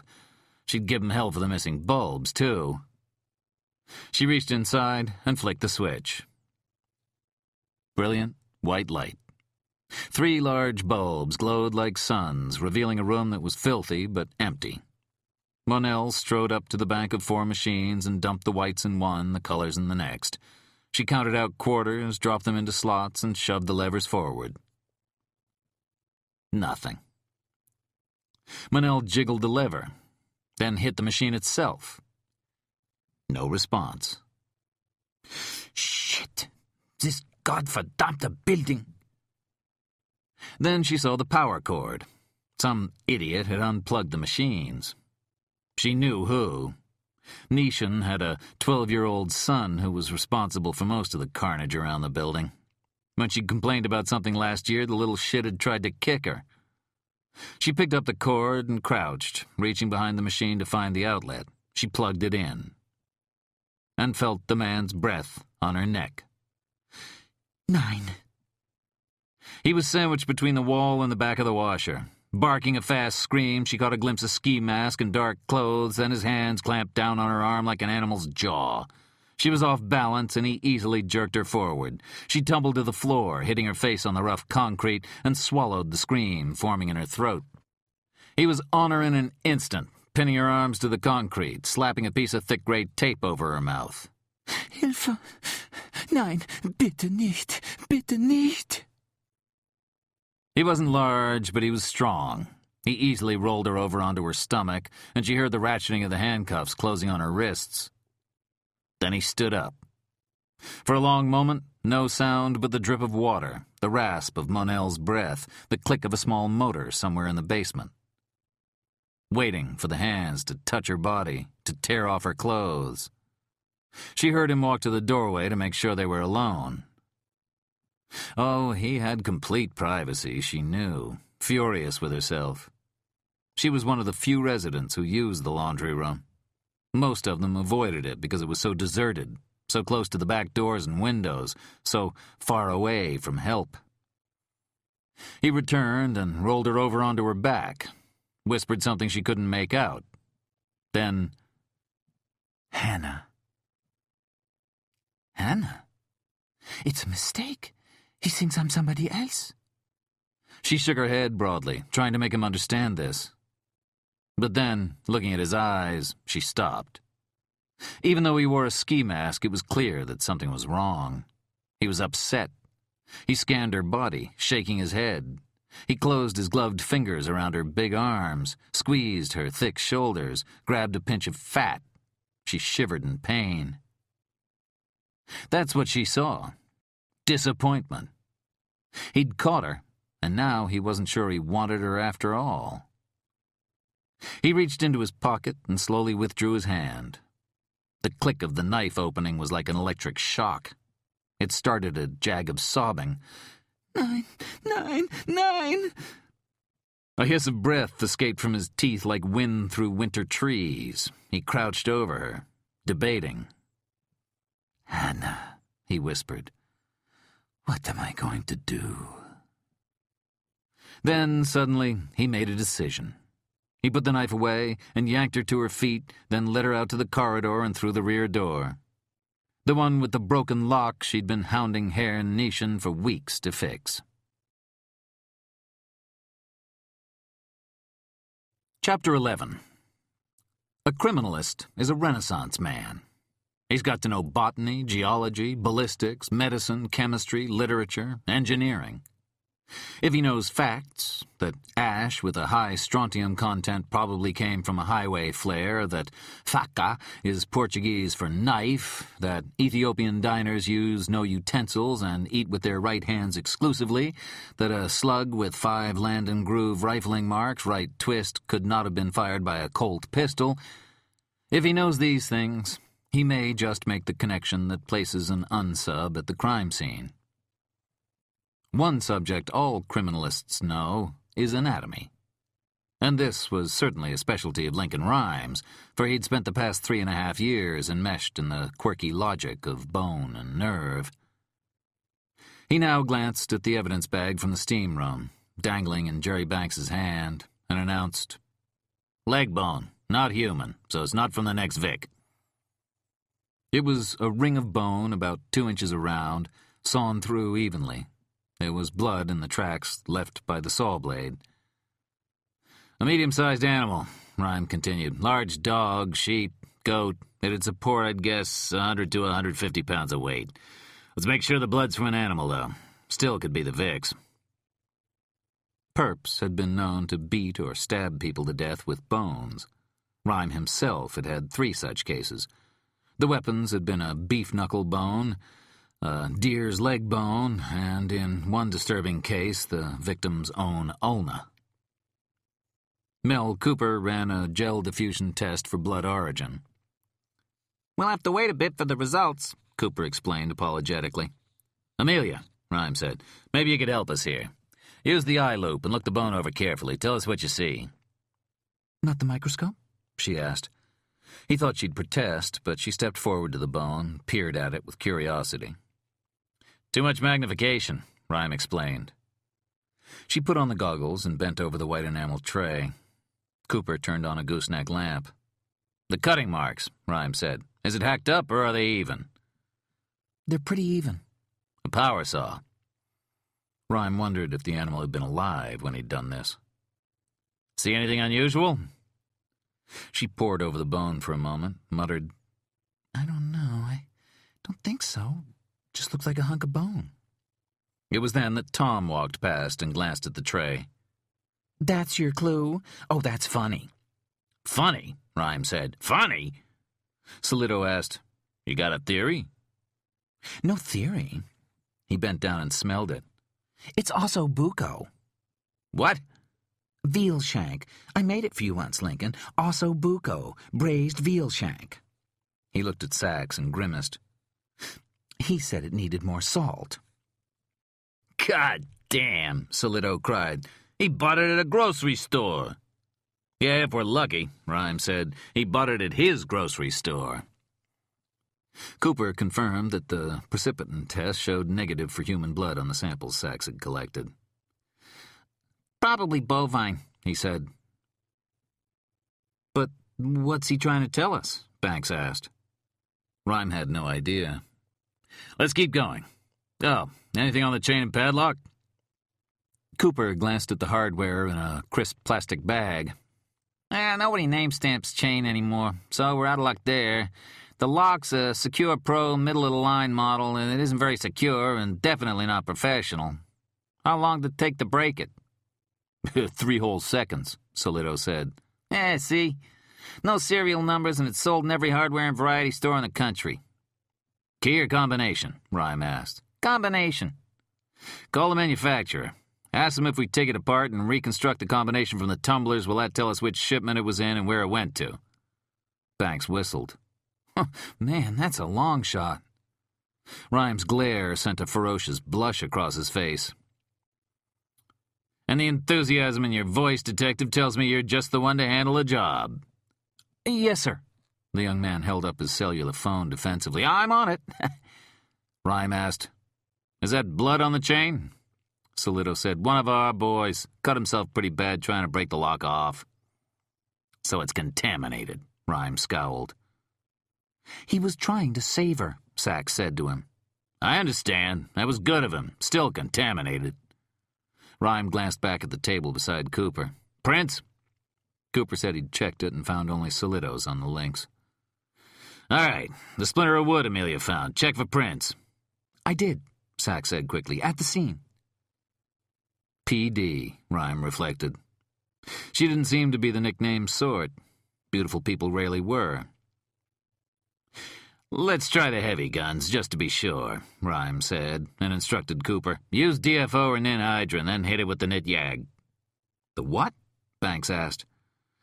"A neodymium yttrium aluminum garnet laser." The tech spritzed the splinter with liquid from a plastic spray bottle and trained the laser beam on the wood. He slipped on tinted goggles and examined it carefully. "Nothing." He shut off the light and examined the splinter closely. It was about 6 inches long, dark wood. There were black smears on it like tar, and it was impregnated with dirt. He held it with forceps. "I know Lincoln likes the chopstick approach," Cooper said, "but I always ask for a fork when I go to Ming-Hua's." "You could be crushing the cells," the criminalist grumbled. "I could be, but I'm not," Cooper responded. "What kind of wood?" Rhyme wondered. "Want to run a spotogram?" "Nah, it's oak, no question." "Saw or plane marks?" Rhyme leaned forward. Suddenly his neck spasmed, and the cramp that bolted through the muscles was unbearable. He gasped, closed his eyes, and twisted his neck, stretching. He felt Tom's strong hands massaging the muscles. The pain finally faded. "Lincoln?" Solito asked. "You okay?" Rhyme breathed deeply. "Fine. It's nothing." "Here." Cooper brought the piece of wood over to the bed, lowered the magnifying goggles over Rhyme's eyes. Rhyme examined the specimen. "Yeah, cut in the direction of the grain with a frame saw. There are big variations in the cuts. So I'd guess it was a post or beam milled over 100 years ago. Steam saw, probably. Hold it closer, Mel. I want to smell it." He held the splinter under Rhyme's nose. Creosote, coal tar distillation. Used for weatherproofing wood before lumber companies started pressure treating. Piers, docks, railroad ties. Yeah, maybe we got a train buff here, Solito said. Remember the tracks this morning? Yeah, could be. Rhyme ordered, check for cellular compression, Mel. The tech examined the splinter under the compound microscope. Yeah, it's compressed all right, but with the grain, not against it. Not a railroad tie. This is from a poster column, weight-bearing. A bone. An old wooden post. I see dirt embedded in the wood. That tell us anything? Cooper set a large pad of newsprint on the table and tore the cover off. He held the splinter over the pad and brushed some dirt from the cracks in the wood. He examined the speckles lying on the white paper. A reverse constellation. You have enough for a density gradient test? Rhyme asked. In a DG test, dirt is poured into a tube containing liquids of different specific gravities. The soil separates, and each particle hangs suspended according to its own gravity. Rhyme had established a very extensive library of density gradient profiles for dirt from all over the 5 boroughs. Unfortunately, the test only worked with a fair amount of soil. Cooper didn't think they had enough. Yeah, we could try it, but we'd have to use the entire sample, and if it didn't work, we wouldn't have anything left for other tests. Rhyme instructed him to do a visual, then analyze it in the GCMS, the chromatograph spectrometer. The technician brushed some dirt onto a slide. He gazed at it for a few minutes under the compound microscope. This is strange, Lincoln. It's topsoil, with an unusually high level of vegetation in it. But it's in a curious form. Very deteriorated, very decomposed. He looked up, and Rhyme noticed the dark lines under his eyes from the eyepieces. He remembered that after hours of lab work, the marks were quite pronounced, and that occasionally a forensic tech would emerge from the IRD lab only to be greeted by a chorus of Rocky Raccoon. "Burn it," Rhyme ordered. Cooper mounted a sample in the GCMS unit. The machine rumbled to life, and there was a hiss. Yeah, a minute or two. While we're waiting, Rhyme said, the bone. I keep wondering about the bone. Scope it, Mel. Cooper carefully set the bone onto the examination stage of the compound microscope. He went over it carefully. Whoa, got something here. What? Very small, transparent. Hand me the hemostat, Cooper said to Sachs, nodding at a pair of gripper tweezers. She handed them to him, and he carefully probed in the marrow of the bone. He lifted something out. A tiny piece of regenerated cellulose, Cooper announced. Cellophane, Rhyme said. Tell me more. Stretch and pinch marks. I'd say he didn't leave it intentionally. There are no cut edges. It's not inconsistent with heavy-duty cello, Cooper said. Not inconsistent, Rhyme scowled. I don't like his hedges. We have to hedge, Lincoln, Cooper said cheerfully. Associate with, suggest. I particularly hate not inconsistent. Very versatile, Cooper said. The boldest I'll be is that it's probably commercial butcher or grocery store cellophane. Not saran wrap, definitely not generic brand wrap. Jerry Banks walked inside from the hallway.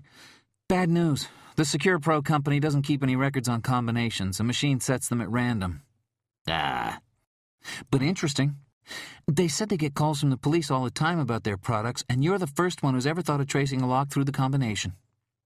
How interesting can it be if it's a dead end? Rhyme grumbled and turned to Mel Cooper, who was shaking his head as he stared at the GCMS computer. What? Got that soil sample result, but I'm afraid the machine might be on a fritz. The nitrogen's off the charts. We should run it again. Use more sample this time.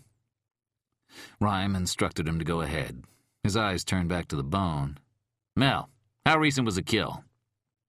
He examined some scrapings under the electron microscope.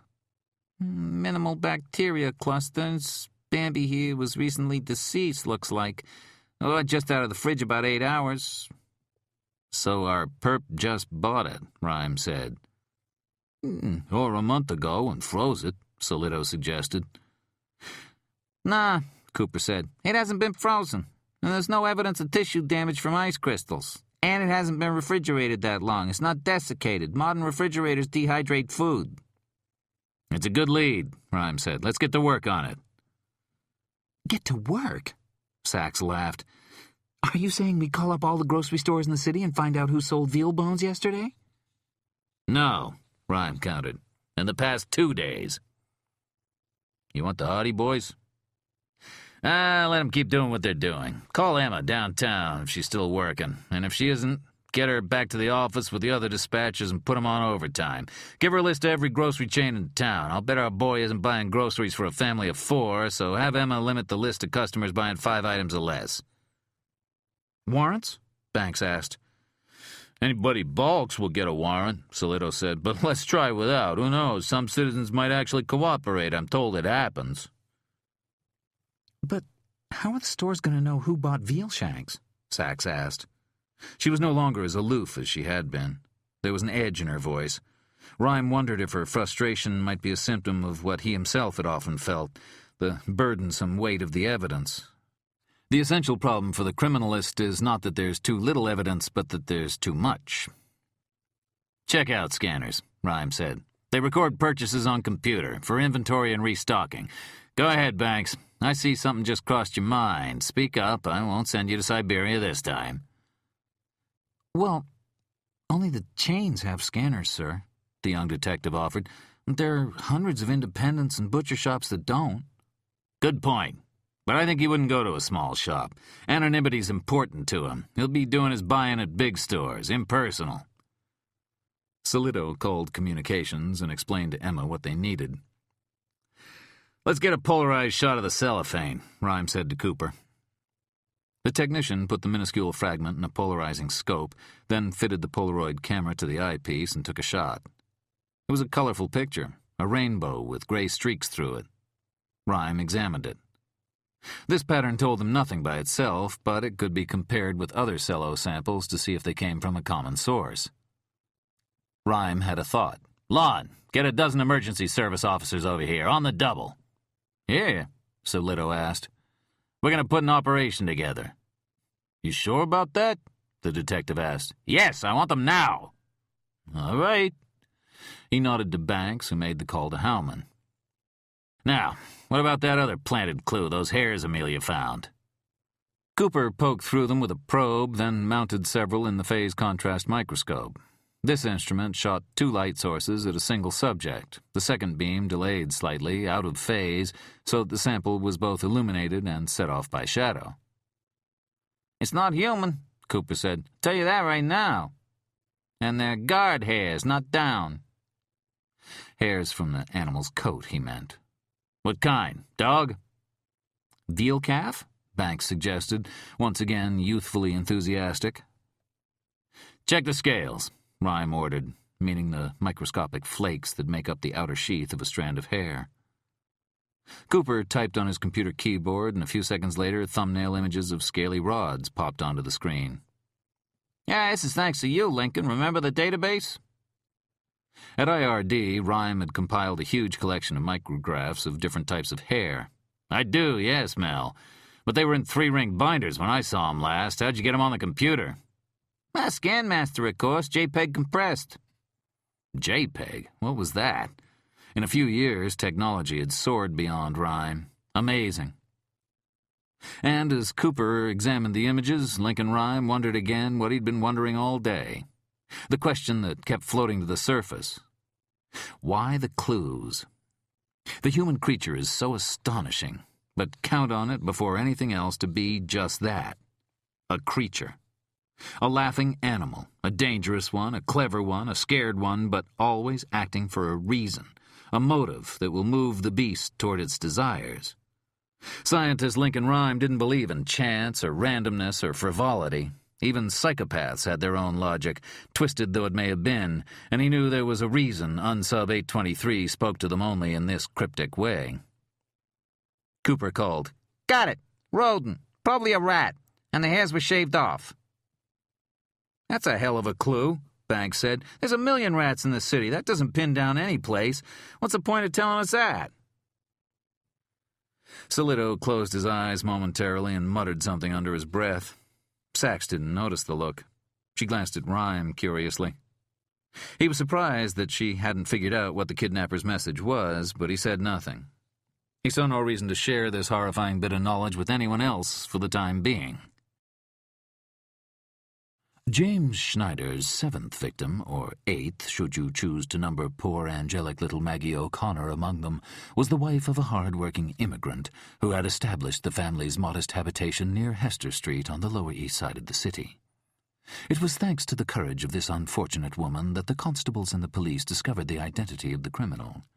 Hannah Goldschmidt was of German-Jewish extraction and was held in high esteem by the close-knit community on which she, her husband, and their 6 children, one had died at birth, lived. The bone collector drove through the streets slowly, careful to remain under the speed limit, though he knew perfectly well that the traffic cops in New York wouldn't stop you for something as minor as speeding. He paused at a light and glanced up at another UN billboard. His eyes took in the bland, smiling faces, like the eerie faces painted on the walls of the mansion, and then looked beyond it, at the city around him. He was occasionally surprised to look up and find the building so massive, the stone cornices so high aloft, the glass so smooth, the cars so sleek, the people so scrubbed. The city he knew was dark, low, smoky, smelling of sweat and mud. Horses would trample you, roving gangs of hoodlums, some as young as 10 or 11, would knock you on the head with a shillelagh or sap and make off with your pocket watch and billfold. This was the bone collector's city. Sometimes, though, he found himself just like this, driving a spiffy silver Taurus XL along a smooth asphalt road, listening to WNYC and irritated, like all New Yorkers, when he missed a green light, wondering why the hell didn't the city let you make right turns on red. He cocked his head, heard several thumps from the trunk of the car. But there was so much ambient noise that no one would hear Hannah's protests. The light changed. It is, of course, exceptional, even in these enlightened times, for a woman to venture forth into the city streets in the evening unaccompanied by a gentleman, and in those days it was more exceptional still. Yet on this unfortunate night Hannah had no choice but to quit her abode for a brief time. Her youngest had a fever, and with her husband praying devoutly at a nearby synagogue, she issued forth into the night to secure a poultice for the child's fiery forehead. As she closed the door, she said to her eldest daughter, "Lock tight the bolt behind me, I shall return soon." But alas, she would not be true to those words, for only moments later she chanced to encounter James Schneider. The bone collector looked around at the shabby streets here. This area, near where he'd buried the first victim, was Hell's Kitchen, on the west side of the city, once the bastion of Irish gangs, now populated more and more with young professionals, ad agencies, photo studios, and stylish restaurants. He smelled manure, and wasn't the least surprised when suddenly a horse reared in front of him. Then he noticed that the animal wasn't an apparition from the 1800s, but was being hitched to one of the hansom cabs that cruised Central Park, charging very 20th century fees. Their stables were located here. He laughed to himself, though it was a hollow sound. One can only speculate as to what occurred, for there were no witnesses. But we can picture the horror all too clearly. The villain drew the struggling woman into an alley and stabbed her with a dagger, his cruel intent not to kill, but to subdue, as was his wont. But such was the strength in good Mrs. Goldschmidt's soul, thinking, as she surely was, of her fledglings back in the nest, that she surprised the monster by assaulting him ferociously. She struck him repeatedly about the face and ripped hair from his head. She freed herself momentarily, and from her mouth issued an horrendous scream. The cowardly Schneider struck her several times more and fled. The brave woman staggered to the sidewalk and collapsed, where she died in the arms of a constable who had responded to the alarm neighbors had raised. This story appeared in a book, which was with the bone collector now, resting in his hip pocket. Crime in Old New York. He couldn't explain his overwhelming attraction to the slim volume. If he had to describe his relation to this book, he would have to say he was addicted to it. 75 years old and still in remarkable shape, a bookbinding jewel. It was his good luck charm and his talisman. He'd found it at a small branch of the public library, and committed one of the few larcenies of his life by slipping it into his raincoat one day and strolling out of the building. He'd read the chapter on Schneider 100 times and virtually had it memorized. Driving slowly, they were almost there. When Hannah's poor weeping husband huddled over her lifeless body, he looked upon her face, one last time before she was taken to the funeral home, for in the Jewish faith it is dictated that the dead must be interred as quickly as possible. And he noticed upon her porcelain cheek a bruise in the shape of a curious emblem. It was a round symbol, and appeared to be a crescent moon, and a cluster of what might be taken to be stars hovering over the same. The constable exclaimed that this must have been an imprint made by the ring of the heinous butcher himself when he struck the poor victim. Detectives enlisted the aid of an artist, and he sketched a picture of the impression. The good reader is referred to Plate 22. Rounds were made of jewelers in the city, and several names and addresses were secured of men who had bought such rings in the recent past. Two of the gentlemen purchasing these rings were beyond suspicion, being as they were a deacon of a church and another a learned professor at a fine university. Yet the third was a man of whom the constables had long harbored suspicion of nefarious activity, to wit, one James Schneider.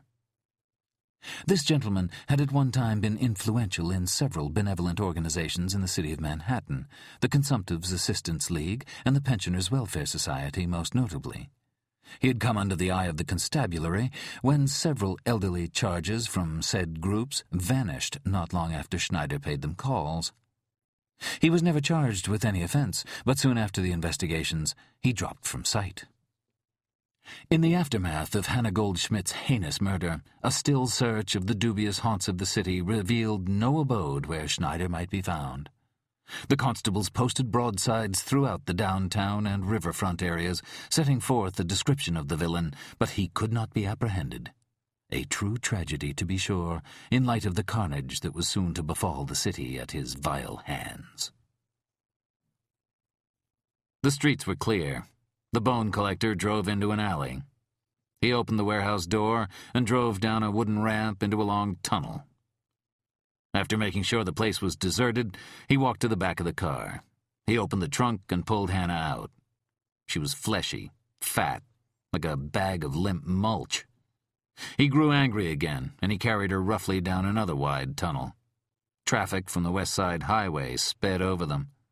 He listened to her wheezing and was just reaching out to loosen the gag when he felt her shudder and go completely limp. Gasping for breath with the effort of carrying her, he rested her on the floor of the tunnel and eased the tape off her mouth. Air dribbled in weakly. Had she just fainted? He listened to her heart. It seemed to be beating fine. He cut the clothesline binding her ankles, leaned forward and whispered, "Hannah, kommen Sie mit mir mit, Hannah Goldschmidt." "Nein," she muttered, her voice trailing to silence.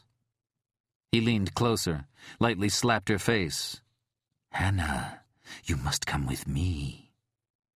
And she screamed, Mein Name ist nicht Hannah! Then kicked him square in the jaw. A burst of yellow light flashed through his head, and he leapt sideways 2 or 3 feet, trying to keep his balance. Hannah sprang up, raced blindly down a dark corridor, but he was after her fast. He tackled her before she'd gotten 10 yards away. She fell hard. He did too, grunting as he lost his breath. He lay on his side for a minute, consumed with pain, struggling to breathe, gripping her T-shirts as she thrashed. Lying on her back, hands still cuffed, the girl used the only weapon she had, one of her feet, which she lifted in the air and brought down hard onto his hand. A spike of pain shot through him and his glove flew off. She lifted her strong leg again, and only her bad aim saved him from her heel, which slammed so hard into the ground it would have broken bones if she'd connected. "So nicht!" he growled madly, and grabbed her by the throat with his bare hand and squeezed until she squirmed and whined and then stopped squirming and whining. She trembled several times and went still. When he listened to her heart, The beating was very faint. No tricks this time. He picked up his glove, pulled it on, and dragged her back through the tunnel to the post, bound her feet once more, and put a new piece of tape on her mouth. As she came to, his hand was straying over her body. She gasped at first and shrank away as he caressed the flesh behind her ear, her elbow, her jaw. There weren't many other places he wanted to touch her. She was so padded. It disgusted him. Yet beneath the skin. He gripped her leg firmly. Her wide eyes stared as he fumbled in his pocket, and the knife appeared. Without a moment's hesitation, he cut through her skin down to the yellow-white bone. She screamed through the tape, a manic wail, and kicked hard, but he held her tight. "Enjoying this, Hannah?" The girl sobbed and groaned loudly. So he had to lower his ear to her leg to hear the delicious sound of the tip of the blade scraping back and forth on the bone. Scriss. Then he took her arm. They locked eyes for a moment, and as she shook her head pathetically, begging in silence, his gaze dropped to her pudgy forearm, and again the cut was deep. Her whole body went rigid with the pain. Another wild, muted scream. Again he lowered his head like a musician, listening to the sound of the blade scraping the ulna, back and forth. Scriss, scriss. It was some moments later that he realized she'd fainted. Finally, he pried himself away and returned to the car. He planted the next clues, then took the broom from the trunk and carefully swept over their footsteps. He drove up the ramp, parked, left the engine running, and climbed out once more, carefully sweeping away the tire tracks. He paused and looked back down the tunnel, staring at her, just staring. Suddenly, a rare smile crossed the bone collector's lips. He was surprised that the first of the guests had already shown up. 12 pairs of tiny red eyes, 24, then 3. It seemed they were gazing at Hannah's bloody flesh with curiosity, and what might have been hunger. Though that could have been his imagination, Lord knew it was vivid enough.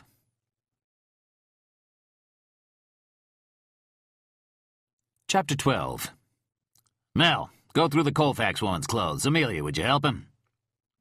She offered him another pleasant nod, the sort meant for polite society. Rhyme realized he was really quite angry with her. At the tech's direction, she pulled on latex gloves, gently opened the clothing, and ran a horsehair brush through the garments, above large sheets of clean newsprint.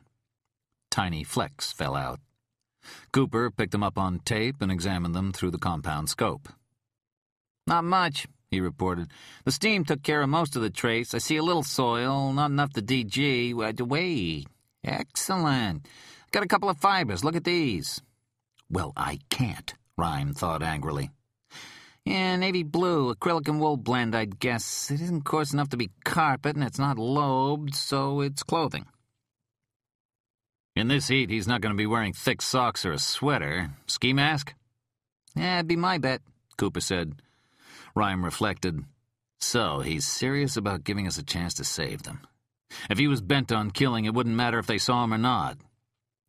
Soletto added, "Also means the asshole thinks he can get away. Doesn't have suicide on his mind. Might just give us some bargaining power if he's got hostages when we nail him." "I like that optimism of yours, Lon," Rhyme said. Tom answered the buzzer, and a moment later Jim Poling climbed the stairs, looking disheveled and harried. Well, shuttling between press conferences, the mayor's office, and the federal building would do that to you. "Hey, too bad about the trout," Solito called to him, then explained to Rhyme. "Jimmy here's one of those real fishermen, ties his own flies and everything. Me, I go out on a party boat with a six-pack, and I'm happy." "We'll nail this fucker, then worry about the fish," Poling said, helping himself to the coffee Tom had left by the window. He looked outside and blinked in surprise to find 2 large birds staring at him. He turned back to Rhyme and explained that because of the kidnapping he'd had to postpone a fishing trip to Vermont. Rhyme had never fished, never had the time or inclination for any hobbies, but he found he envied Poling. The serenity of fishing appealed to him. It was a sport you could practice in solitude. Crip sports tended to be in-your-face athletics, competitive, proving things to the world and to yourself. Wheelchair basketball, tennis, marathons. Rhyme decided if he had to have a sport, it'd be fishing. Though casting a line with a single finger was probably beyond modern technology. Poling said, "The press is calling him a serial kidnapper." If the booty fits, Rhyme reflected. "And the mayor's going nuts. Wants to call in the feds. I talked the chief into sitting tight on that one, but we can't lose another Vic." "We'll do our best," Rhyme said caustically. Poling sipped the black coffee and stepped close to the bed. "You okay, Lincoln?" Rhyme said, "Fine." Poling appraised him for a moment longer, then nodded to Solito. "Brief me. We got another press conference in half an hour. You see the last one? Hear what that reporter asked? What did we think the Vic's family felt about her being scalded to death?" Banks shook his head. "Man, I nearly decked the fucker," Poling said. 3.5 years ago, Rhyme recalled, during the cop killer investigation, the captain had smashed a news crew's video cam when the reporter wondered if Poling was being too aggressive in his investigations just because the suspect, Dan Shepard, was a member of the force. Poling and Solito retired to a corner of Rhyme's room, and the detective filled him in. When the captain descended the stairs this time, Rhyme noticed he wasn't half as buoyant as he had been. "Okay," Cooper announced. "We got a hair. It was in her pocket." "The whole shaft?" Rhyme asked without much hope, and was not surprised when Cooper sighed. "Sorry, no bulb." Without a bulb attached, hair isn't individuated evidence. It's merely class evidence. You can't run a DNA test and link it to a specific person. Still, it has good probative value. The famous Canadian Mounties study a few years ago concluded that if a hair found at the scene matches a suspect's hair, the odds are around 4,500 to 1 that he's the one who left it. The problem with hair, though, is that you can't deduce much about the person it belonged to. Sex is almost impossible to determine, and race can't be reliably established. Age can be estimated only with infant hair.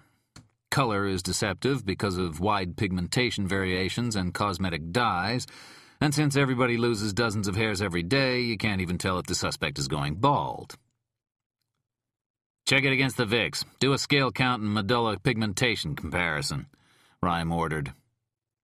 A moment later, Cooper looked up from the scope. "It's not hers, the Colfax woman's." "Description?" asked Rhyme. "Light brown, no kink, so I'd say not negroid. Pigmentation suggests it's not mongoloid." "So Caucasian," Rhyme said, nodding at the chart on the wall. "Confirms what the wit said. Head or body hair?" "There's little diameter variation and a uniform pigment distribution. It's head hair." "Length?" 3 centimeters. Tom asked if he should add to the profile that the kidnapper had brown hair. Rhyme said no. "We'll wait for some corroboration. Just write down that we know he wears a ski mask, navy blue, fingernail scrapings, Mel." Cooper examined the trace but found nothing useful. "The print you found, the one on the wall. Let's take a look at it. Could you show it to me, Amelia?" Sachs hesitated, then carried the Polaroid over to him. "You're a monster," Rhyme said. It was a large, deformed palm, indeed grotesque. Not with the elegant swirls and bifurcations or friction ridges, but a mottled pattern of tiny lines. "It's a wonderful picture. You're a virtual Edward Weston, Amelia, but unfortunately it's not a hand. Those aren't ridges. It's a glove, leather, old, right, Mel?" The technician nodded. "Tom, write down that he has an old pair of gloves." Rhyme said to the others, "We're starting to get some ideas about him. He's not leaving his FR prints at the scene, but he is leaving glove prints. If we find the glove in his possession, we can still place him at the scene. He's smart, but not brilliant." Sachs asked, "And what do brilliant criminals wear?" "Cotton-lined suede," Rim said, then asked, "Where's the filter from the vacuum?" The technician emptied the cone filter, like one from a coffee maker, onto a sheet of white paper. Trace evidence. DAs and reporters and juries loved obvious clues. Bloody gloves, knives, recently fired guns, love letters, semen, and fingerprints. But Lincoln Rhyme's favorite evidence was trace, the dust and effluence at crime scenes, so easily overlooked by perps. But the vacuum had captured nothing helpful.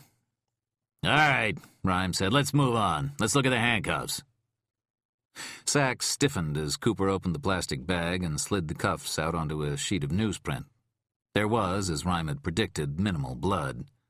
The tour doctor from the medical examiner's office had done the honors with the razor saw after an NYPD lawyer had faxed a release to the ME. Cooper examined the cuffs carefully. Boyd and Keller, bottom of the line, no serial number. He sprayed the chrome with DFO and hit the polylight. No prints, just a smudge from the glove. "Let's open them up." Cooper used a generic cuff key to click them open. With a lens-cleaning air puffer, he blew into the mechanism. "You're still mad at me, Amelia," Rhyme said, "about the hands." The question caught her off guard. I wasn't mad, she said after a moment. I thought it was unprofessional, what you were suggesting. "Do you know who Edmond Locard was?" She shook her head. "A Frenchman, born in 1877, founded the University of Lyon's Institute of Criminalistics. He came up with the one rule I lived by when I ran IRD, Locard's exchange principle. He thought that whenever two human beings come into contact, something from one is exchanged to the other and vice versa. Maybe dust, blood, skin cells, dirt, fibers, metallic residue. Might be tough to find exactly what's been exchanged and even harder to figure out what it means, but an exchange does occur, and because of that, we can catch our unsubs." This bit of history didn't interest her in the least. "You're lucky," Mel Cooper said to Sachs, not looking up. "He was going to have you and the medic do a spot autopsy and examine the contents of his stomach." "It would have been helpful," Rhyme said, avoiding her eyes. "I talked him out of it," Cooper said. Autopsy, Sachs said, sighing, as if nothing about Rhyme could surprise her. Why, she isn't even here, he thought angrily. Her mind's 1,000 miles away. "Ah," Cooper said, "found something. I think it's a bit of the glove." Cooper mounted a fleck on the compound microscope, examined it. "Leather, reddish-colored, polished on one side." "Red, that's good," Solito said. To Sachs, he explained, "Yeah, the wilder the clothes, the easier it is to find the perp. They don't teach you that at the academy, bet. Sometime I'll tell you about the time we collared Jimmy Plaid from the Gambino crew. You remember that, Jerry?" "You could spot those pants a mile away," the young detective said. Cooper continued.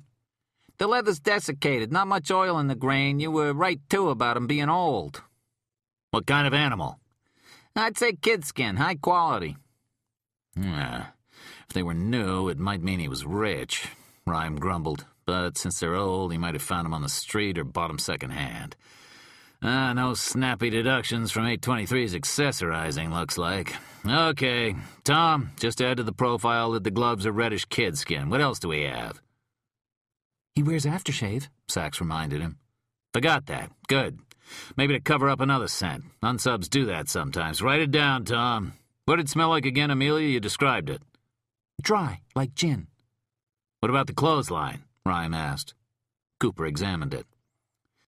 "I've seen this before. Plastic. Several dozen interior filaments composed of 6 to 10 different plastic types and 2 metallic filaments." "I want a manufacturer and source." Cooper shook his head. "Impossible. Too generic." "Damn," Rhyme muttered. "And the knot?" "Now that's unusual. Very efficient. See how it loops around twice? PVC is the hardest cord to tie, and this knot ain't going anywhere." "They have a knot file downtown?" "No." Inexcusable, he thought. "Sir?" Rhyme turned to Banks. "I do some sailing." "Out of Westport?" Rhyme said. "Well, as a matter of fact, yeah. How do you know?" If there were a forensic test for location of origin, Jerry Banks would turn up positive for Connecticut. Lucky guess. "It isn't nautical. I don't recognize it." "That's good to know. Hang it up there." Rhyme nodded toward the wall next to the Polaroid of the cellophane and the Monet poster. "We'll get to it later."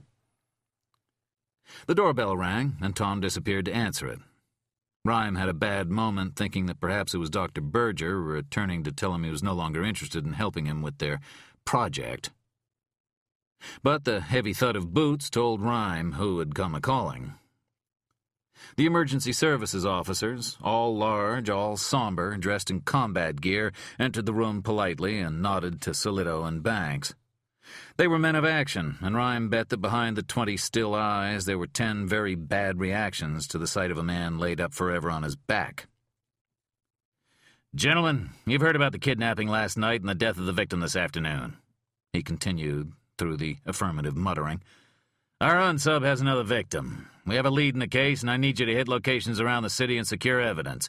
Immediately and simultaneously. One man, one location." "Who, you mean?" one mustachioed officer asked uncertainly. "No backup?" "You won't need it." "All due respect, sir, I'm not inclined to go in any tactical situation without backup, a partner at least." "I don't think there'll be any firefights. The targets are the major chain grocery stores in town." "Grocery stores?" "Not every store. Just one of every chain. J&G's, ShopRite, Food Warehouse." "Well, what exactly are we going to do?" "Buy veal shanks." "What?" "One package at each store. I'm afraid I'll have to ask you to pay from your own pocket, gentlemen, but the city will reimburse you. Oh, and we need 'em ASAP." She lay on her side, immobile. Her eyes had grown accustomed to the dimness of the old tunnel, and she could see the little fuckers moving closer. One in particular she kept her eyes on. Monell's leg stung like a bitch, but most of the pain was in her arm, from where he'd cut deep into her skin. Because it was cuffed behind her, she couldn't see the wound, didn't know how much she'd bled. But it must have been a lot. She was very faint and could feel the sticky ooze all over her arms and side. The sound of scratching, needlish claws on concrete. The gray-brown lumps rustling in the shadows. The rats continued to twitch their way toward her. There must have been 100 of them. She forced herself to stay completely still and kept her eyes on the big black one. Schwartzy, she called him. He was in the front, moving back and forth, studying her. Monell Gerger had been around the world twice by the time she was 19. She'd hitched through Sri Lanka and Cambodia and Pakistan. Through Nebraska, where women stared at her eyebrow rings and braless boobs with contempt. Through Iran, where men stared at her bare arms like dogs in heat. She'd slept in city parks in Guatemala City and spent 3 days with rebel forces in Nicaragua after getting lost on the way to a wildlife refuge. But she'd never been so scared as now. Mein Gott. And what scared her the most was what she was about to do to herself. One rat ran close, a small one, its brown body zipping forward, backing up, moving forward again a few inches. Rats were scary, she decided, because they were more like reptiles than rodents. A snaky nose and snaky tail. And those fucking red eyes. Behind him was Schwartzy, the size of a small cat. He rose up on his haunches and stared at what fascinated him. Watching. Waiting. Then the little one attacked. Scurrying on his 4 needlish feet, ignoring her muffled scream, he darted fast and straight. Quick as a roach, he tore a bite from her cut leg. The wound stung like fire. Monell squealed. In pain, yes, but from anger, too. "I don't fucking want you!" She slammed her heel into his back with a dull crunch. He quivered once and lay still. Another one raced up to her neck, ripped away a bite, then leapt back, staring at her, twitching his nose as if he were running his tongue around his little rat mouth, savoring her flavor. "Dieser Schmerz!" She shivered as the searing burn radiated from the bite. "Dieser Schmerz! The pain!" Monell forced herself to lie still again. The tiny attacker poised for another run, but suddenly twitched and turned away. Monell saw why. Schwartzy was finally easing to the front of the pack. He was coming after what he wanted. Good. Good. He was the one she'd been waiting for. Because he hadn't seemed interested in the blood or her flesh. He'd padded up close 20 minutes before. fascinated by the silver tape across her mouth. The smaller rat scurried back into the swarming bodies as Schwartzy eased forward on his obscenely tiny feet. Paused, then advanced again. 6 feet, 5, then 3. She remained completely still, breathing as shallowly as she dared, afraid the inhalation would scare him off. Schwartzy paused, padded forward again, then stopped, 2 feet away from her head. Don't move a muscle. His back was humped high and his lips kept retracting over his brown and yellow teeth. He moved another foot closer and stopped, eyes darting. Sat up, rubbed his clawed paws together, eased forward again. Monel Gerger played dead. Another 6 inches. Forwards. Come on. Then he was at her face. She smelled garbage and oil on his body, feces, rotten meat. He sniffed, and she felt the unbearable tickle of whiskers on her nose as his tiny teeth emerged from his mouth and began to chew the tape. For 5 minutes he gnawed around her mouth. Once another rat scooted in, sank his teeth into her ankle. She closed her eyes to the pain and tried to ignore it. Schwartzy chased him away, then stood in the shadows, studying her. Forwards, Schwartzy. Come on. Slowly he padded back to her. Tears running down her cheek, Monel reluctantly lowered her mouth to him. Chewing. Chewing. Come on.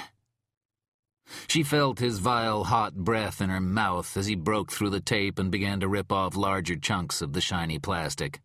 He pulled the pieces from his mouth and squeezed them greedily in his front claws. Big enough now, she wondered. It would have to be. She couldn't take any more. Slowly she lifted her head up 1 millimeter at a time. Schwartzy blinked and leaned forward, curiously. Monel spread her jaws and heard the wonderful sound of the ripping tape. She sucked air deep into her lungs. She could breathe again. And she could shout for help. Bitte, helfen Sie mir. Please, help me. Schwartzy backed away, startled by her ragged howl, dropping his precious silver tape. But he didn't go very far. He stopped and turned back, rose on his pudgy haunches. Ignoring his black, humped body, she kicked the post she was tied to. Dust and dirt floated down like gray snow, but the wood didn't give a bit. She screamed until her throat burned. Bitte, help me!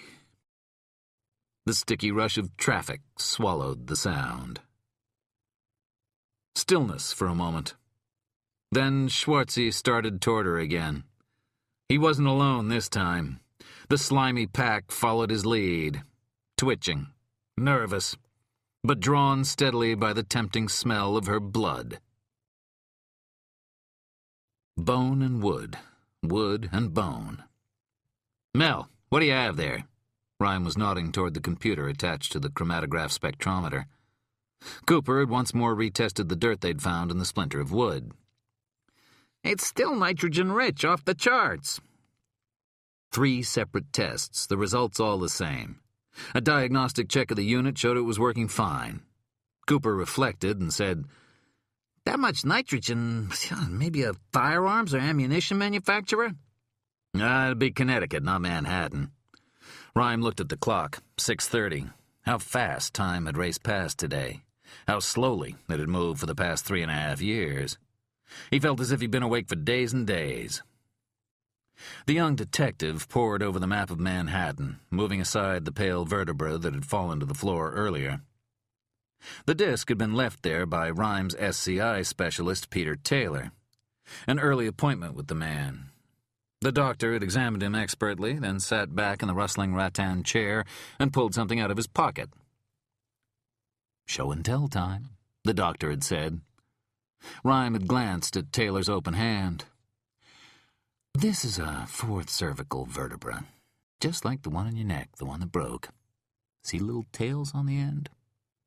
The doctor turned it over and over for a moment, and then asked, What do you think when you see it? Rhyme respected Taylor, who didn't treat him like a child or a moron or a major inconvenience, but that day he hadn't been in the mood to play the inspiration game. He hadn't answered. Taylor continued anyway. Some of my patients think it looks like a stingray. Some say it's a spaceship or an airplane or a truck. Whenever I ask that question, people usually compare it to something big. Nobody ever says, hunk of calcium and magnesium. See, they don't like the idea that something so insignificant has made their lives pure hell. Rhyme had glanced back at the doctor skeptically, but the placid, gray-haired medico was an old hand at SCI patients, and he said kindly, "Don't tune me out, Lincoln." Taylor had held the disc up close to Rhyme's face. "You're thinking it's unfair, this little thing causing you so much grief. But forget that. Forget it. I want you to remember what it was like before the accident. The good and bad in your life. Happiness, sadness. You can feel that again." The doctor's face had grown still. "But frankly, all I see now is somebody who's given up." Taylor had left the vertebra on the bedside table. Accidentally, it seemed. But then Rhyme realized the act was calculated.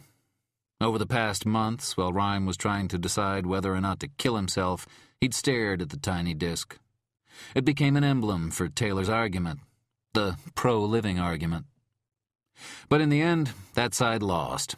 The doctor's words, as valid as they might be, couldn't overcome the burden of pain and heartache and exhaustion Lincoln Rhyme felt day after day after day. Now he looked away from the disc to Amelia Sachs and said, "I want you to think about the scene again." "I told you everything I saw." "Not saw. I want to know what you felt." Rhyme remembered the thousands of times he'd run crime scenes. Sometimes a miracle would happen.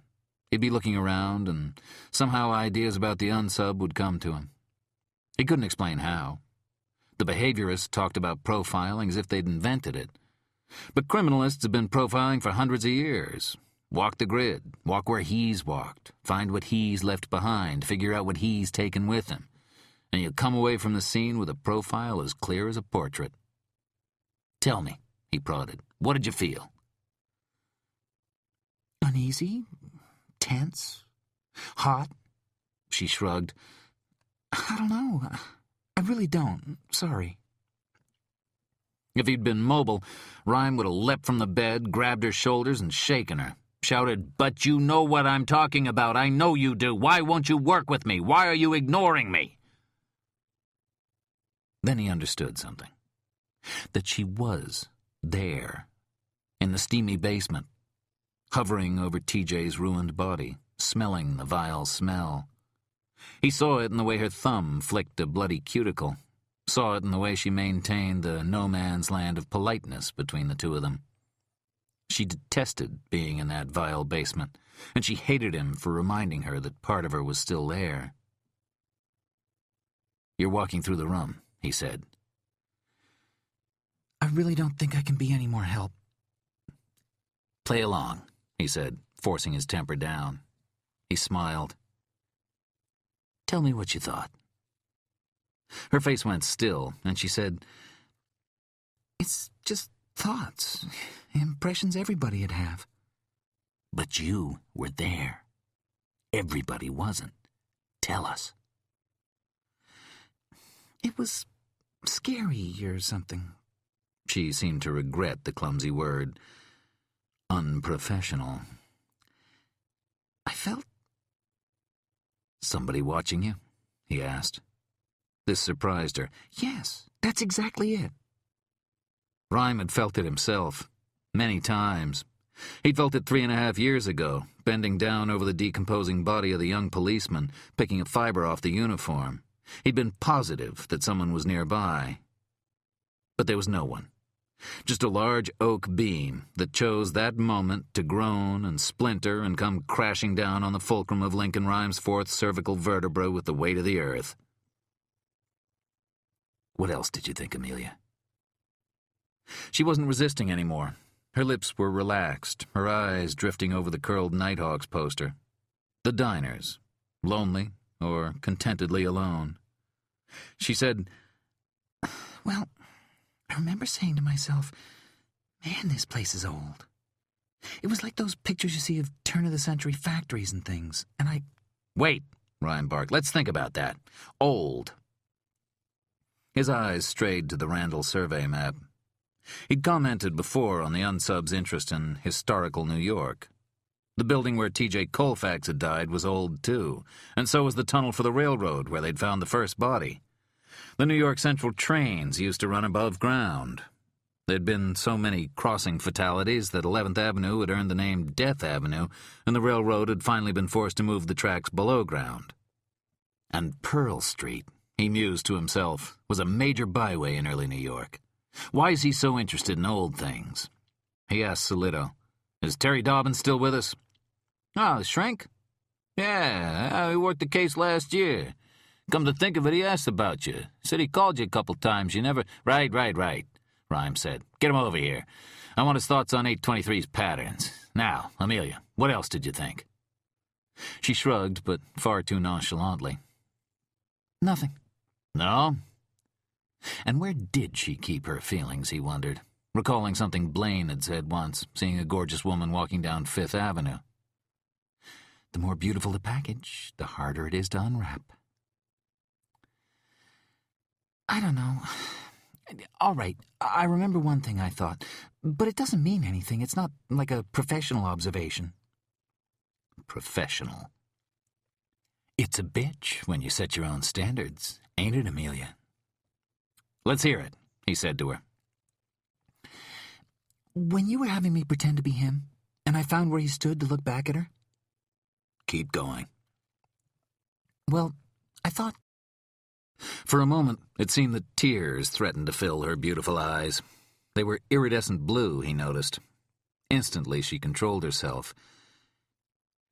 I wondered, did she have a dog? The Colfax woman. A dog? Why'd you wonder that?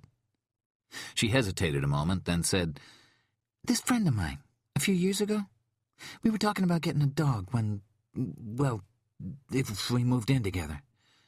I always wanted one, a collie. It was funny. That was the kind my friend wanted, too, even before we knew each other. A dog? Rhyme's heart popped like beetles on a summer screen door. And? I thought that woman... TJ, Rhyme said. TJ, Sachs continued. I just thought how sad it was. If she had any pets, she wouldn't be coming home to them and playing with them anymore. I didn't think about her boyfriends or husbands. I thought about pets. But why that thought? Dogs, pets, why? I don't know why. Silence. Finally, she said, I suppose seeing her tied up there, and I was thinking how he stood to the side to watch her, just standing between the oil tanks. It was like he was watching an animal in a pen. Rhyme glanced at the sine waves on the GCMS computer screen. Animals. Nitrogen. Shit, Rhyme blurted. Heads turned toward him. It's shit. Staring at the screen. Yes, of course, Cooper said, replastering his strands of hair. All the nitrogen, it's manure, and it's old manure at that. Suddenly, Lincoln Rhyme had one of those moments he'd reflected on earlier. The thought just burst into his mind. The image was of lambs. Solito asked, Lincoln, you okay? A lamb, sauntering down the street. It was like he was watching an animal. Tom, Solito was saying, is he all right? In a pen. Rhyme could picture the carefree animal, a bell around its neck, a dozen others behind. Lincoln, Tom said urgently, you're sweating. Are you all right? Shh, the criminalist ordered. He felt the trickle running down his face. Inspiration and heart failure. The symptoms are oddly similar. Think. Bones, wooden posts, and manure. Yes, he whispered. A Judas lamb, leading the flock to slaughter. "Stockyards," Rhyme announced to the room. "She's being held in a stockyard." End of CD 4. CD 5. Chapter 13. "There are no stockyards in Manhattan. The past, Lon," Rhyme reminded him. "Old things turn him on, get his juices flowing. We should think of old stockyards, the older the better." In researching his book, Rhyme had read about a murder that gentleman mobster Oni Madden was accused of committing, gunning down a rival bootlegger outside his Hell's Kitchen townhouse. Madden was never convicted, not for this particular murder at any rate. He took the stand and, in his melodious British-accented voice, lectured the courtroom about betrayal. "This entire case has been trumped up by my rivals, who are speaking lies about me. Your Honor, do you know what they remind me of? In my neighborhood, in Hell's Kitchen, the flocks of lambs were led through the streets from the stockyards to the slaughterhouses on 42nd Street. And you know who led them? Not a dog, not a man, but one of theirs. A Judas lamb with a bell around its neck. He'd lead the flock up that ramp. But then he'd stop, and the rest of them would go inside. I'm an innocent lamb, and those witnesses against me, they're the Judases." Rhyme continued. "Call the library, Banks. They must have a historian." The young detective flipped open his cellular phone and called. His voice dropped a tone or two as he spoke. After he explained what they needed, he stopped speaking and gazed at the map of the city. "Well?" Rhyme asked. "They're finding someone. They've got—" He lowered his head as someone answered, and the young man repeated his request. He started nodding and announced to the room, "Yeah, I got 2 locations. No, 3. "Who is it?" Rhyme barked. "Who are you talking to?" "The curator of city archives. He says there have been 3 major stockyard areas in Manhattan. One on the west side around 60th Street, one in Harlem in the 1930s or 40s, and on the Lower East Side during the Revolution." "We need addresses, Banks, addresses." Listening. "He's not sure." "Why can't he look it up? Tell him to look it up." Banks responded, "He heard you, sir. He says in what? Look him up in what? They didn't have yellow pages back then. He's looking at old demographic maps of commercial neighborhoods without street names," Rhyme groused. "Obviously. Have him guess." "That's what he's doing. He's guessing." Rhyme called, "Well, we need him to guess fast." Banks listened, nodding. What?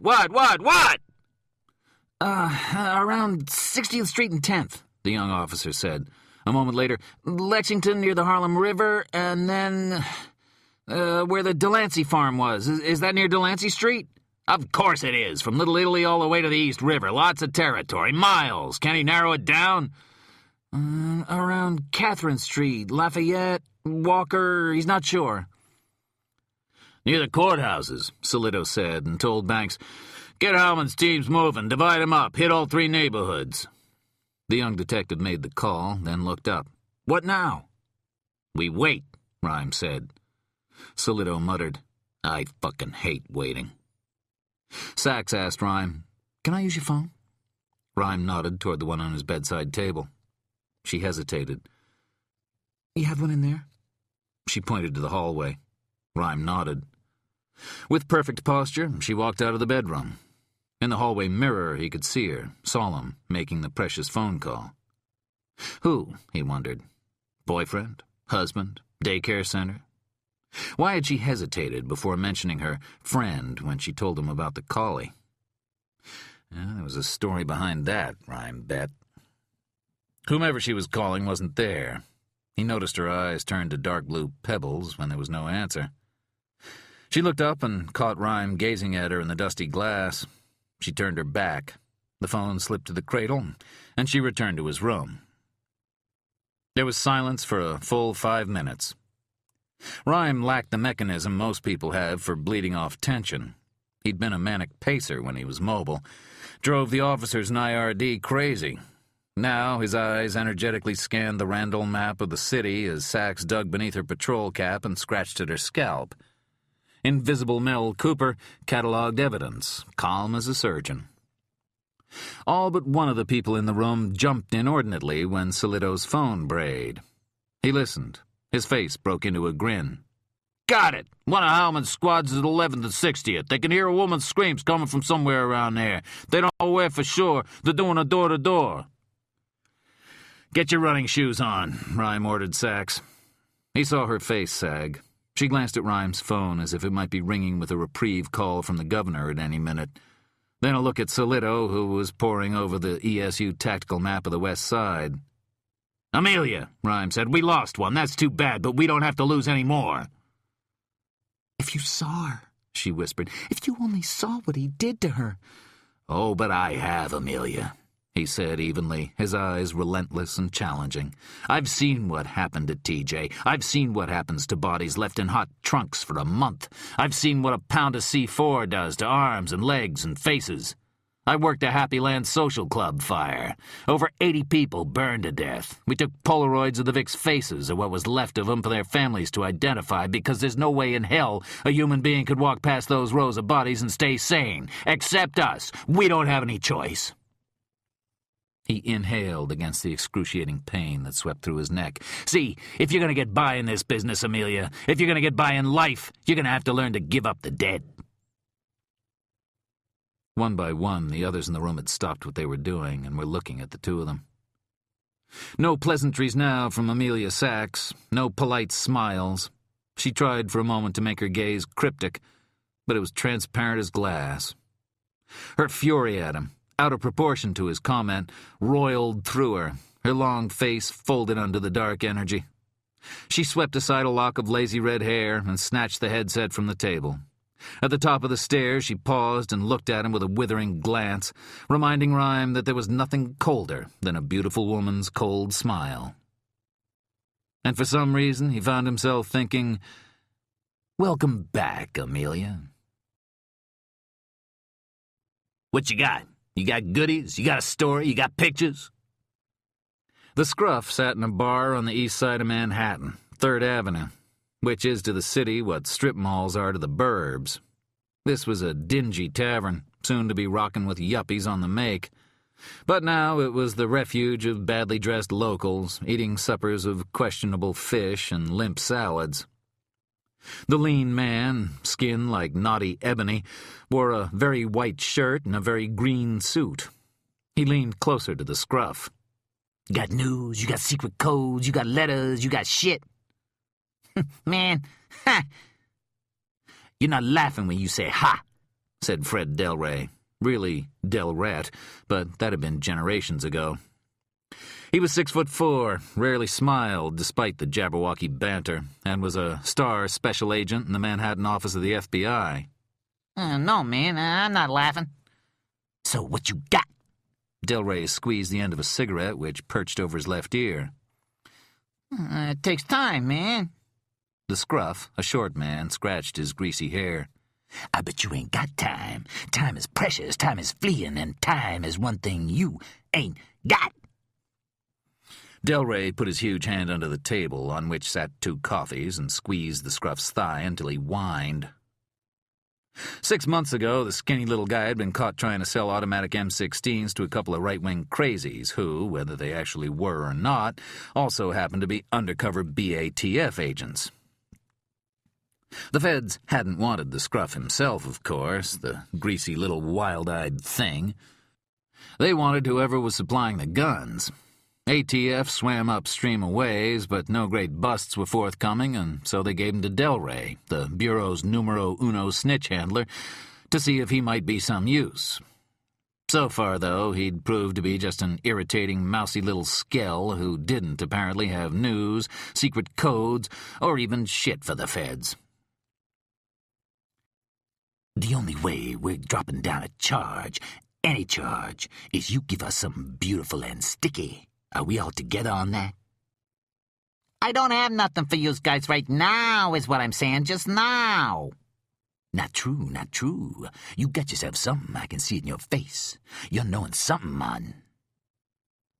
A bus pulled up outside with a hiss of brake air. A crowd of Pakistanis climbed from the open door. Yeah, man, that fucking UN conference, the scruff muttered.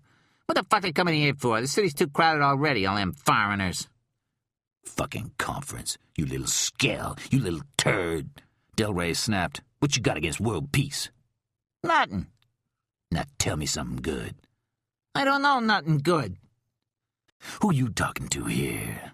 Del Rey grinning devilishly. I'm a chameleon. I can smile and be happy, or I can frown and play squeezy. No, man, no! The scruff squealed. Shit, that hurts. Cut it out! The bartender looked over at them. A short glance from Del Rey sent him back to polishing polished glasses. All right, maybe I know one thing, but I need help. I need... Squeezy time again. Fuck you, man! Just fuck you! Ooh, that's mighty smart dialogue.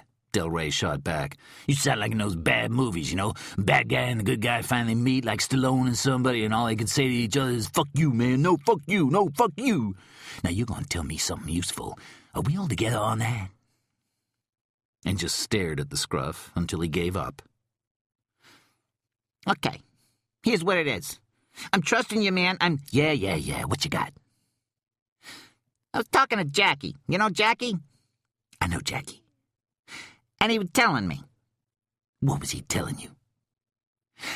He was telling me he heard anything anybody got coming in or going out this week. Don't do it at the airports. So what was coming in and going out? More 16s?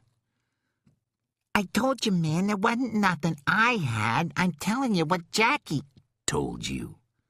Right, man. Just in general, you know. The scruff turned big brown eyes on Del Rey. Would I lie to you? Don't ever lose your dignity, the agent warned solemnly, pointing a stern finger at the scruff's chest. Now what's this about airports? Which one? Kennedy? LaGuardia? I don't know. All I know is word's up that somebody was going to be at an airport here. Somebody who was pretty bad. Give me a name. Don't got a name. Where's Jackie? Dunno. South Africa, I think. Maybe Liberia. What's all this mean? Del Rey squeezed his cigarette again. Well, I guess there was a chance something was going down, you know, so nobody should be having shipments coming in then. You guess. The scruff cringed, but Del Rey wasn't thinking about tormenting the little man any longer. He was hearing alarm bells. Jackie, an arms broker both bureaus had known about for a year, might have heard something from one of his clients, soldiers in Africa and Central Europe and militia cells in America, about some terrorist hit at the airports. Del Rey normally wouldn't have thought anything about this, except for that kidnapping at JFK last night. Hadn't paid much attention to it. It was NYPD's case.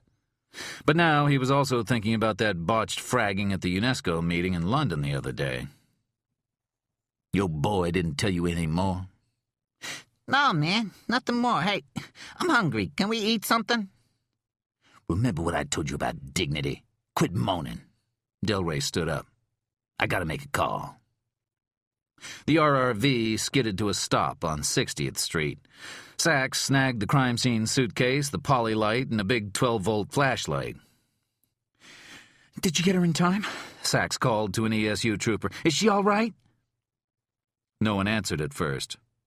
Then she heard the screams. What's going on? She muttered, running breathless up to the large door, which had been battered in by emergency services. It opened onto a wide driveway that descended underneath an abandoned brick building. She's still there? Yeah, that's right. Why? Demanded a shocked Amelia Sachs. They told us not to go in. Not to go in? She's screaming, can't you hear her? An ESU cop said, they told us to wait for you. They? No, not they at all. Lincoln Rhyme, that son of a bitch. We were supposed to find her, the officer said. You're supposed to go in. She clicked the headset on. Rhyme, she barked. Are you there? No answer. You goddamn coward. Give up the dead, son of a bitch. As furious as she'd been storming down the stairs in his townhouse a few minutes ago, she was twice as angry now. Sachs glanced behind her and noticed a medic standing beside an EMS bus. You, come with me. He took a step forward and saw her draw her weapon. He stopped. "Oh, whoa, time out," the medic said. "I don't have to go in until the area's secure." Now, move! She spun around, and he must have seen more muzzle than he wanted. He grimaced and hurried after her. From underground, they heard, "I Hilfe!" then sobbing. Jesus. Sachs started to run toward the looming doorway, 12 feet high, smoky blackness inside. She heard in her head, "You're him, Amelia. What are you thinking?" Go away, she said silently. But Lincoln Rhyme didn't go away. You're a killer and a kidnapper, Amelia. Where would you walk? What would you touch? Forget it. I'm going to save her. Hell with the crime scene. Mein God, please, someone, please help! Go, Sachs shouted to herself. Sprint! He's not in here. You're safe. Get her. Go! She picked up the pace, her utility belt clanking as she ran. Then, 20 feet down the tunnel, she pulled up, debating. She didn't like which side won. "Oh, fuck," she spat out. She set down the suitcase and opened it up. She blurted to the medic, You, what's your name? The uneasy young man answered, Tad Walsh. What's going on? He glanced down into the murk. Bitte helfen Sie mir! "Cover me," Sachs whispered. Cover you? Wait a minute, I don't do that. Take the gun, all right? Oh, what am I supposed to cover you from? Thrusting the automatic into his hand, she dropped to her knees. Safety's off, be careful. She grabbed 2 rubber bands and slipped them over her shoes. Taking the pistol back, she ordered him to do the same. With unsteady hands, he slipped the bands on. I'm just thinking, quiet. He could still be here. Oh, wait a minute now, ma'am, the medic whispered. This ain't in my job description. It's not in mine either. Hold the light. She handed him the flashlight. Yeah, but if he's here, he's probably going to shoot at the light. That's what I'd shoot at. Then hold it up high, over my shoulder. I'll go in front. If anybody gets shot, it'll be me. Then what do I do? Tad sounded like a teenager. I myself would run like hell, Sachs muttered. Now follow me, and keep that beam steady. Lugging the black CS suitcase in her left hand, holding her weapon in front of her, she gazed at the floor as they moved into the darkness. She saw the familiar broom marks again, just like at the other scene. Bitte nicht, bitte nicht, bitte ha! There was a brief scream, then silence.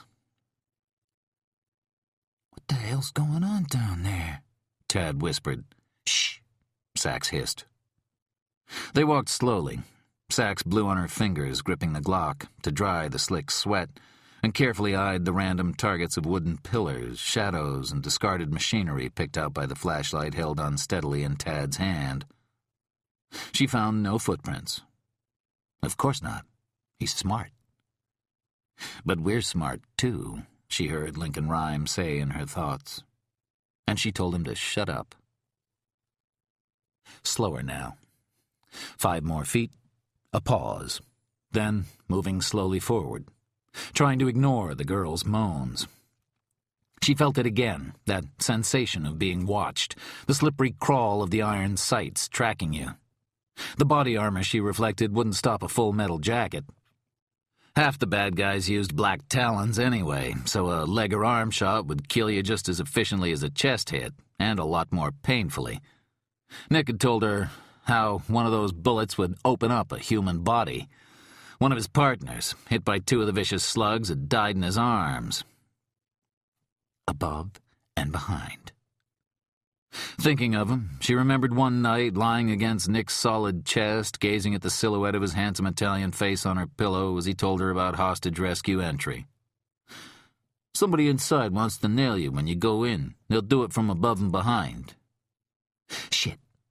She dropped to a crouch, spinning around and aiming the Glock toward the ceiling, ready to empty the entire clip. What? Tad whispered, cowering. What? The emptiness gaped at her. Nothing. And breathed deeply, stood up. Don't do that. There was a gurgling noise ahead of them. Jesus, came Tad's high voice again. I hate this. This guy's a pussy, she thought. I know that because he's saying everything I want to. She stopped. Shine the light up there, ahead. Oh, my ever-lovin'. Sachs finally understood the hairs she'd found at the last scene. She remembered the look that had passed between Solito and Rhyme. He'd known then what the unsub had planned. He'd known this was what was happening to her, and still he'd told ESU to wait. She hated him that much more. In front of them, a pudgy girl lolled on the floor in a pool of blood. She glanced toward the light with glazed eyes and passed out, just as a huge black rat, big as a house cat, crawled up onto her belly and moved toward the girl's fleshy throat. He bared its dingy teeth to take a bite from the girl's chin. Sachs smoothly lifted the chunky black Glock, her left palm circling under the butt for support. She aimed carefully. Shooting is breathing. Inhale, out, squeeze. Sachs fired her weapon for the first time in the line of duty. 4 shots. The huge black rat standing on the girl's chest exploded. She hit one more on the floor behind, and another one that, panicking, raced toward Sachs and the medic. The others vanished silently, fast as water on sand. Jesus, the medic said. You could have hit the girl. From 30 feet? Sachs snorted. Not hardly. The radio burst to life, and Howman asked if they were under fire. Negative, Sachs replied. Just shooing a few rats. Roger, K. She took the flashlight from the medic and, shining it low, started forward. It's all right, miss, Sachs called. You'll be all right. The girl's eyes opened, head flipping from side to side. Bitte, bitte. She was very pale. Her blue eyes clung to Sachs, as if she was afraid to look away. Bitte, bitte, please. Her voice rose to a wild keening, and she began to sob and thrash in terror as the medic pressed bandages on her wounds. Sachs cradled her bloody blonde head, whispering, You'll be all right, honey. You'll be all right. You'll be all right.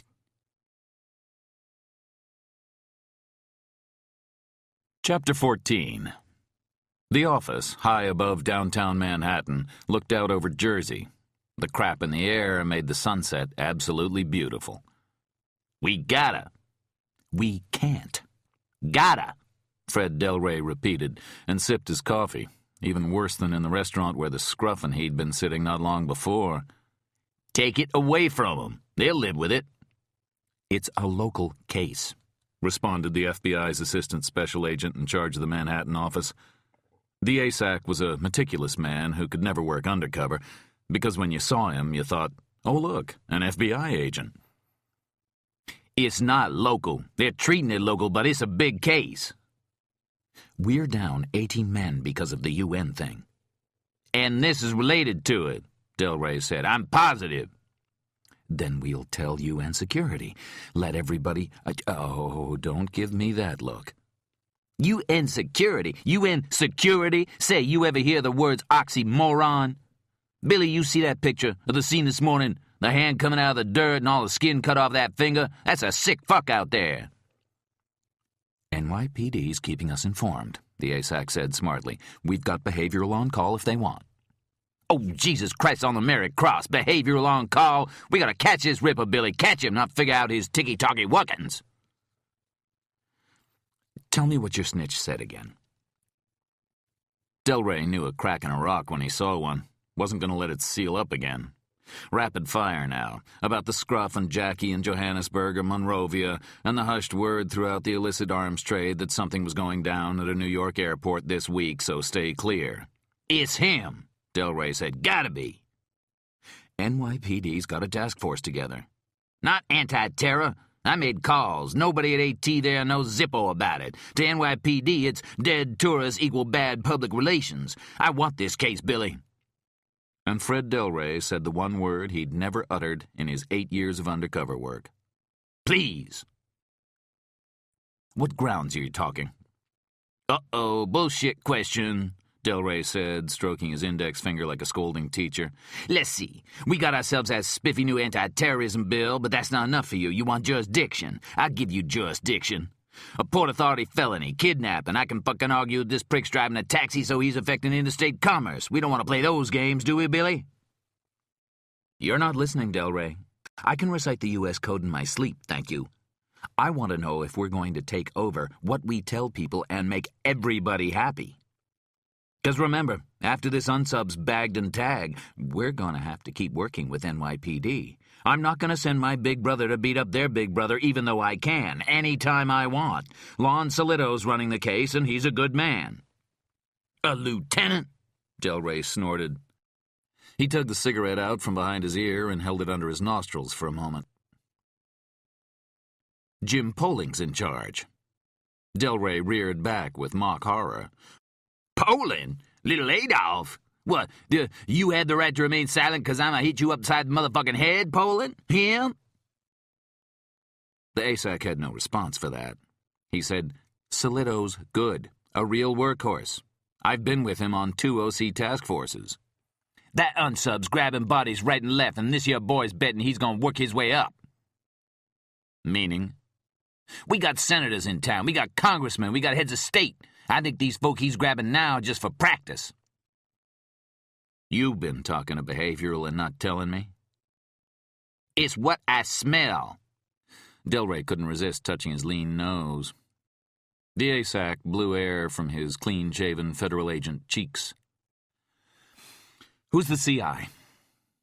Delray had trouble thinking of the scruff as a confidential informant, which sounded like something out of a Dashiell Hammett novel. Most CIs were skells, short for skeletons, meaning scrawny, disgusting little hustlers, which fit the scruff to a T. He's a tick, Delray admitted, but Jackie, this guy he heard it from is solid. I know you want it, Fred, I understand. The ASAC said this with some sympathy, because he knew exactly what was behind Delray's request. Even as a boy in Brooklyn, Delray had wanted to be a cop. It hadn't mattered much to him what kind of cop, as long as he could spend 24 hours a day doing it. But soon after joining the Bureau, he found his calling. Undercover work. Teamed with his straight man and guardian angel Toby Doolittle, Delray was responsible for sending a large number of perps away for a very long time. The sentences totaled close to 1,000 years. They can call us a Millennium Team, Tobio, he declared to his partner once. The clue to Delray's success was his nickname, the Chameleon.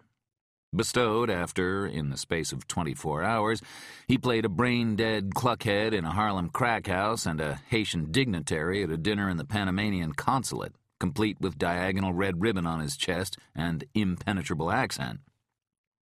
The two of them were regularly loaned out to ATF or DEA, and occasionally city police departments. Drugs and guns were their specialty, though they had a minor in jacked merchandise. The irony of undercover work is that the better you are, the earlier the retirement. Word gets around, and the big boys, the perps worth going after, become harder to fox. Doolittle and Delray found themselves working less in the field and more as handlers of informants and other undercover agents. And while it wasn't Delray's first choice, nothing excited him like the street. It still got him out of the office more often than most essays in the Bureau. It had never occurred to him to request a transfer. Until 2 years ago. A warm April morning in New York. Delray was just about to leave the office to catch a plane at LaGuardia when he got a phone call from the assistant director of the Bureau in Washington. The FBI is a nest of hierarchy, and Delray couldn't imagine why the big man himself was calling. Until he heard the AD's somber voice break the news that Toby Doolittle, along with an assistant U.S. attorney from Manhattan, had been on the ground floor of the Oklahoma City Federal Building that morning, preparing for the deposition session that Delray himself was just about to depart for. Their bodies were being flown back to New York the next day. Which was the same day that Delray put in the first of his RFT 2230 forms, requesting a transfer to the Bureau's Anti-Terror Division. The bombing had been the crime of crimes to Fred Delray, who, when no one was looking, devoured books on politics and philosophy. He believed there was nothing essentially un-American about greed or lust. Hey, those qualities are what encouraged everyone from Wall Street to Capitol Hill. And if people stepped over the border of legality, Del Rey was pleased to track them down. But he never did so with personal animosity. But to murder people for their beliefs, hell, to murder children before they even knew what they believed, my God, that was a stab at the heart of the country. Sitting in his two-room, sparsely furnished Brooklyn apartment after Toby's funeral, Del Rey decided that this was the kind of crime he wanted to crack at. But unfortunately, the chameleon's reputation preceded him. The Bureau's best undercover agent was now their best handler, running agents and CIs throughout the East Coast. His bosses simply couldn't afford to let him go to one of the more quiescent departments of the FBI. Del Rey was a minor legend, personally responsible for some of the Bureau's greatest recent successes. So it was with considerable regret that his persistent requests were turned down. The ASAC was well aware of this history, and he now added a sincere, "I wish I could help out, Fred. I'm sorry." But all Del Rey heard in those words was the rock cracking a little further. And so the chameleon pulled a persona off the rack and stared down his boss. He wished he still had his fake gold tooth. Streetman Del Rey was a tough hombre with one motherfucker of a mean stare, and in that look was the unmistakable message anybody on the street would know instinctively. I done for you, now you do for me. Finally, the smarmy ASAC said lamely, "It's just that we need something." Something? "A hook," the ASAC said. "We don't have a hook." A reason to take the case away from NYPD, he meant. Politics, fucking ticks. Del Rey lowered his head, but the eyes, brown as polish, didn't wave a millimeter from the ASAC. He cut the skin off that Vic's finger this morning, Billy. Clean down to the bone. Then buried him alive. Two scrubbed federal agent hands met beneath a crisp jaw. The ASAC said slowly, "Here's a thought. There's a deputy commissioner at NYPD. Name's Eckert. You know him?" "He's a friend of mine." The girl lay on her back on a stretcher, eyes closed, conscious but groggy, still pale. An IV of glucose ran into her arm. Now that she'd been rehydrated, she was coherent and surprisingly calm, all things considered. Sachs walked back to the gates of hell and stood looking down into the black doorway. She clicked on the radio and called Lincoln Rhyme. This time he answered. "How's the scene look?" Rhyme asked casually. Her answer was a curt, "We got her out, if you're interested." "Ah, good. How is she?" "Not good." "But alive, right?" "Barely." "You're upset because of the rats, aren't you, Amelia?" She didn't answer. "Because I didn't let Beau's men get her right away. Are you there, Amelia?" "I'm here." There were 5 contaminants of crime scenes, Rhyme explained. She noticed he'd gone into his low seductive tone again. The weather, the victim's family, the suspect, souvenir hunters. The last is the worst. Guess what it is? "You tell me." "Other cops. If I'd let ESU in, they could have destroyed all the trace. You know how to handle a scene now, and I'll bet you preserved everything just fine." Sachs needed to say, "I don't think she'll ever be the same after this. The rats were all over her." "Yes, I imagine they were. That's their nature." Their nature. But 5 minutes or 10 wasn't going to make any difference. Click. She shut off the radio and walked to Walsh, the medic. "I want to interview her. Is she too groggy?" "No, not yet. We gave her locals to stitch the lacerations and the bites. She'll want some Demerol in a half hour or so." Sachs smiled and crouched down beside her. "Hi. How you doing?" The girl, fat but very pretty, nodded. "Can I ask you some questions?" "Yes, please. I want you to get him." Solito arrived and ambled up to them. He smiled down at the girl, who gazed at him blankly. He proffered a badge she had no interest in and identified himself. "You all right, miss?" The girl shrugged.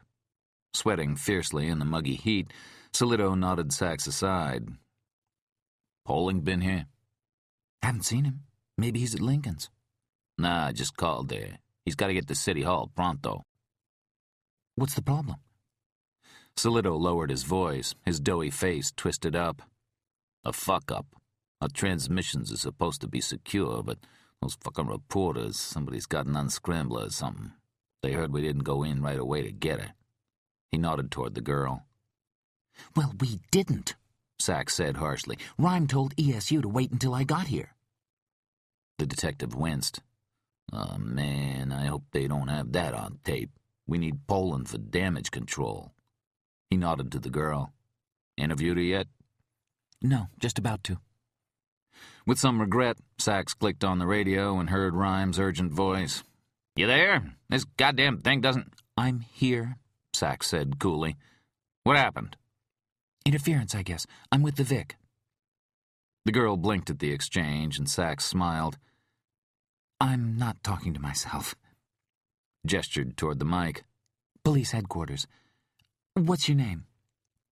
Monel Gerger. She looked at her bitten arm, pulled up a dressing, and examined a wound. "Interview her fast," Rhyme instructed. "Then work the scene." Hand covering the microphone stalk, Sachs whispered fiercely to Solito. This man's a pain in the ass to work for, sir. "Humor him, officer." "Amelia," Rhyme barked. "Answer me." We're interviewing her, all right? She snapped. Solito asked, "Can you tell us what happened?" Monell began to talk, a disjointed story about being in the laundry room of a residence hall in the East Village. He'd been hiding, waiting for her. "What residence hall?" Solito asked. The Deutsche Haus. It's, mostly German expatriates and students. "What happened then?" Solito continued. Sachs noted that, although the big detective appeared gruffer, more ornery than Rhyme, he was really the more compassionate of the two. He threw me in the trunk of a car and drove here. "Did you get a look at him?" The woman closed her eyes. Sachs repeated the question, and Monell said she hadn't. He was, as Rhyme had guessed, wearing a navy blue ski mask. Und gloves. Describe them. They were dark. She didn't remember what color. "Any unusual characteristics, the kidnapper?" No, he was white. I could tell that. "Did you see the license plate of the taxi?" Solito asked. Was? The girl asked, drifting into her native tongue. "Did you see—" Sachs jumped as Rhyme interrupted. "Das Nummernschild." Thinking, how the hell does he know all this? She repeated the word, and the girl shook her head no, then squinted. What you mean, taxi? "Wasn't he driving a yellow cab?" Taxi cab? Nein, no, it was regular car. Hear that, Lincoln? "Yep, our boy's got another set of wheels, and he put her in the trunk so it's not a station wagon or hatchback." Sachs repeated this. The girl nodded. Like a sedan. "Any idea of the make or color?" Solito continued. Monell answered, Light, I think. Maybe silver or gray. Or that, what is it, light brown. "Beige?" She nodded. Maybe beige, Sachs added for Rhyme's benefit. Solito asked, "Was there anything in the trunk? Anything at all? Tools, clothes, suitcases?" Monell said there wasn't. It was empty. Rhyme had a question. "What did it smell like, the trunk?" Sachs relayed the query. I don't know. "Oil and grease?" No, it smelled clean. So maybe a new car," Rhyme reflected. Monell dissolved into tears for a moment, then shook her head. Sachs took her hand, and finally she continued. We drove for a long time. Seemed like long time. "You're doing fine, honey," Sachs said. Rhyme's voice interrupted. "Tell her to strip." What? Take her clothes off. I will not. Have the medics give her a robe. We need her clothes, Amelia. But, Sachs whispered, she's crying. Please, Rhyme said urgently. It's important. Solito nodded, and Sachs, tight-lipped, explained to the girl about the clothes, and was surprised when Monell nodded. She was, it turned out, eager to get out of the bloody garments anyway. Giving her privacy, Solito walked away to confer with Beau Howman. Monell put on a gown the medic offered her, and one of the plainclothes detectives covered her with his sports coat. Sachs bagged the jeans and T-shirts. Got them, Sachs said into the radio. Now she's got to walk the scene with you, Rhyme said. What? But make sure she's behind you so she doesn't contaminate any PE. Sachs looked at the young woman, huddling on a gurney beside the 2 EMS buses. She's in no shape to do that. He'd cut her, all the way to the bone, so she'd bleed and the rats would get her. Is she mobile? Probably. But you know what she's just been through? She can give you the route they walked. She can tell you where he stood. She's going to the ER. She lost a lot of blood. A hesitation. He said pleasantly, Just ask her. But his joviality was fake, and Sachs heard just impatience. She could tell that Rhyme was a man who wasn't used to coddling people, who didn't have to. He was someone used to having his own way. He persisted. Just once around the grid. You can go fuck yourself, Lincoln Rhyme. It's important, I know. Nothing from the other end of the line. She was looking at Monell. Then she heard a voice. No, her voice say to the girl, I'm going down there to look for evidence. Will you come with me? The girl's eyes nailed Sachs deep in her heart. Tears burst. No, I'm not doing that. Bitte nicht, oh, bitte nicht. Sachs nodded, squeezed the woman's arm. She began to speak into the mic, steeling herself for his reaction, but Rhyme surprised her by saying, All right, Amelia, let it go. Just ask her what happened when they arrived. The girl explained how she'd kicked him and escaped into the adjoining tunnel. I kick him again, she said with some satisfaction. Knock off his glove. Then he get all pissed and strangle me. Without the glove on? Rhyme blurted. Sachs repeated the question, and Monell said, Yes. Prince, excellent, Rhyme shouted, his voice distorting in the mic. When did it happen? How long ago? Monell guessed about an hour and a half. Hell, Rhyme muttered. Prints on skin last an hour and 90 minutes tops. Can you print skin, Amelia? I never have before. Well, you're about to, but fast. In the CS suitcase there'll be a packet labeled Chroma Code. Pull out a card. She found a stack of glossy 5x7 cards, similar to photographic paper. Got it. Do I dust her neck? No. Press the card glossy side down against her skin where she thinks he touched her. Press for about 3 seconds. Sachs did this as Monell stoically gazed at the sky. Then, as Rhyme instructed, she dusted the card with metallic powder using a puffy Magnum brush. Well? Rhyme asked eagerly. It's no good. A shape of a finger, but no visible ridges. Should I pitch it? Never throw away anything at a crime scene, Sachs, he lectured sternly. Bring it back. I want to see it anyway. One thing I am thinking I forget, said Monell. He touched me. You mean he molested you? Sachs asked gently. Rape? No, not in a sex way. He touched my shoulder, face, behind my ear, elbow. He squeezed me. I don't know why. You hear that, Lincoln? He touched her, but it didn't seem like he was getting off on it. Yes.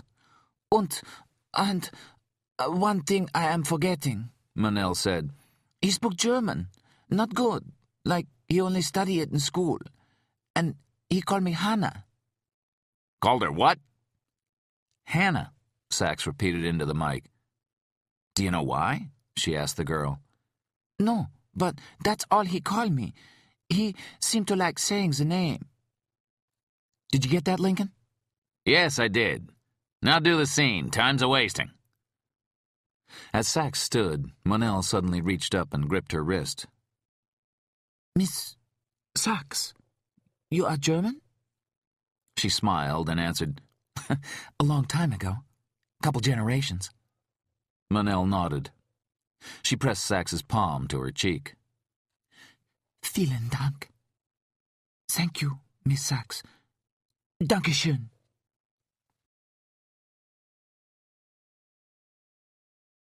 Chapter 15.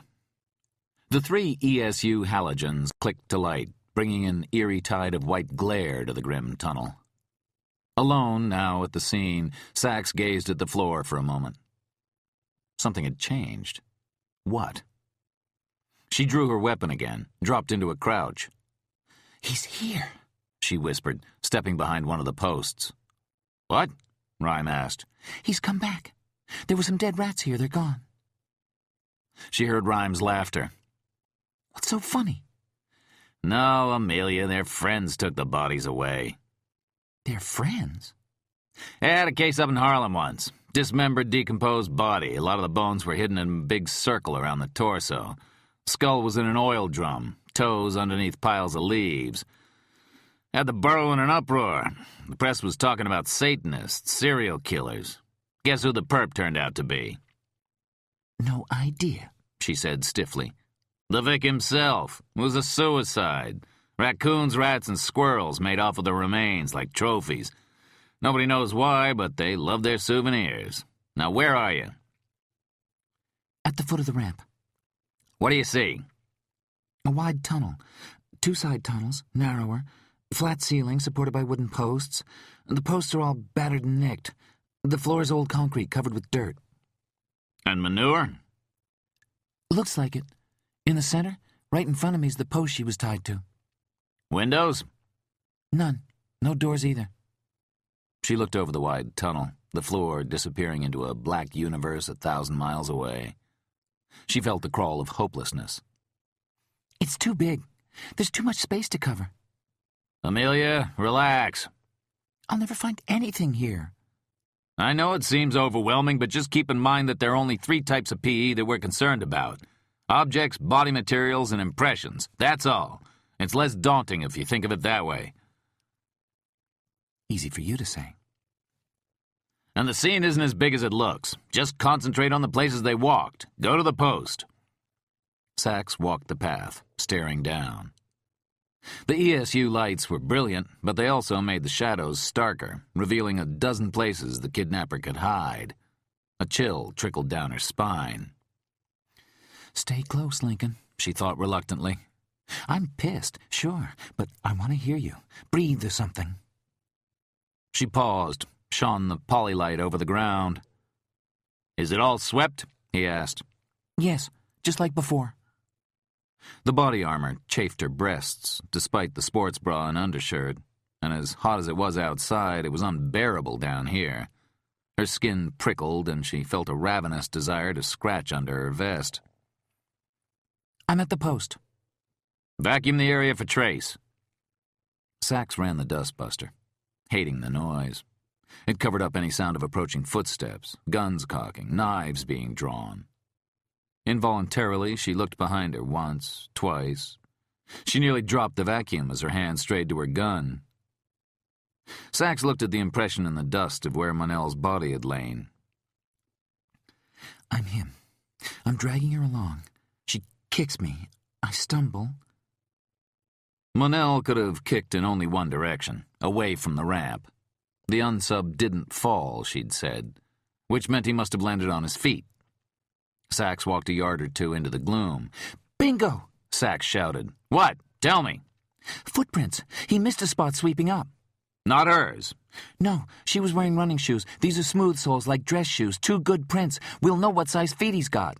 Nah, they won't tell us that. Soles can be larger or smaller than the uppers, but it may tell us something. In the CS bag, there's an electrostatic printer. It's a small box with a wand on it. There'll be some sheets of acetate next to it.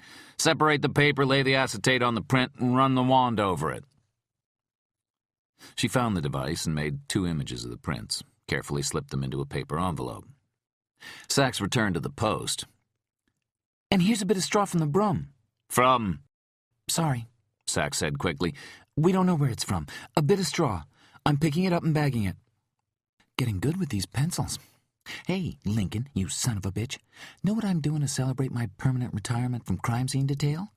I'm going out for Chinese.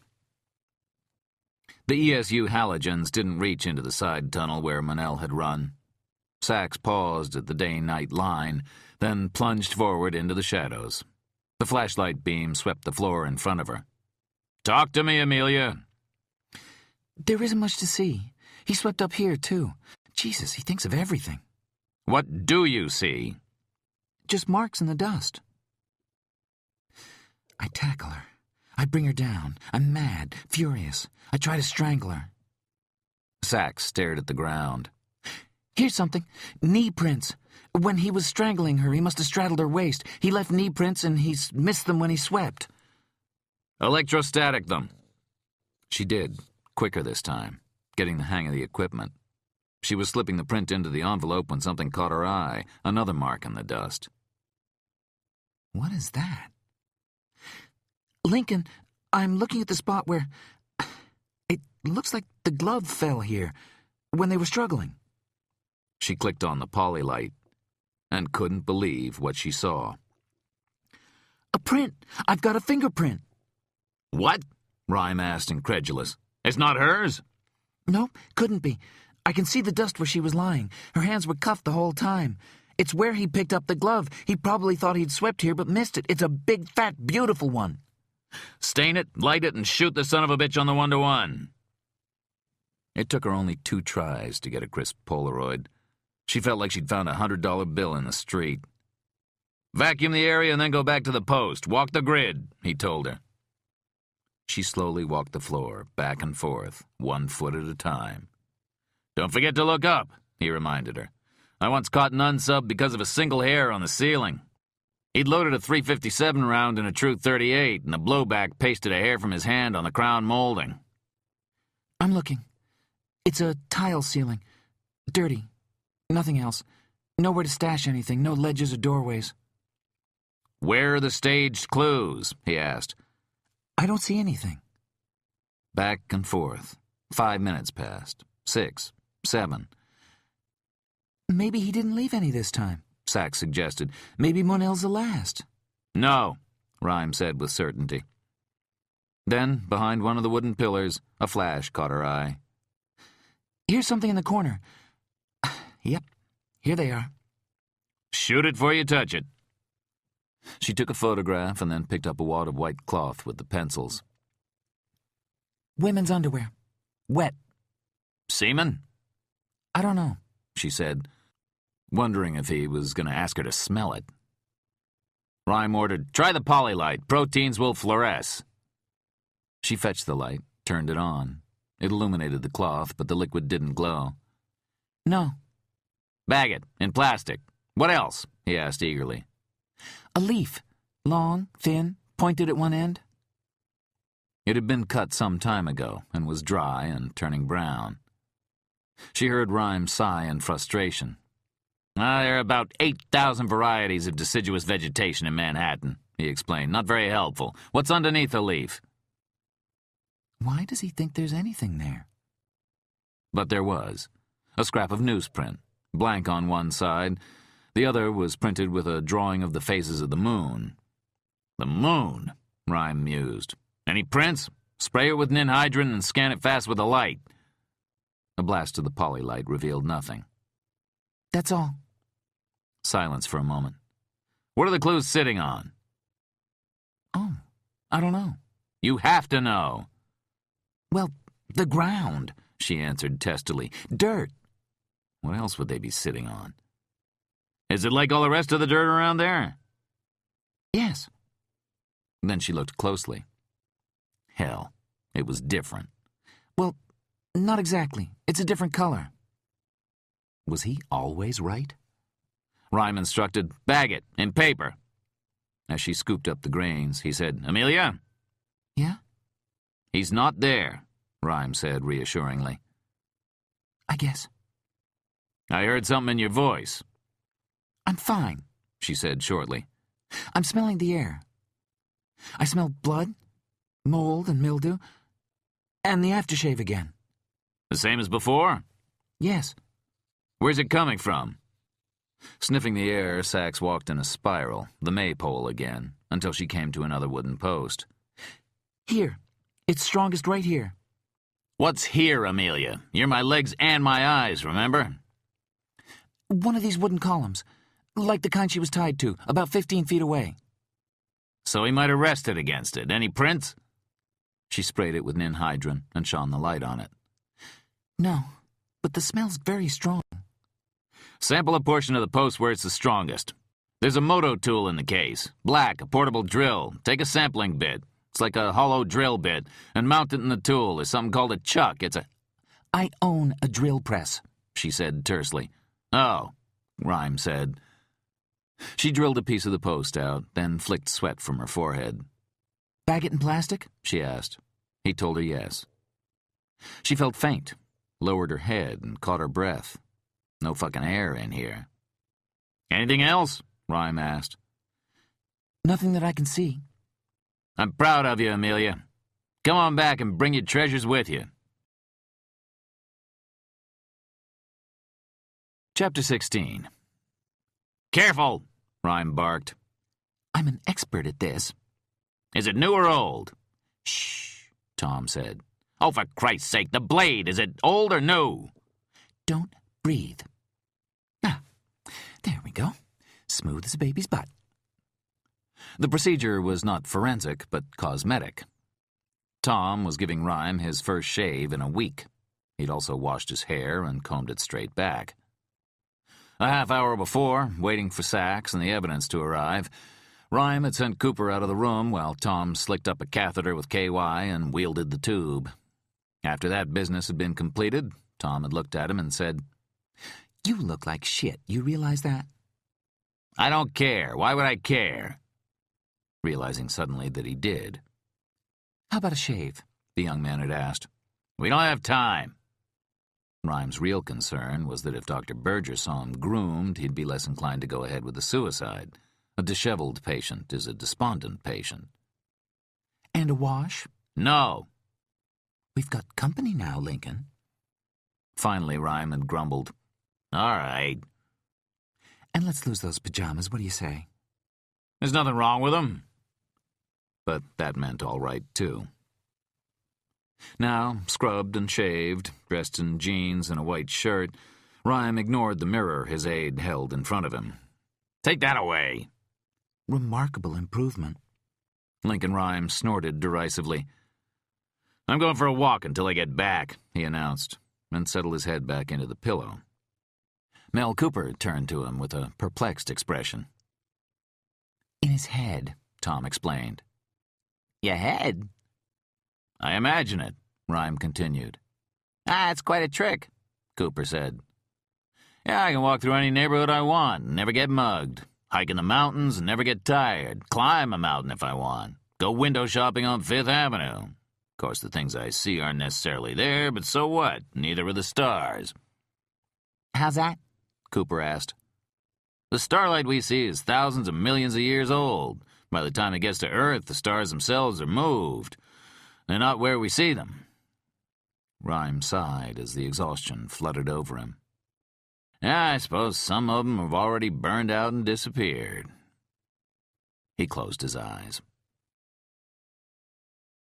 He's making it harder. Not necessarily, Rhyme answered Lon Solito. Solito, Banks, and Sachs had just returned from the stockyard scene. Underwear, the moon, and a plant. Cheerfully pessimistic Jerry Banks said. That's not exactly a road map. Dirt, too, Rhyme reminded, ever appreciative of soil. Have any idea what they mean? Solito asked. Not yet, Rhyme said. Where's Poling? Solito muttered. He still hasn't answered his page. Haven't seen him, Rhyme said. A figure appeared in the doorway. As I live and breathe, rumbled the stranger's smooth baritone. Rhyme nodded the lanky man inside. He was somber-looking, but his lean face suddenly cracked into a warm smile, as it tended to do at odd moments. Terry Dobbins was the sum total of the NYPD's behavioral science department.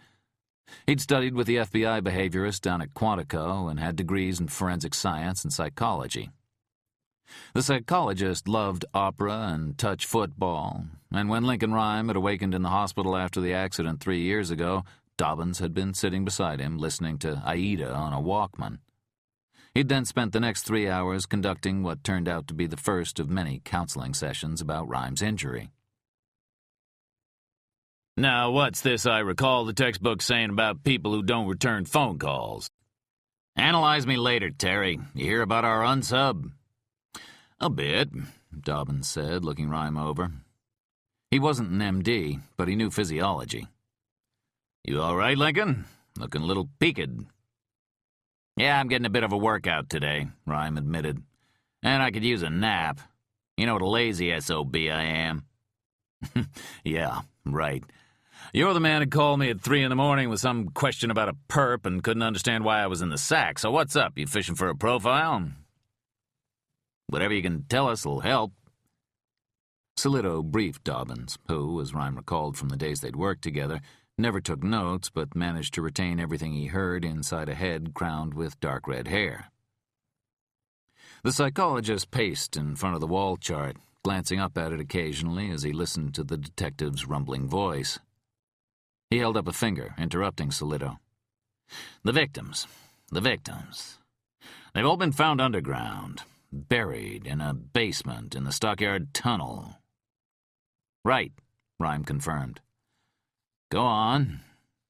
Solito continued, explaining about the rescue of Monel Gerger.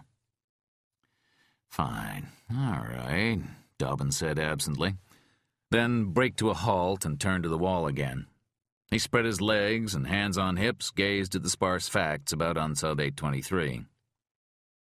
Tell me more about this idea of yours, Lincoln, that he likes old things. I don't know what to make of it. So far, his clues have something to do with historical New York. Building materials from the turn of the century, the stockyards, the steam system. Dobbins stepped forward suddenly and tapped the profile. Hannah. Tell me about Hannah. Amelia? Rhyme asked. She told Dobbins how the unsub had referred to Monel Gerger as Hannah for no apparent reason. She said he seemed to like saying the name and speaking to her in German. And he took a bit of a chance to nap her, didn't he? Dobbins noted. The cab at the airport, that was safe for him, but hiding in a laundry room? He must have been real motivated to snatch somebody German. Dobbins twined some ruddy hair around a lengthy finger and flopped down in one of the squeaky rattan chairs, stretched his feet out in front of him. Okay, try this on for size. The underground. That's the key. It tells me he's somebody who's hiding something, and when I hear that, I start thinking hysteria. Yeah, he's not acting hysterical, Solito said. He's pretty damn calm and calculating. No, not hysteria in that sense. It's a category of mental disorders. The condition manifests when something traumatic happens in a patient's life and the subconscious converts that trauma into something else. It's an attempt to protect the patient.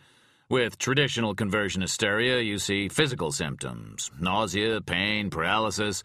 But I think here we're dealing with a related problem. Dissociation. That's what we call it when the reaction to the trauma affects the mind, not the physical body. Hysterical amnesia, fugue states, and multiple personalities. Jekyll and Hyde? Mel Cooper played straight man this time, beating Banks to the punch. Well, I don't think he's got true multiple personalities, Dobbins continued. That's a very rare diagnosis, and the classic mult purse is young and has a lower IQ than your boy. He nodded at the profile chart. He's slick and he's smart. Clearly an organized offender. Dobbins stared out the window for a moment. This is interesting, Lincoln. I think your unsub pulls on his other personality when it suits him. When he wants to kill. And that's important. Why? Well, 2 reasons. First, it tells us something about his main personality. He's someone who's been trained, maybe at his job, maybe his upbringing, to help people, not to hurt them. A priest, a counselor, politician, social worker. And 2, I think it means he's found himself a blueprint. If you can find out what it is, maybe you can get a lead to him. What kind of blueprint? Well, he may have wanted to kill for a long time, but he didn't act until he found himself a role model.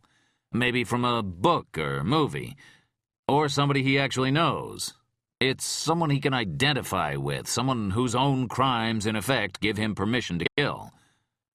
And now I'm going out on a limb here. Climb, Rhyme said, climb.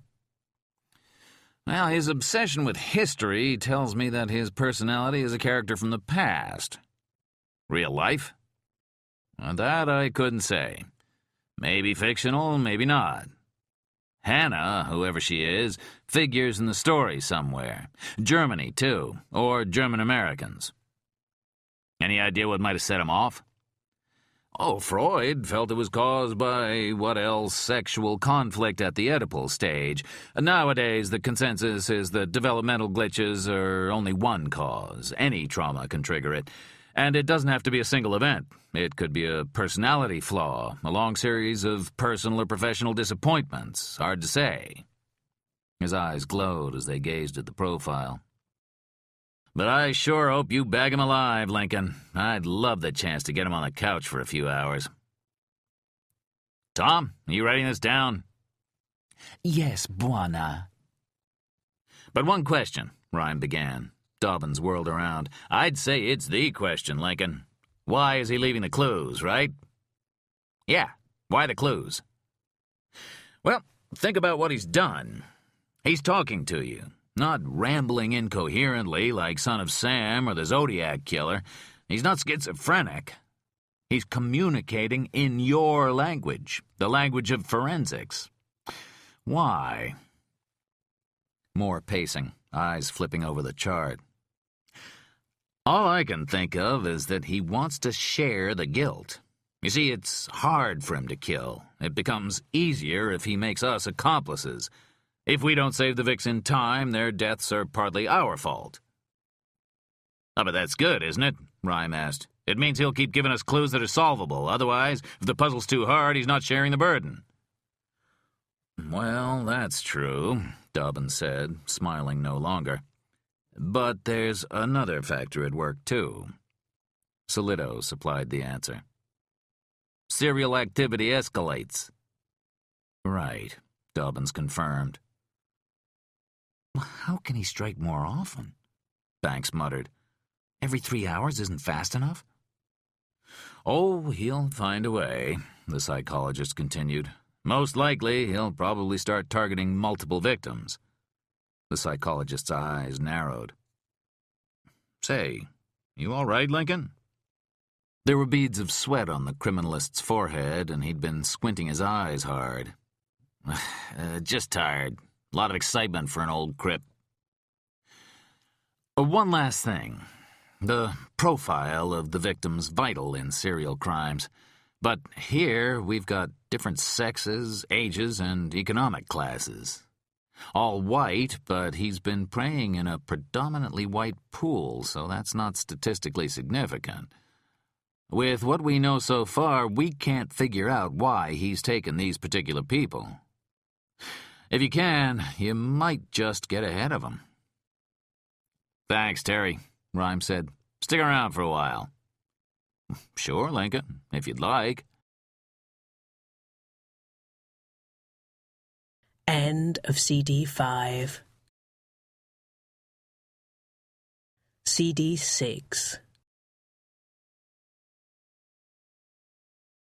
Rhyme ordered.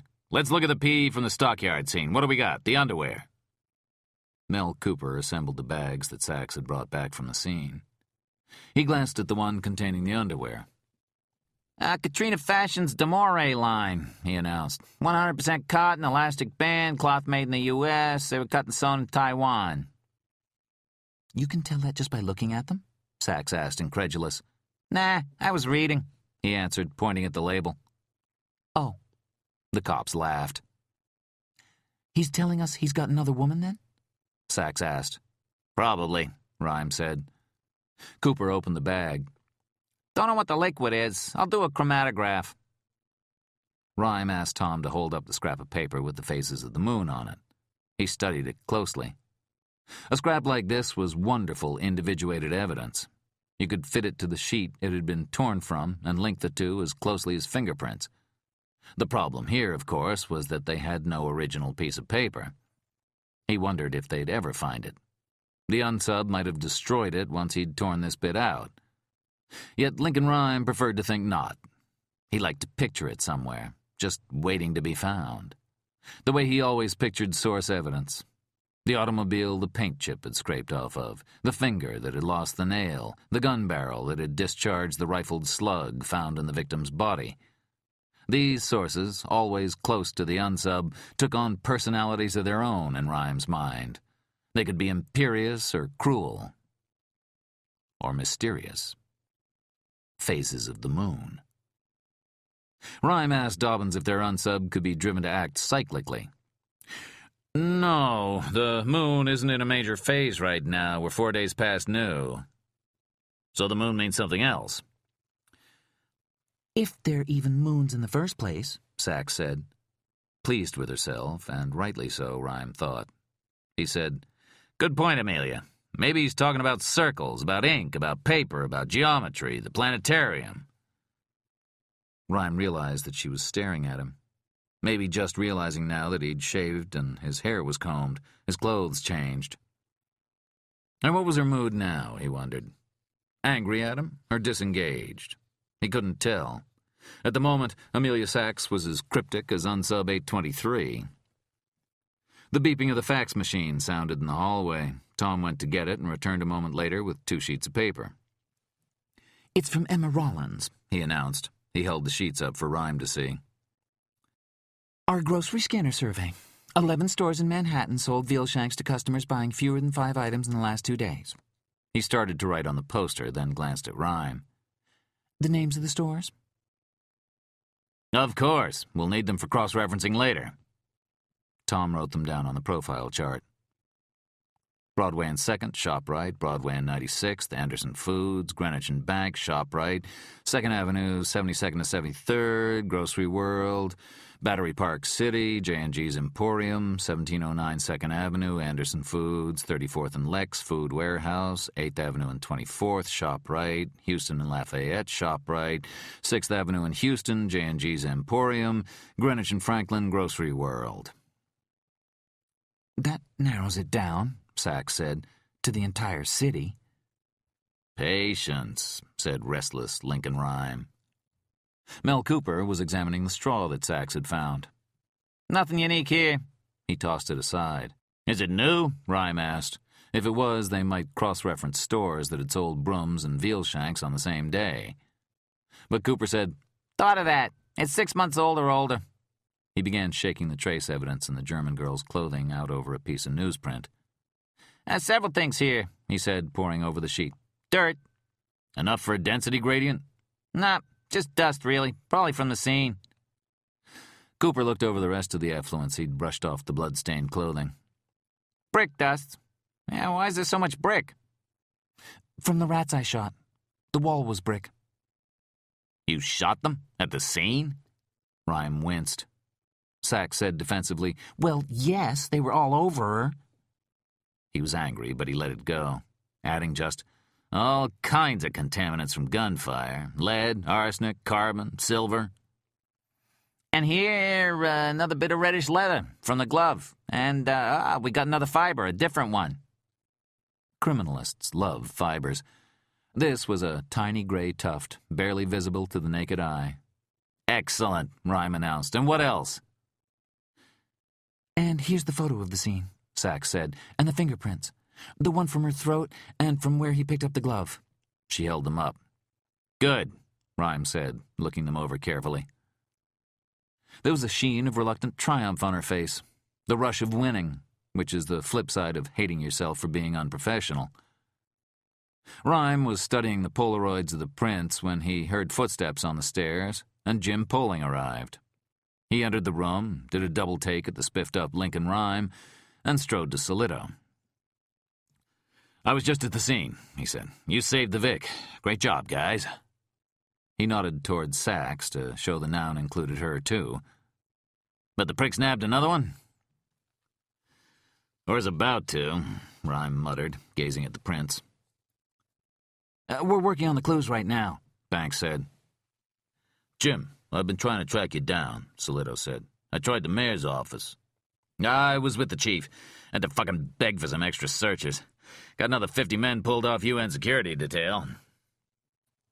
Captain, there's something we got to talk about. We got a problem. Something happened at the last scene." A voice, as yet unheard from, boomed through the room. "Problem? Who got a problem? We don't got no problems here, do we? None at all." Rhyme looked up at the tall, thin man in the doorway.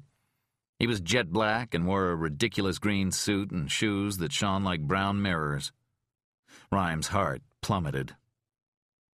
"Delray. Lincoln Rhyme, New York's own Ironside. Hey, Lon. And Jim Poland. How's it hanging, buddy?" Behind Delray were a half-dozen other men and a woman. Rhyme knew in a heartbeat why the federal agents were here. Delray scanned the officers in the room, his attention alighting momentarily on Sachs, then flying away. "What do you want?" Poling asked. Delray said, "Haven't you guessed, Jims? You're out of business. We closing you up. Yes, sir. Just like a bookie." Chapter 17. One of Us. That's how Delray was looking at Lincoln Rhyme as he walked around the bed. Some people did this. Paralysis was a club, and they crashed the party with jokes, nods, winks. "You know I love you, man, 'cause I'm making fun of you." Lincoln Rhyme had learned that this attitude got tiring very, very quickly. "Look at that," Delray said, poking at the Clinitron. "That's something out of Star Trek. Commander Riker, get your ass in the shuttle." "Go away, Delray," Poling said. "It's our case." "And how's this here patient doing, Dr. Crusher?" The captain was stepping forward. A rooster the lanky FBI agent towered over.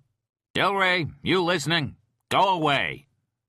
"Man, I'm gonna get me one of those, Rhyme. Lay my ass down and watch a game. Seriously, Lincoln, how you doing? Been a few years." "Did they knock?" Rhyme asked Tom. "No, they didn't knock." "You didn't knock," Rhyme said, "so may I suggest that you leave?" "Got a warrant," Delray murmured, flicking papers in his breast pocket.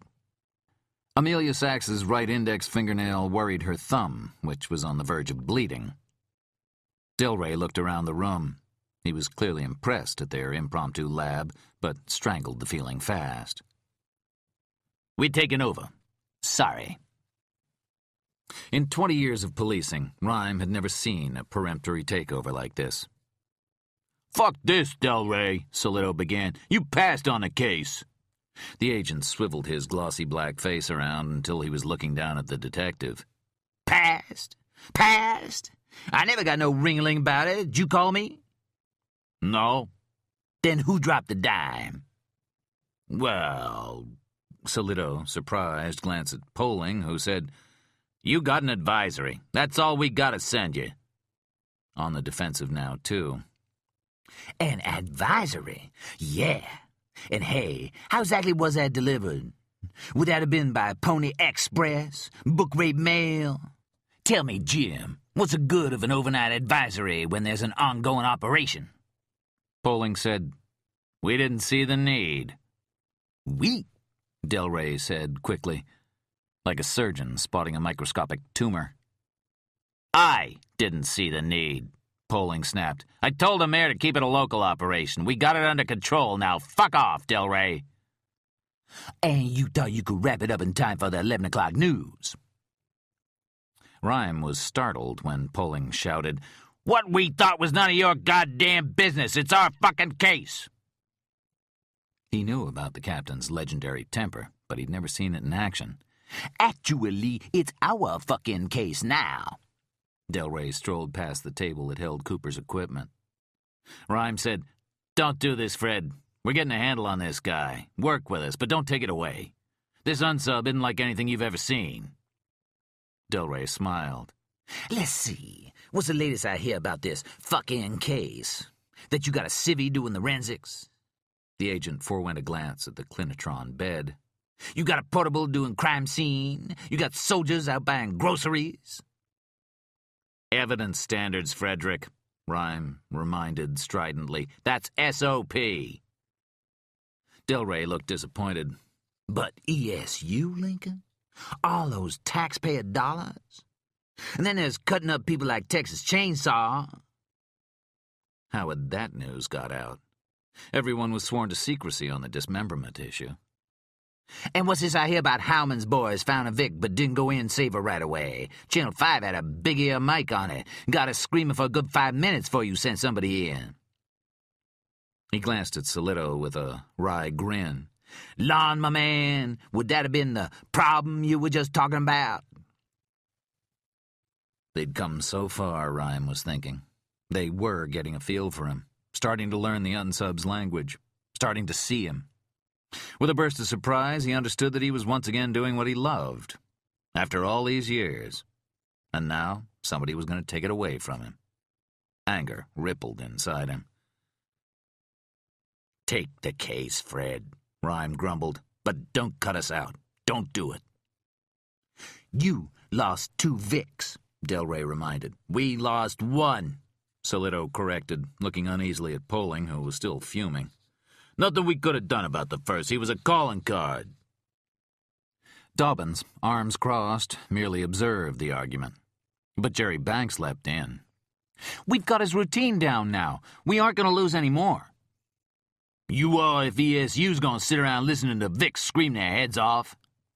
Solito said, It was my decision, Rhyme sang out. Mine. But you're civvy, Lincoln. So it couldn't have been your decision. Might have been your suggestion. It might have been your recommendation. But I don't think it was your decision. Delray's attention had turned to Sachs again. His eyes on her, he said to Rhyme, You told Peretti not to run the scene? That's mighty curious, Lincoln. Why'd you go and do something like that? Rhyme said, I'm better than he is. Ooh, Peretti's not a happy Boy Scout, no, sir. He and I had a chinwag with Eckert. Eckert? The Depcom? How was he involved? And with one glance at Sachs, at the evasive blue eyes framed by strands of must-red hair, he knew how. Rhyme nailed her with a look, which she promptly avoided, and he said to Delray, Let's see. Peretti. Wasn't he the one opened up traffic on the spot where the unsub had stood to watch the first Vic? Wasn't he the one released the scene before we'd had a chance to pick up any serious trace? The scene my own Sachs here had the foresight to seal off. My Sachs had it right, and Vince Peretti and everybody else had it wrong. Yeah, she did. She was gazing at her thumb, a look that bespoke seeing a familiar sight, and slipped a Kleenex from her pocket, wrapped it around the bloody digit. Delray summarized, You should have called us at the beginning. Just get out, Poling muttered. Something snapped in his eyes and his voice rose. Get the hell out, he screamed. Even cool Delray blinked and eased back as the spittle flew from the captain's mouth. Rhyme frowned at Poling. There was a chance they might salvage something of the case, but not if Poling had a tantrum. Jim, the captain ignored him. Out! He shouted again. You are not taking over our case! And startling everyone in the room, Poling leapt forward, grabbed the agent by his green lapels, and shoved him against the wall. After a moment of stunned silence, Delray simply pushed the captain back with his fingertips and took out a cellular phone. He offered it to Poling. Call the mayor, or Chief Wilson. Poling eased instinctively away from Delray, a short man putting some distance between himself and a tall one. You want the case, you fucking got it. The captain strode to the stairs and then down them. The front door slammed. Oh, Jesus, Fred, Solito said. Work with us. We can nail this scumbag. We need the Bureau's AT, said Delray, now sounding like reason itself. You're not set up for the terrorist angle. What terrorist angle? Rhyme asked. The UN Peace Conference. Snitch of mine said word was up that something was going to go down at the airport, where he snatched a Vicks. I wouldn't profile him as a terrorist, Dobbin said. Whatever's going on inside him's psychologically motivated. It's not ideological. Well, fact is, Quantico and us are pegging him one way. Appreciate you feel different, but this is how we're handling it. Rhyme gave up. Fatigue was spiriting him away. He wished Solito and his scar-faced assistant had never shown up this morning. He wished he'd never met Amelia Sachs. Wished he wasn't wearing the ridiculous crisp white shirt, which felt stiff at his neck and felt like nothing below it. He realized that Delray was speaking to him. "I'm sorry?" Rhyme cocked a muscular eyebrow. Delray asked, I mean, couldn't politics be a motive too? "Motive doesn't interest me," Rhyme said. "Evidence interests me." Delray glanced again at Cooper's table. So, the case is ours. We all together on that? "What are our options?" Solito asked. You back us up with searchers, or you can drop out altogether. That's about all that's left. We'll take the PE now, if you don't mind. Banks hesitated. "Give him it," Solito ordered. The young cop picked up the evidence bags from the most recent scene, slipped them into a large plastic bag. Delray held his hands out. Banks glanced at the lean fingers and tossed the bag onto the table, walking back to the far side of the room. The cop side. Lincoln Rhyme was a demilitarized zone between them, and Amelia Sachs stood riveted at the foot of Rhyme's bed. Delray said to her, "Officer Sachs." After a pause, her eyes on Rhyme, she responded, Yes?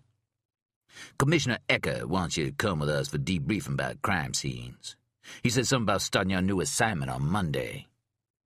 She nodded. Delray turned to Rhyme and said sincerely, Don't you worry, Lincoln. We gon' get him. Next you hear, his head gon' be on stake at the gates of the city. He nodded to his fellow agents, who packed up the evidence and headed downstairs. From the hallway, Delray called to Sachs, "You coming, officer?" She stood with her hands together, like a schoolgirl at a party she'd regretted she'd come to. "In a minute." Delray vanished down the stairs. "Those pricks," Banks muttered, flinging his watchbook onto the table. "Can you believe that?" Sachs rocked on her heels. "Better get going, Amelia," Rhyme said. "Your carriage awaits." Lincoln. Walking closer to the bed. "It's all right," he said. "You did what you had to do." "I have no business doing CS work," she blurted. "I never wanted to." "And you won't be doing it anymore. That works out well, doesn't it?" She started to walk to the door, then turned and blurted, "You don't care about anything but the evidence, do you?" Solito and Banks stirred, but she ignored them. "Say, Tom, could you show Amelia out?" Sachs continued, "This is all just a game to you, isn't it? Monell?" "Who?" Her eyes flared. "There! See? You don't even remember her name. Monell Gerger, the girl in the tunnel. She was just a part of the puzzle to you. There were rats crawling all over her, and you said, that's their nature. That's their nature? She's never going to be the same again, and all you cared about was your precious evidence." "In living victims," he droned, lecturing, "rodent wounds are always superficial. As soon as the first little critter drooled on her she needed rabies vaccine. What did a few more bites matter?" "Why don't we ask her opinion?" Sax's smile was different now. It had turned pernicious, like those of the nurses and therapy aides who hated Crips. They walked around rehab wards with smiles like this.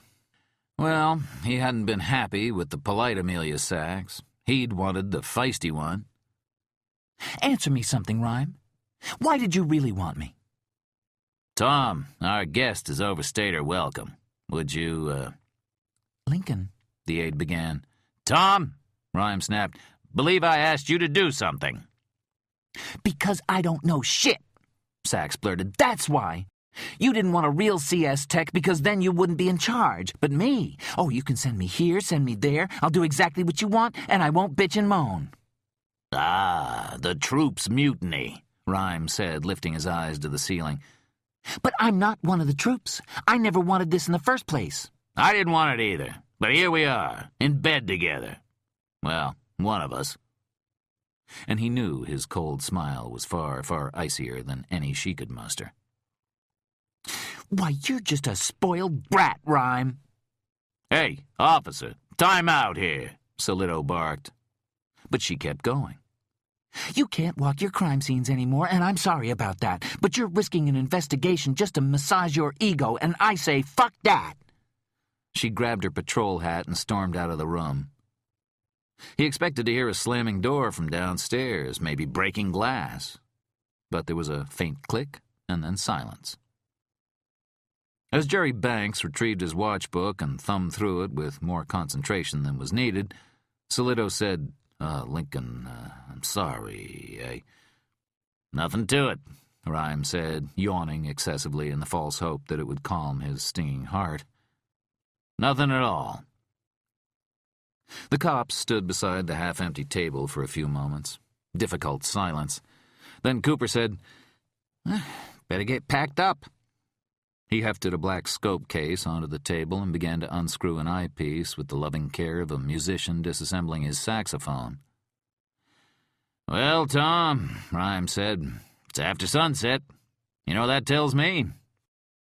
Bar's open. Their war room was impressive. It beat Lincoln Rhyme's bedroom hands down. Half a floor at the Federal Building, 36 agents, computers and electronic panels out of some Tom Clancy movie.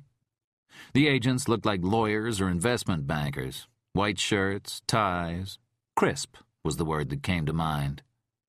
And Amelia Sachs in the center, conspicuous in her navy blue uniform, soiled with rat blood, dust, and grainy shit from cattle dead 100 years.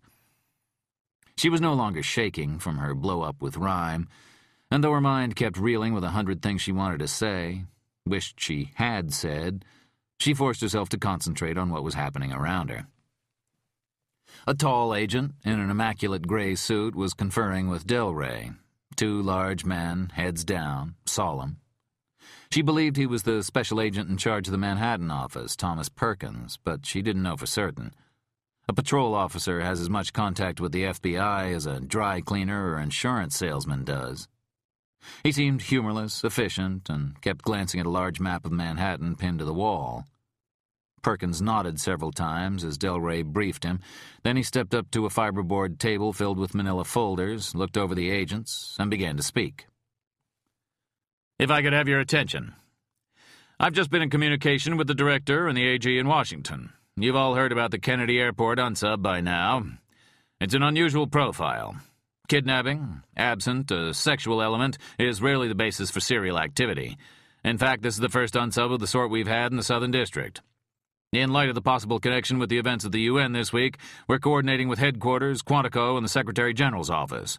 We've been told to be completely proactive on this case. It's getting prioritization at the highest level. The SAC glanced at Delray, who said, We've taken over the case from the NYPD, but we'll be using them for backup and person power. We have the crime scene officer here to brief us on the scenes. Delray sounded completely different here, not a shred of Superfly. Have you vouchered the PE? Perkins asked Sachs. Sachs admitted that she hadn't. We were working on saving the Vicks. The SAC was troubled by this. At trial, otherwise solid cases tanked regularly because of slip-ups in recording the chain of custody of the physical evidence. It was the first thing the perp's defense lawyers wailed on. Make sure you do that before you leave. Yes, sir. What a look on Rhyme's face when he guessed I bitched to Eckert and got them shut down. What a look. My Sachs figured it out. My Sachs preserved the scene. She worried a nail again. Stop it, she told herself, as she always did, and continued to dig into the flesh. The pain felt good. That's what the therapists never understood. The SAC said, Agent Delray, could you brief the room as regards the approach we'll be taking? Delray looked from the SAC to the other agents and continued. At this moment, we have field agents hitting every major terrorist cell in the city and pursuing whatever leads we can find that'll get us to the unsub's residence. All CIs, all undercover agents. It'll mean compromising some existing operations, but we've decided it's worth the risk. Our job here is to be rapid response. You'll break out into groups of 6 agents each and be ready to move on any lead. You'll have complete hostage rescue and barricade entry support.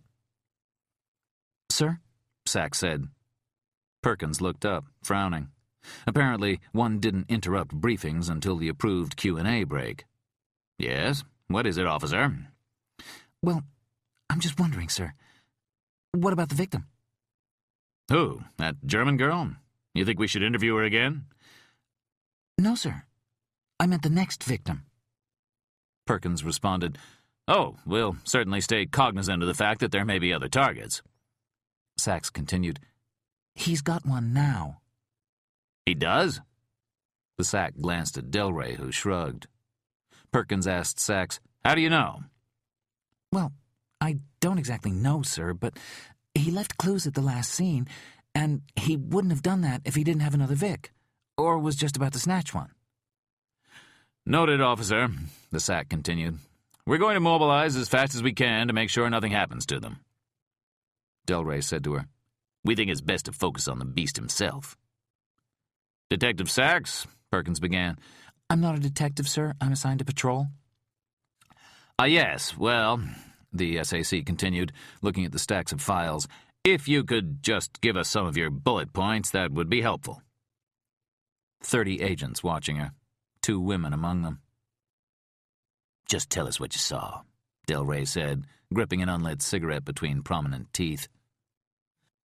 She gave them a synopsis of her searches of the crime scenes and the conclusions Rhyme and Terry Dobbins had come to. Most of the agents were troubled by the unsub's curious M.O. "Like a goddamn game," an agent muttered. One asked if the clues had any political messages they could decipher. Well, sir, we really don't think he's a terrorist, Sachs persisted. Perkins turned his high-powered attention toward her. Let me ask you, officer. You concede he's smart, this unsub. Very smart. Couldn't he be double-bluffing? How do you mean? I should say the NYPD's thinking, is that he's just a nutcase. I mean, a criminal personality. But isn't it possible he's smart enough to make you think that, when something else is going on? Like what? Take those clues he left. Couldn't they be diversions? No, sir. They're directions, Sachs said, leading us to the Vics. I understand that, Quick Thomas Perkins said. But by doing that, he's also leading us away from other targets, right? She hadn't considered that. I suppose it's possible. And Chief Wilson's been pulling men off UN security detail right and left to work the kidnapping. This unsub might be keeping everyone distracted, which leaves him free for his real mission. Sachs remembered that she'd had a similar thought herself earlier in the day, watching all the searchers along Pearl Street. And that'd be the UN? We think so, Delray said. The perps behind the UNESCO bombing attempt in London might want to try again. Meaning Rhyme was going off in the completely wrong direction. It eased the weight of her guilt somewhat. Now, officer, could you itemize the evidence for us? Perkins asked. Delray gave her an inventory sheet of everything she'd found, and she went through it item by item. As she spoke, Sachs was aware of bustling activity around her. Some agents taking calls, some standing and whispering to other agents, some taking notes. But when, glancing down at the sheet, she added, Then I picked up this fingerprint of his at the last scene. She realized that the room had fallen utterly silent. She looked up. Every face in the office was staring at her in what could pass for shock, if federal agents were capable of that. She glanced helplessly at Delray, who cocked his head. "You saying you got yourself a print?" Well, yes. His glove fell off in a struggle with the last Vic, and when he picked it up, he brushed it against the floor. Where is it? Delray asked quickly. Jesus, one agent called. Why didn't you say anything? Well, Find it! Find it! Somebody else called. A murmur ran through the room. Her hands shaking, Sachs dug through the evidence bags and handed Delray the Polaroid of the fingerprint. He held it up, looked carefully, showed it to someone who she guessed was a friction ridge expert. Good, the agent offered. It's definitely A grade.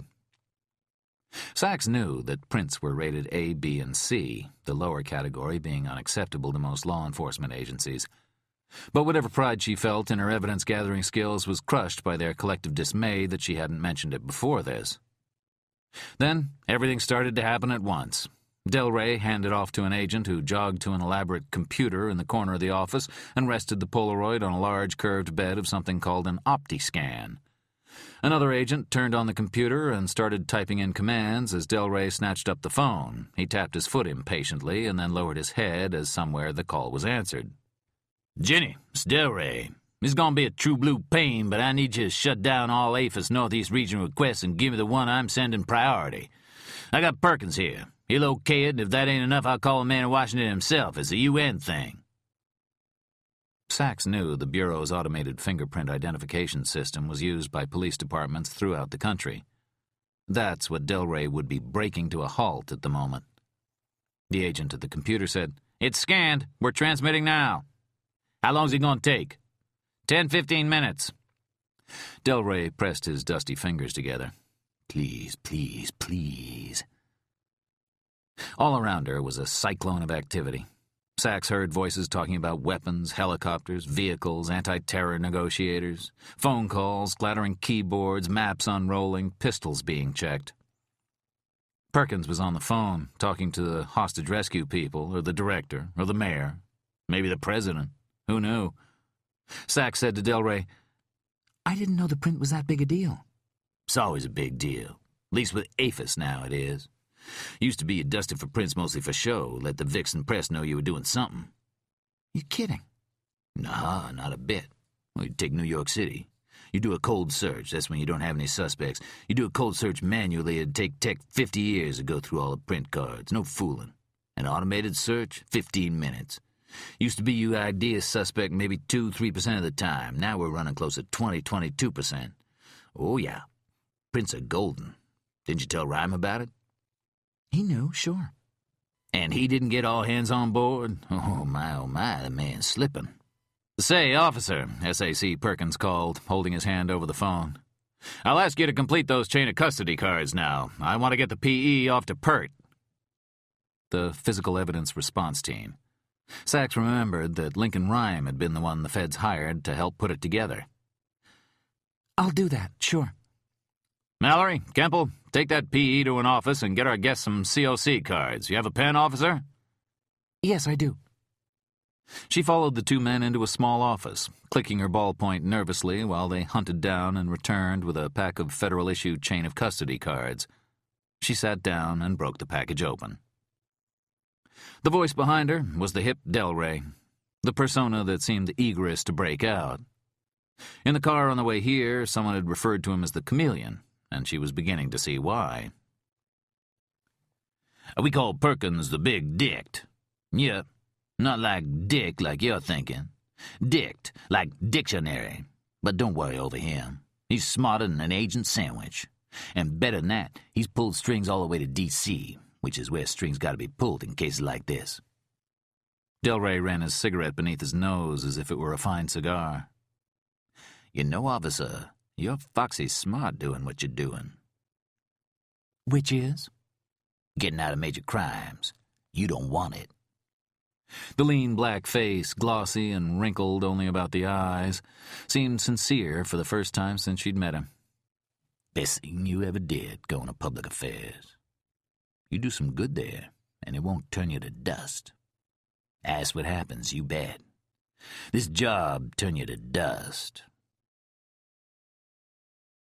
One of the last victims of James Schneider's mad compulsion, a young man named Ortega, had come to Manhattan from Mexico City, where political unrest, the much-heralded populist uprising which had begun the year before, had made commerce difficult at best. Yet the ambitious entrepreneur had been in the city no more than 1 week when he vanished from sight. It was learned that he was last seen in front of a West Side tavern, and authorities immediately suspected that he was yet another victim of Schneider's. Sadly, this was discovered to be the case. The bone collector cruised the streets for 15 minutes around NYU, Washington Square. Plenty of people hanging out, but kids mostly.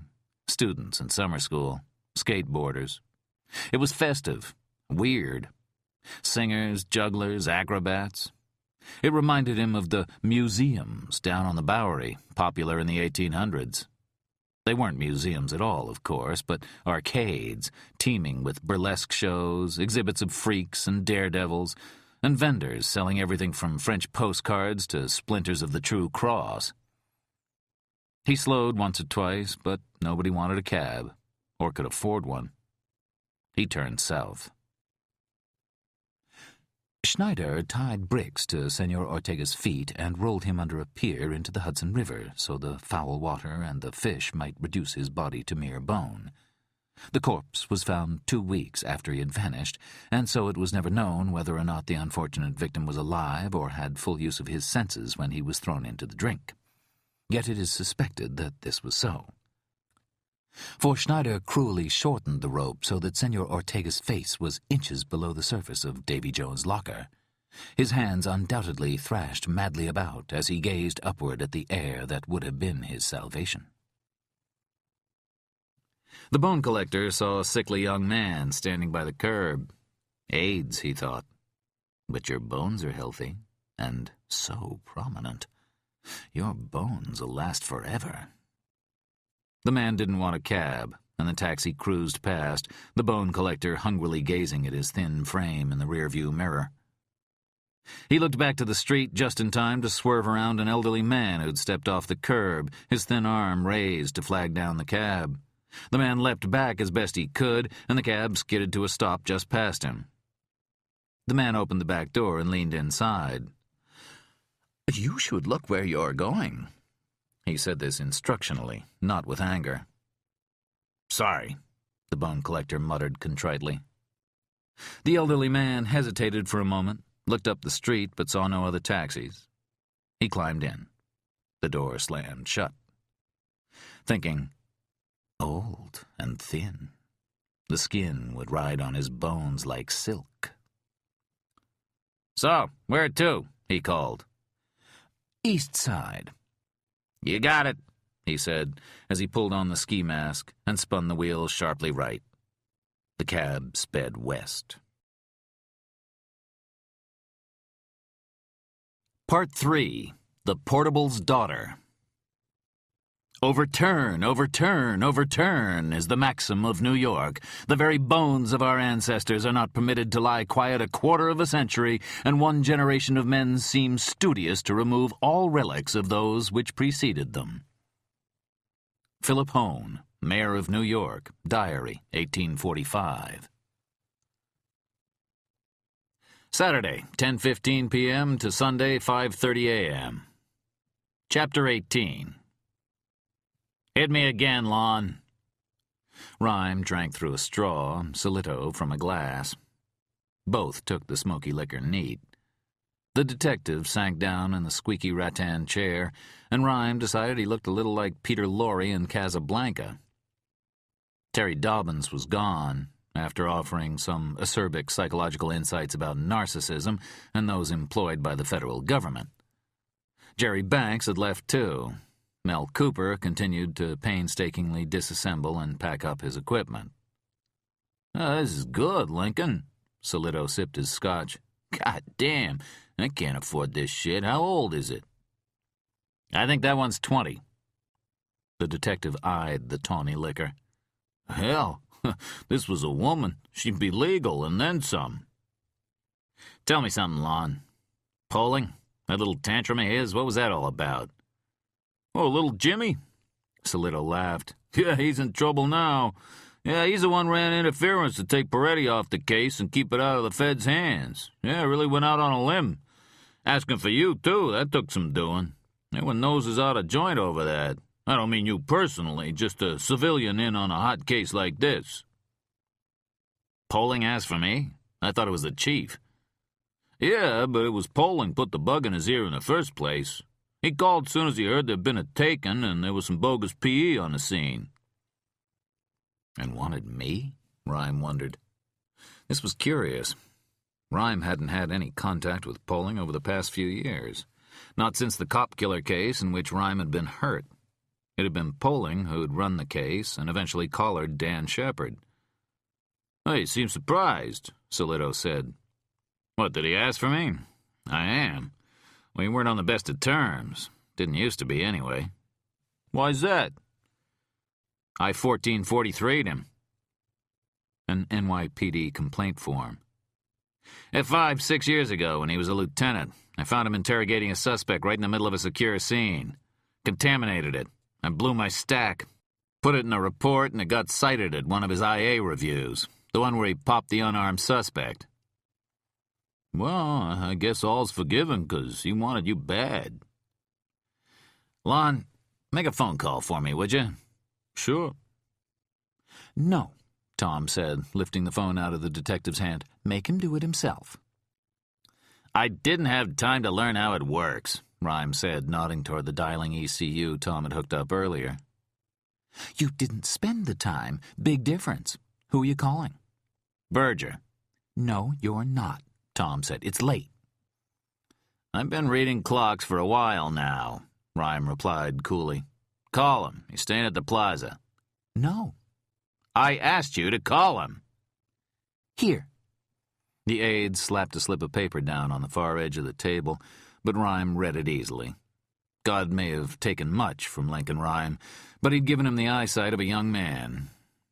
He went through the process of dialing with his cheek on the control stalk. It was easier than he'd thought, but he purposely took a long time and muttered as he did it. Infuriatingly, Tom ignored him and went downstairs. Berger wasn't in his hotel room. Rhyme disconnected, mad that he wasn't able to slam the phone down. "Problem?" Solito asked. "No," Rhyme grumbled. Where is he? Rhyme thought testily. It was late. Berger ought to be at his hotel room by now. Rhyme was stabbed with an odd feeling, jealousy that his death doctor was out helping someone else die. Solito suddenly chuckled softly. Rhyme looked up. The cop was eating a candy bar.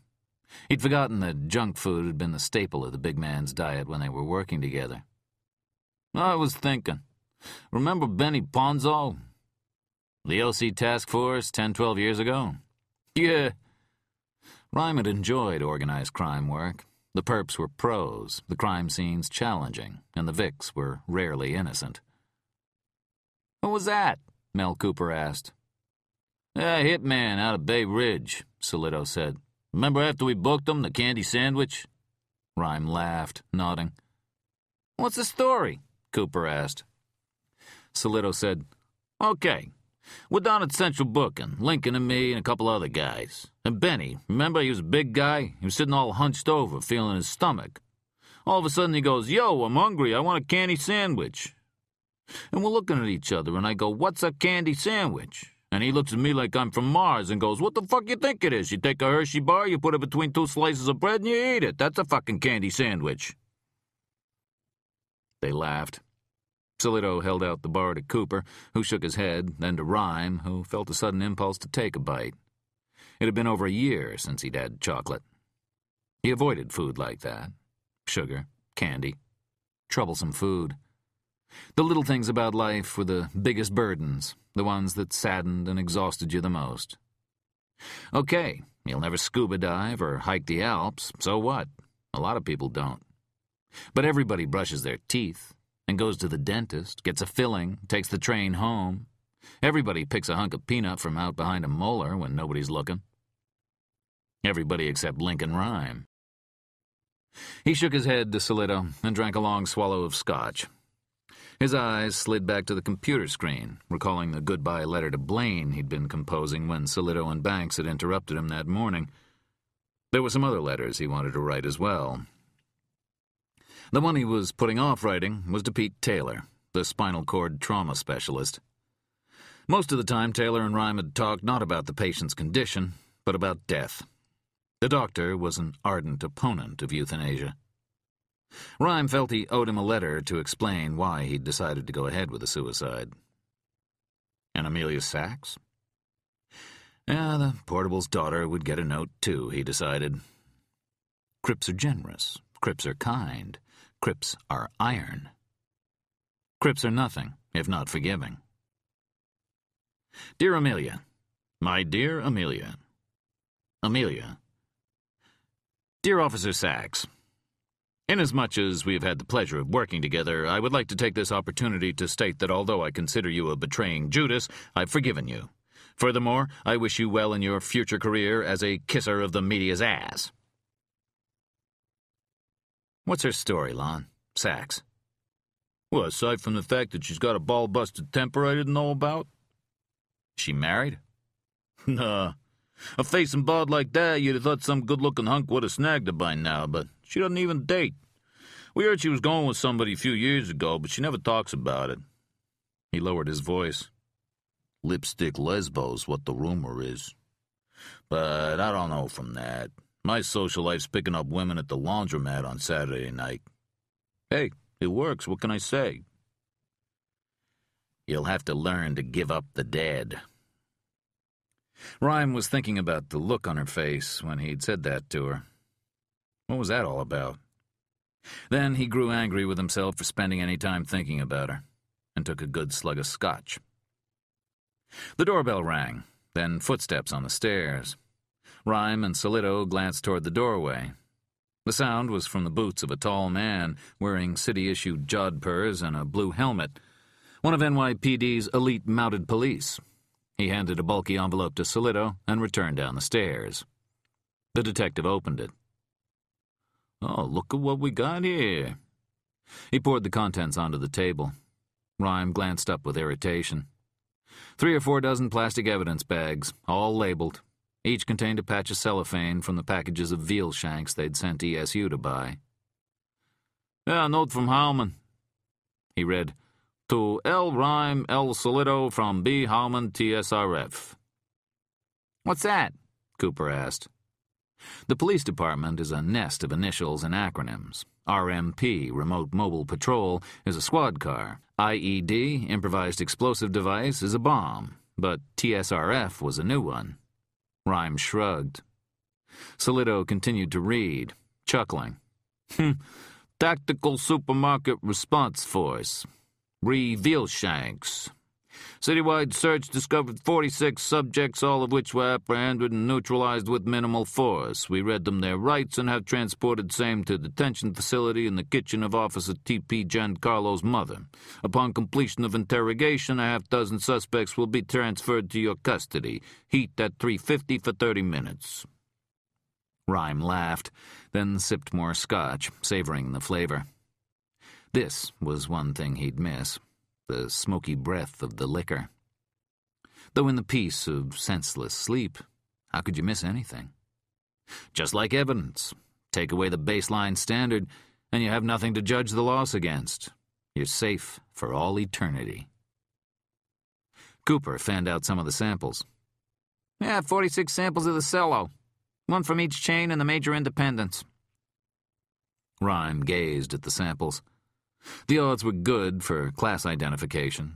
Individuation of cellophane would be a bitch. The scrap found on the veal bone clue wouldn't, of course, exactly match one of these. But because parent companies buy identical supplies for all their stores, you might learn in which chain 823 bought the veal and narrow down the neighborhoods he might live in. Maybe you should call the Bureau's physical evidence team and... No, remember, it's their fucking case now. Rhyme commanded Cooper, bundle him up and ship him to our federal brethren. Rhyme tried shutting down his computer and hit the wrong button with his sometimes ornery ring finger. The speakerphone came on with a loud wail of squelch. Ah, shit, Rhyme muttered darkly. Fucking machinery. Uneasy with Rhyme's sudden anger, Solito glanced at his glass and joked, Hell, Link, scotch this good's supposed to make you mellow. Got news, Tom replied sourly. He is mellow. He parked close to the huge drain pipe. Climbing from the cab, he could smell the fetid water, slimy and ripe. They were in a cul-de-sac leading to the wide runoff pipe that ran from the West Side Highway down to the Hudson River. No one could see them here. The bone collector walked to the back of the cab, enjoying the sight of his elderly captive. Just like he'd enjoyed staring at the girl he'd tied in front of the steam pipe and the wiggling hand by the railroad tracks early this morning. Gazing at the frightened eyes. The man was thinner than he'd thought, grayer, hair disheveled. Old in the flesh, but young in the bone. The man cowered away from him, arms folded defensively across his narrow chest. Opening the door, the bone collector pressed his pistol against the man's breastbone. "Please," his captive whispered, his voice quavering. "I don't have much money, but you can have it all, or we can go to an ATM. I'll—" "Get out." "Please, don't hurt me." The bone collector gestured with his head. The frail man looked around miserably, then scooted forward. He stood beside the car, cowering, his arms still crossed, shivering despite the relentless heat. "Oh, why are you doing this?" The bone collector stepped back and fished the cuffs from his pocket. Because he wore the thick gloves, it took a few seconds to find the chrome links. As he dug them out, he saw a 4-rigger tacking up the Hudson. The opposing current here wasn't as strong as in the East River, where sailing ships had a hell of a time making their way from the East, Montgomery, and outward wharves north. He squinted. No, wait. It wasn't a sailboat. It was just a cabin cruiser. Yuppies lounging on the long front deck. As he reached forward with the cuffs, the man grabbed his captor's shirt, gripped it hard. "Please, I was going to the hospital. That's why I flagged you down. I've been having chest pains." "Shut up!" And the man suddenly reached for the bone collector's face, the liver-spotted hands gripping his neck and shoulder and squeezing hard.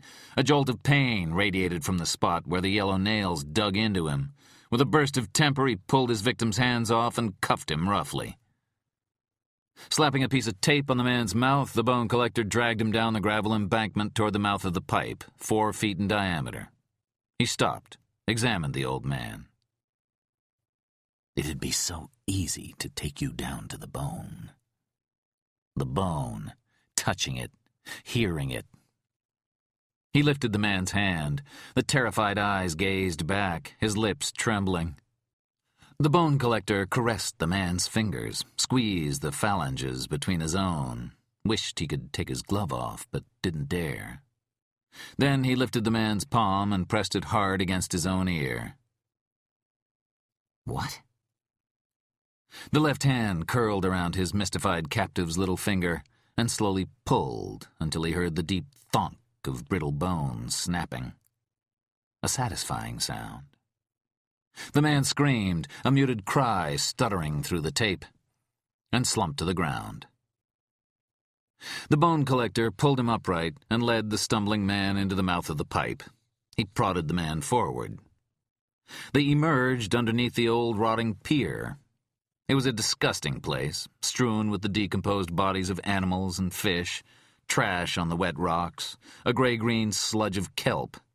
A mound of seaweed rose and fell in the water, humping like a fat lover. Despite the evening heat in the rest of the city, down here it was cold as a March day. "Senor Ortega." He lowered the man into the river, cuffed him to a pier post, ratcheting the bracelet tight around his wrist again. The captive's grayish face was about 3 feet above the surface of the water. The bone collector walked carefully over the slick rocks to the drain pipe. He turned and paused for a moment, watching. He hadn't cared much whether the constables found the others or not. Hannah, the woman in the taxi. But this one, the bone collector hoped they didn't find him in time. Indeed, that they didn't find him at all. So he could come back in a month or two and see if the clever river had scrubbed the skeleton clean. Back on the gravel drive, he pulled the mask off and left the clues to the next scene not far from where he'd parked. He was angry, furious at the constables, and so this time he hid the clues. And he also included a special surprise, something he'd been saving for them. The bone collector returned to the taxi. The breeze was gentle, carrying the fragrance of the sour river with it. and the rustle of grass, and, as always in the city, the shush of traffic. Like emery paper on bone. He stopped and listened to this sound, head cocked as he looked out over the billion lights of the buildings, stretching to the north like an oblong galaxy. It was then that a woman, running fast, emerged on a jogging path beside the drain pipe and nearly collided with him. In purple shorts and top, the thin brunette danced out of his way. Gasping, she stopped, flicked sweat from her face. In good shape, taut muscles, but not pretty. A hook of a nose, broad lips, blotchy skin. But beneath that... "You're not supposed... You shouldn't park here. This is a jogging path." Her words fading, and fear rising into her eyes, which flicked from his face to the taxi to the wad of ski mask in his hand. She knew who he was. He smiled, noting her remarkably pronounced clavicle. Her right ankle shifted slightly, ready to take her weight when she sprinted away, but he got her first. He ducked low to tackle her, and when she gave a fast scream and dropped her arms to block him, the bone collector straightened up fast from his feint and swung his elbow into her temple. There was a crack, like a snapping belt. She went down on the gravel, hard, and lay still. Horrified, the bone collector dropped to his knees and cradled her head. He moaned, "No, no, no," furious with himself for striking so hard, sick at heart that he might have broken what seemed to be a perfect skull beneath the tentacles of stringy hair and the unremarkable face. Amelia Sachs finished another COC card and took a break. She paused, found a vending machine, and bought a paper cup of vile coffee. She returned to the windowless office, looked over the evidence she'd gathered. She felt a curious fondness for the macabre collection. Maybe because of what she'd gone through to collect it. Her fiery joints ached, and she still shuddered when she thought of the buried body at the first scene this morning, the bloody branch of a hand, and of T.J. Colfax's dangling flesh. Until today, physical evidence hadn't meant anything to her. P.E. was boring lectures on drowsy spring afternoons at the academy. P.E. was math. It was charts and graphs. It was science. It was dead. No, Amy Sachs was going to be a people cop. Walking beats, dissing back the dissers, outing druggies, spreading respect for the law like her father. Or pounding it into them, like handsome Nick Corelli, a 5-year vet, the star of street crimes, grinning at the world with his "yo, you got a problem" smile. That's just who she was going to be. She looked at the crisp brown leaf she'd found in the stockyard tunnel, one of the clues 823 had left for them. And here was the underwear, too. She remembered that the Phoebes had snagged the P.E. before Cooper'd finished the test on the... what was that machine? The chromatograph? She wondered what the liquid soaking the cotton was. But these thoughts led to Lincoln Rhyme, and he was the one person she didn't want to think about just now. She began to vouch for the rest of the P.E. Each COC card had a series of blank lines that would list the custodians of the evidence, in sequence, from the initial discovery at the scene all the way to trial. Sachs had transported evidence several times, and her name had appeared on COC cards. But this was the first time A. Sachs, NYPD 5885 had occupied the first slot. Once again, she lifted the plastic bag containing the leaf. He'd actually touched it. Him, the man who'd killed T.J. Colfax, who'd held Monel Gerger's pudgy arm and cut deep into it, who was out searching for another Vic right now, if he hadn't already snatched one. Who'd buried that poor man this morning, waving for mercy he never got. She thought of Locard's exchange principle, people coming into contact, each transferring something to the other. Something big, something small. Most likely, they didn't even know what. Had something of 823 come off on this leaf? A cell of skin? A dot of sweat? It was a stunning thought. She felt a thrill of excitement, of fear, as if the killer were right here in this tiny, airless room with her. Back to the COC cards. For 10 minutes, she filled them out and was just finishing the last one when the door burst open, startling her. She spun around. Fred Delray stood in the doorway, his green jacket abandoned, his starched shirt rumpled, fingers pinching the cigarette behind his ear. "Step inside a minute or two, officers. Payoff time. Thought you might want to be there." Sachs followed him down the short corridor, 2 steps behind his lope. "The APHIS results are coming in," Delray said. The war room was even busier than before. Jacketless agents hovered over desks. They were armed with their on-duty weapons, the big Sig Sauer and Smith & Wesson automatics, 10mm and 45s. A half-dozen agents were clustered around the computer terminal beside the OptiScan. Sachs hadn't liked the way Delray had taken the case away from them, but she had to admit that beneath the slick-talking hipster, Delray was one hell of a good cop. Agents, young and old, would come up to him with questions, and he'd patiently answer them. He'd yank a phone from the cradle and cajole or berate whoever was on the other end to get him what he needed.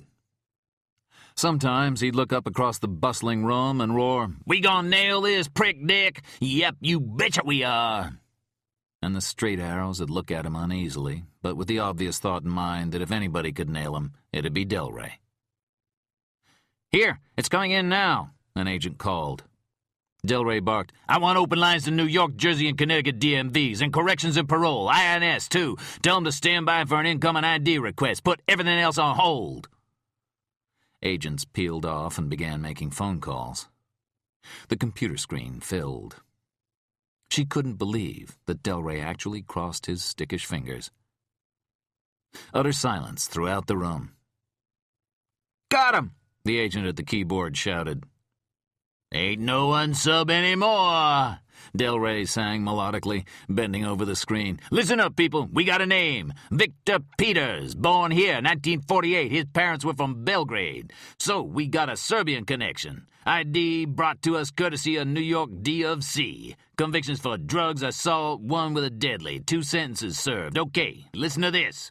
Psychiatric history. Committed 3 times on involuntary orders. Intake at Bellevue and Manhattan Psychiatric. Last release date 3 years ago. LKA Washington Heights." He looked up. "Who got the phone companies?" Several agents raised their hands. "Make the calls," Delray ordered. An interminable 5 minutes. "Not there. No current New York telephone listing." "Nothing in Jersey," another agent echoed. "Negative Connecticut." "Fuck all," Delray muttered.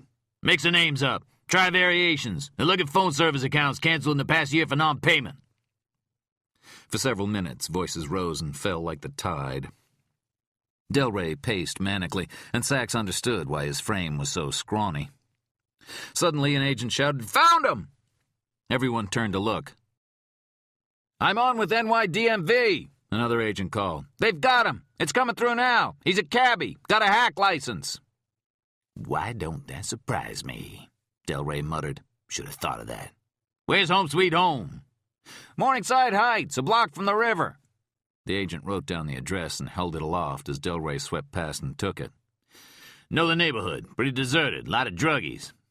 Another agent typed the address into his computer terminal. "Okay, checking deeds. Property's an old house. Bank's got title. He must be renting." "You want HRT?" one agent called across the bustling room. "I got Quantico on the line." "No time," Delray announced. "Use the field office SWAT. Get him suited up." Sachs asked, And what about the next victim? "What next victim?" He's already taken somebody. He knows we've had the clues for an hour or two. He'd have planted the Vic a while ago. He had to." "No reports of anybody missing," the agent said. "And if he did snatch him, they're probably at his house." No, they wouldn't be. "Why not?" They'd pick up too much PE, she said. Lincoln Rhyme said he has a safe house.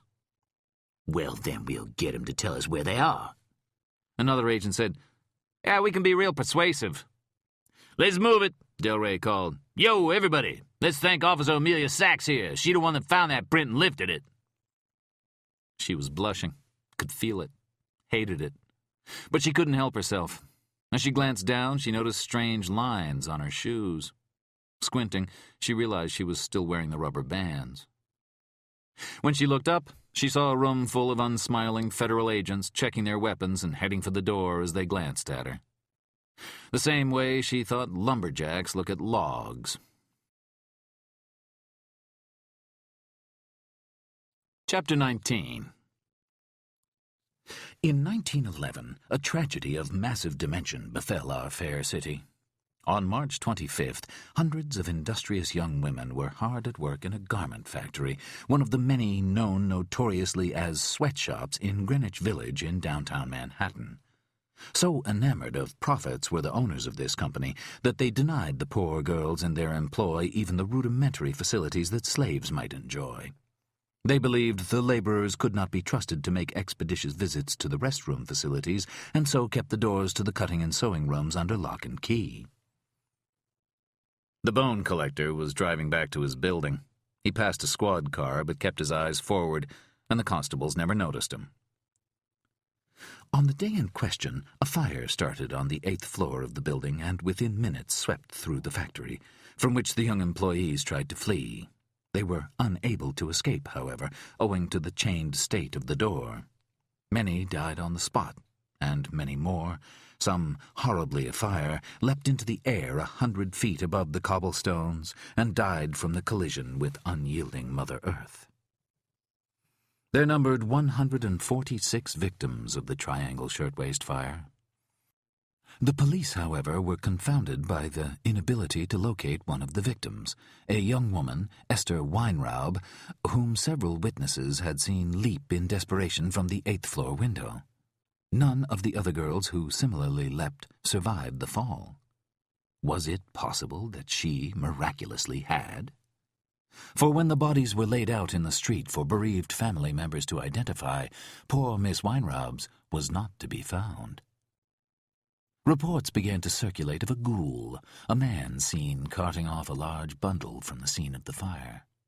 So incensed were the constables that someone might violate the sacred remains of an innocent young woman that they put on a still search for the man. After several weeks, their diligent efforts bore fruit. 2 residents of Greenwich Village reported seeing a man leaving the scene of the fire and carrying a heavy bundle like a carpet over his shoulder. The constables picked up his trail and tracked him to the west side of the city, where they interviewed neighbors and learned that the man fit the description of James Schneider, who was still at large. They narrowed their search to a decrepit abode in an alley in Hell's Kitchen, not far from the 60th Street stockyards. As they entered the alleyway, they were greeted with a revolting stench. End of CD 6.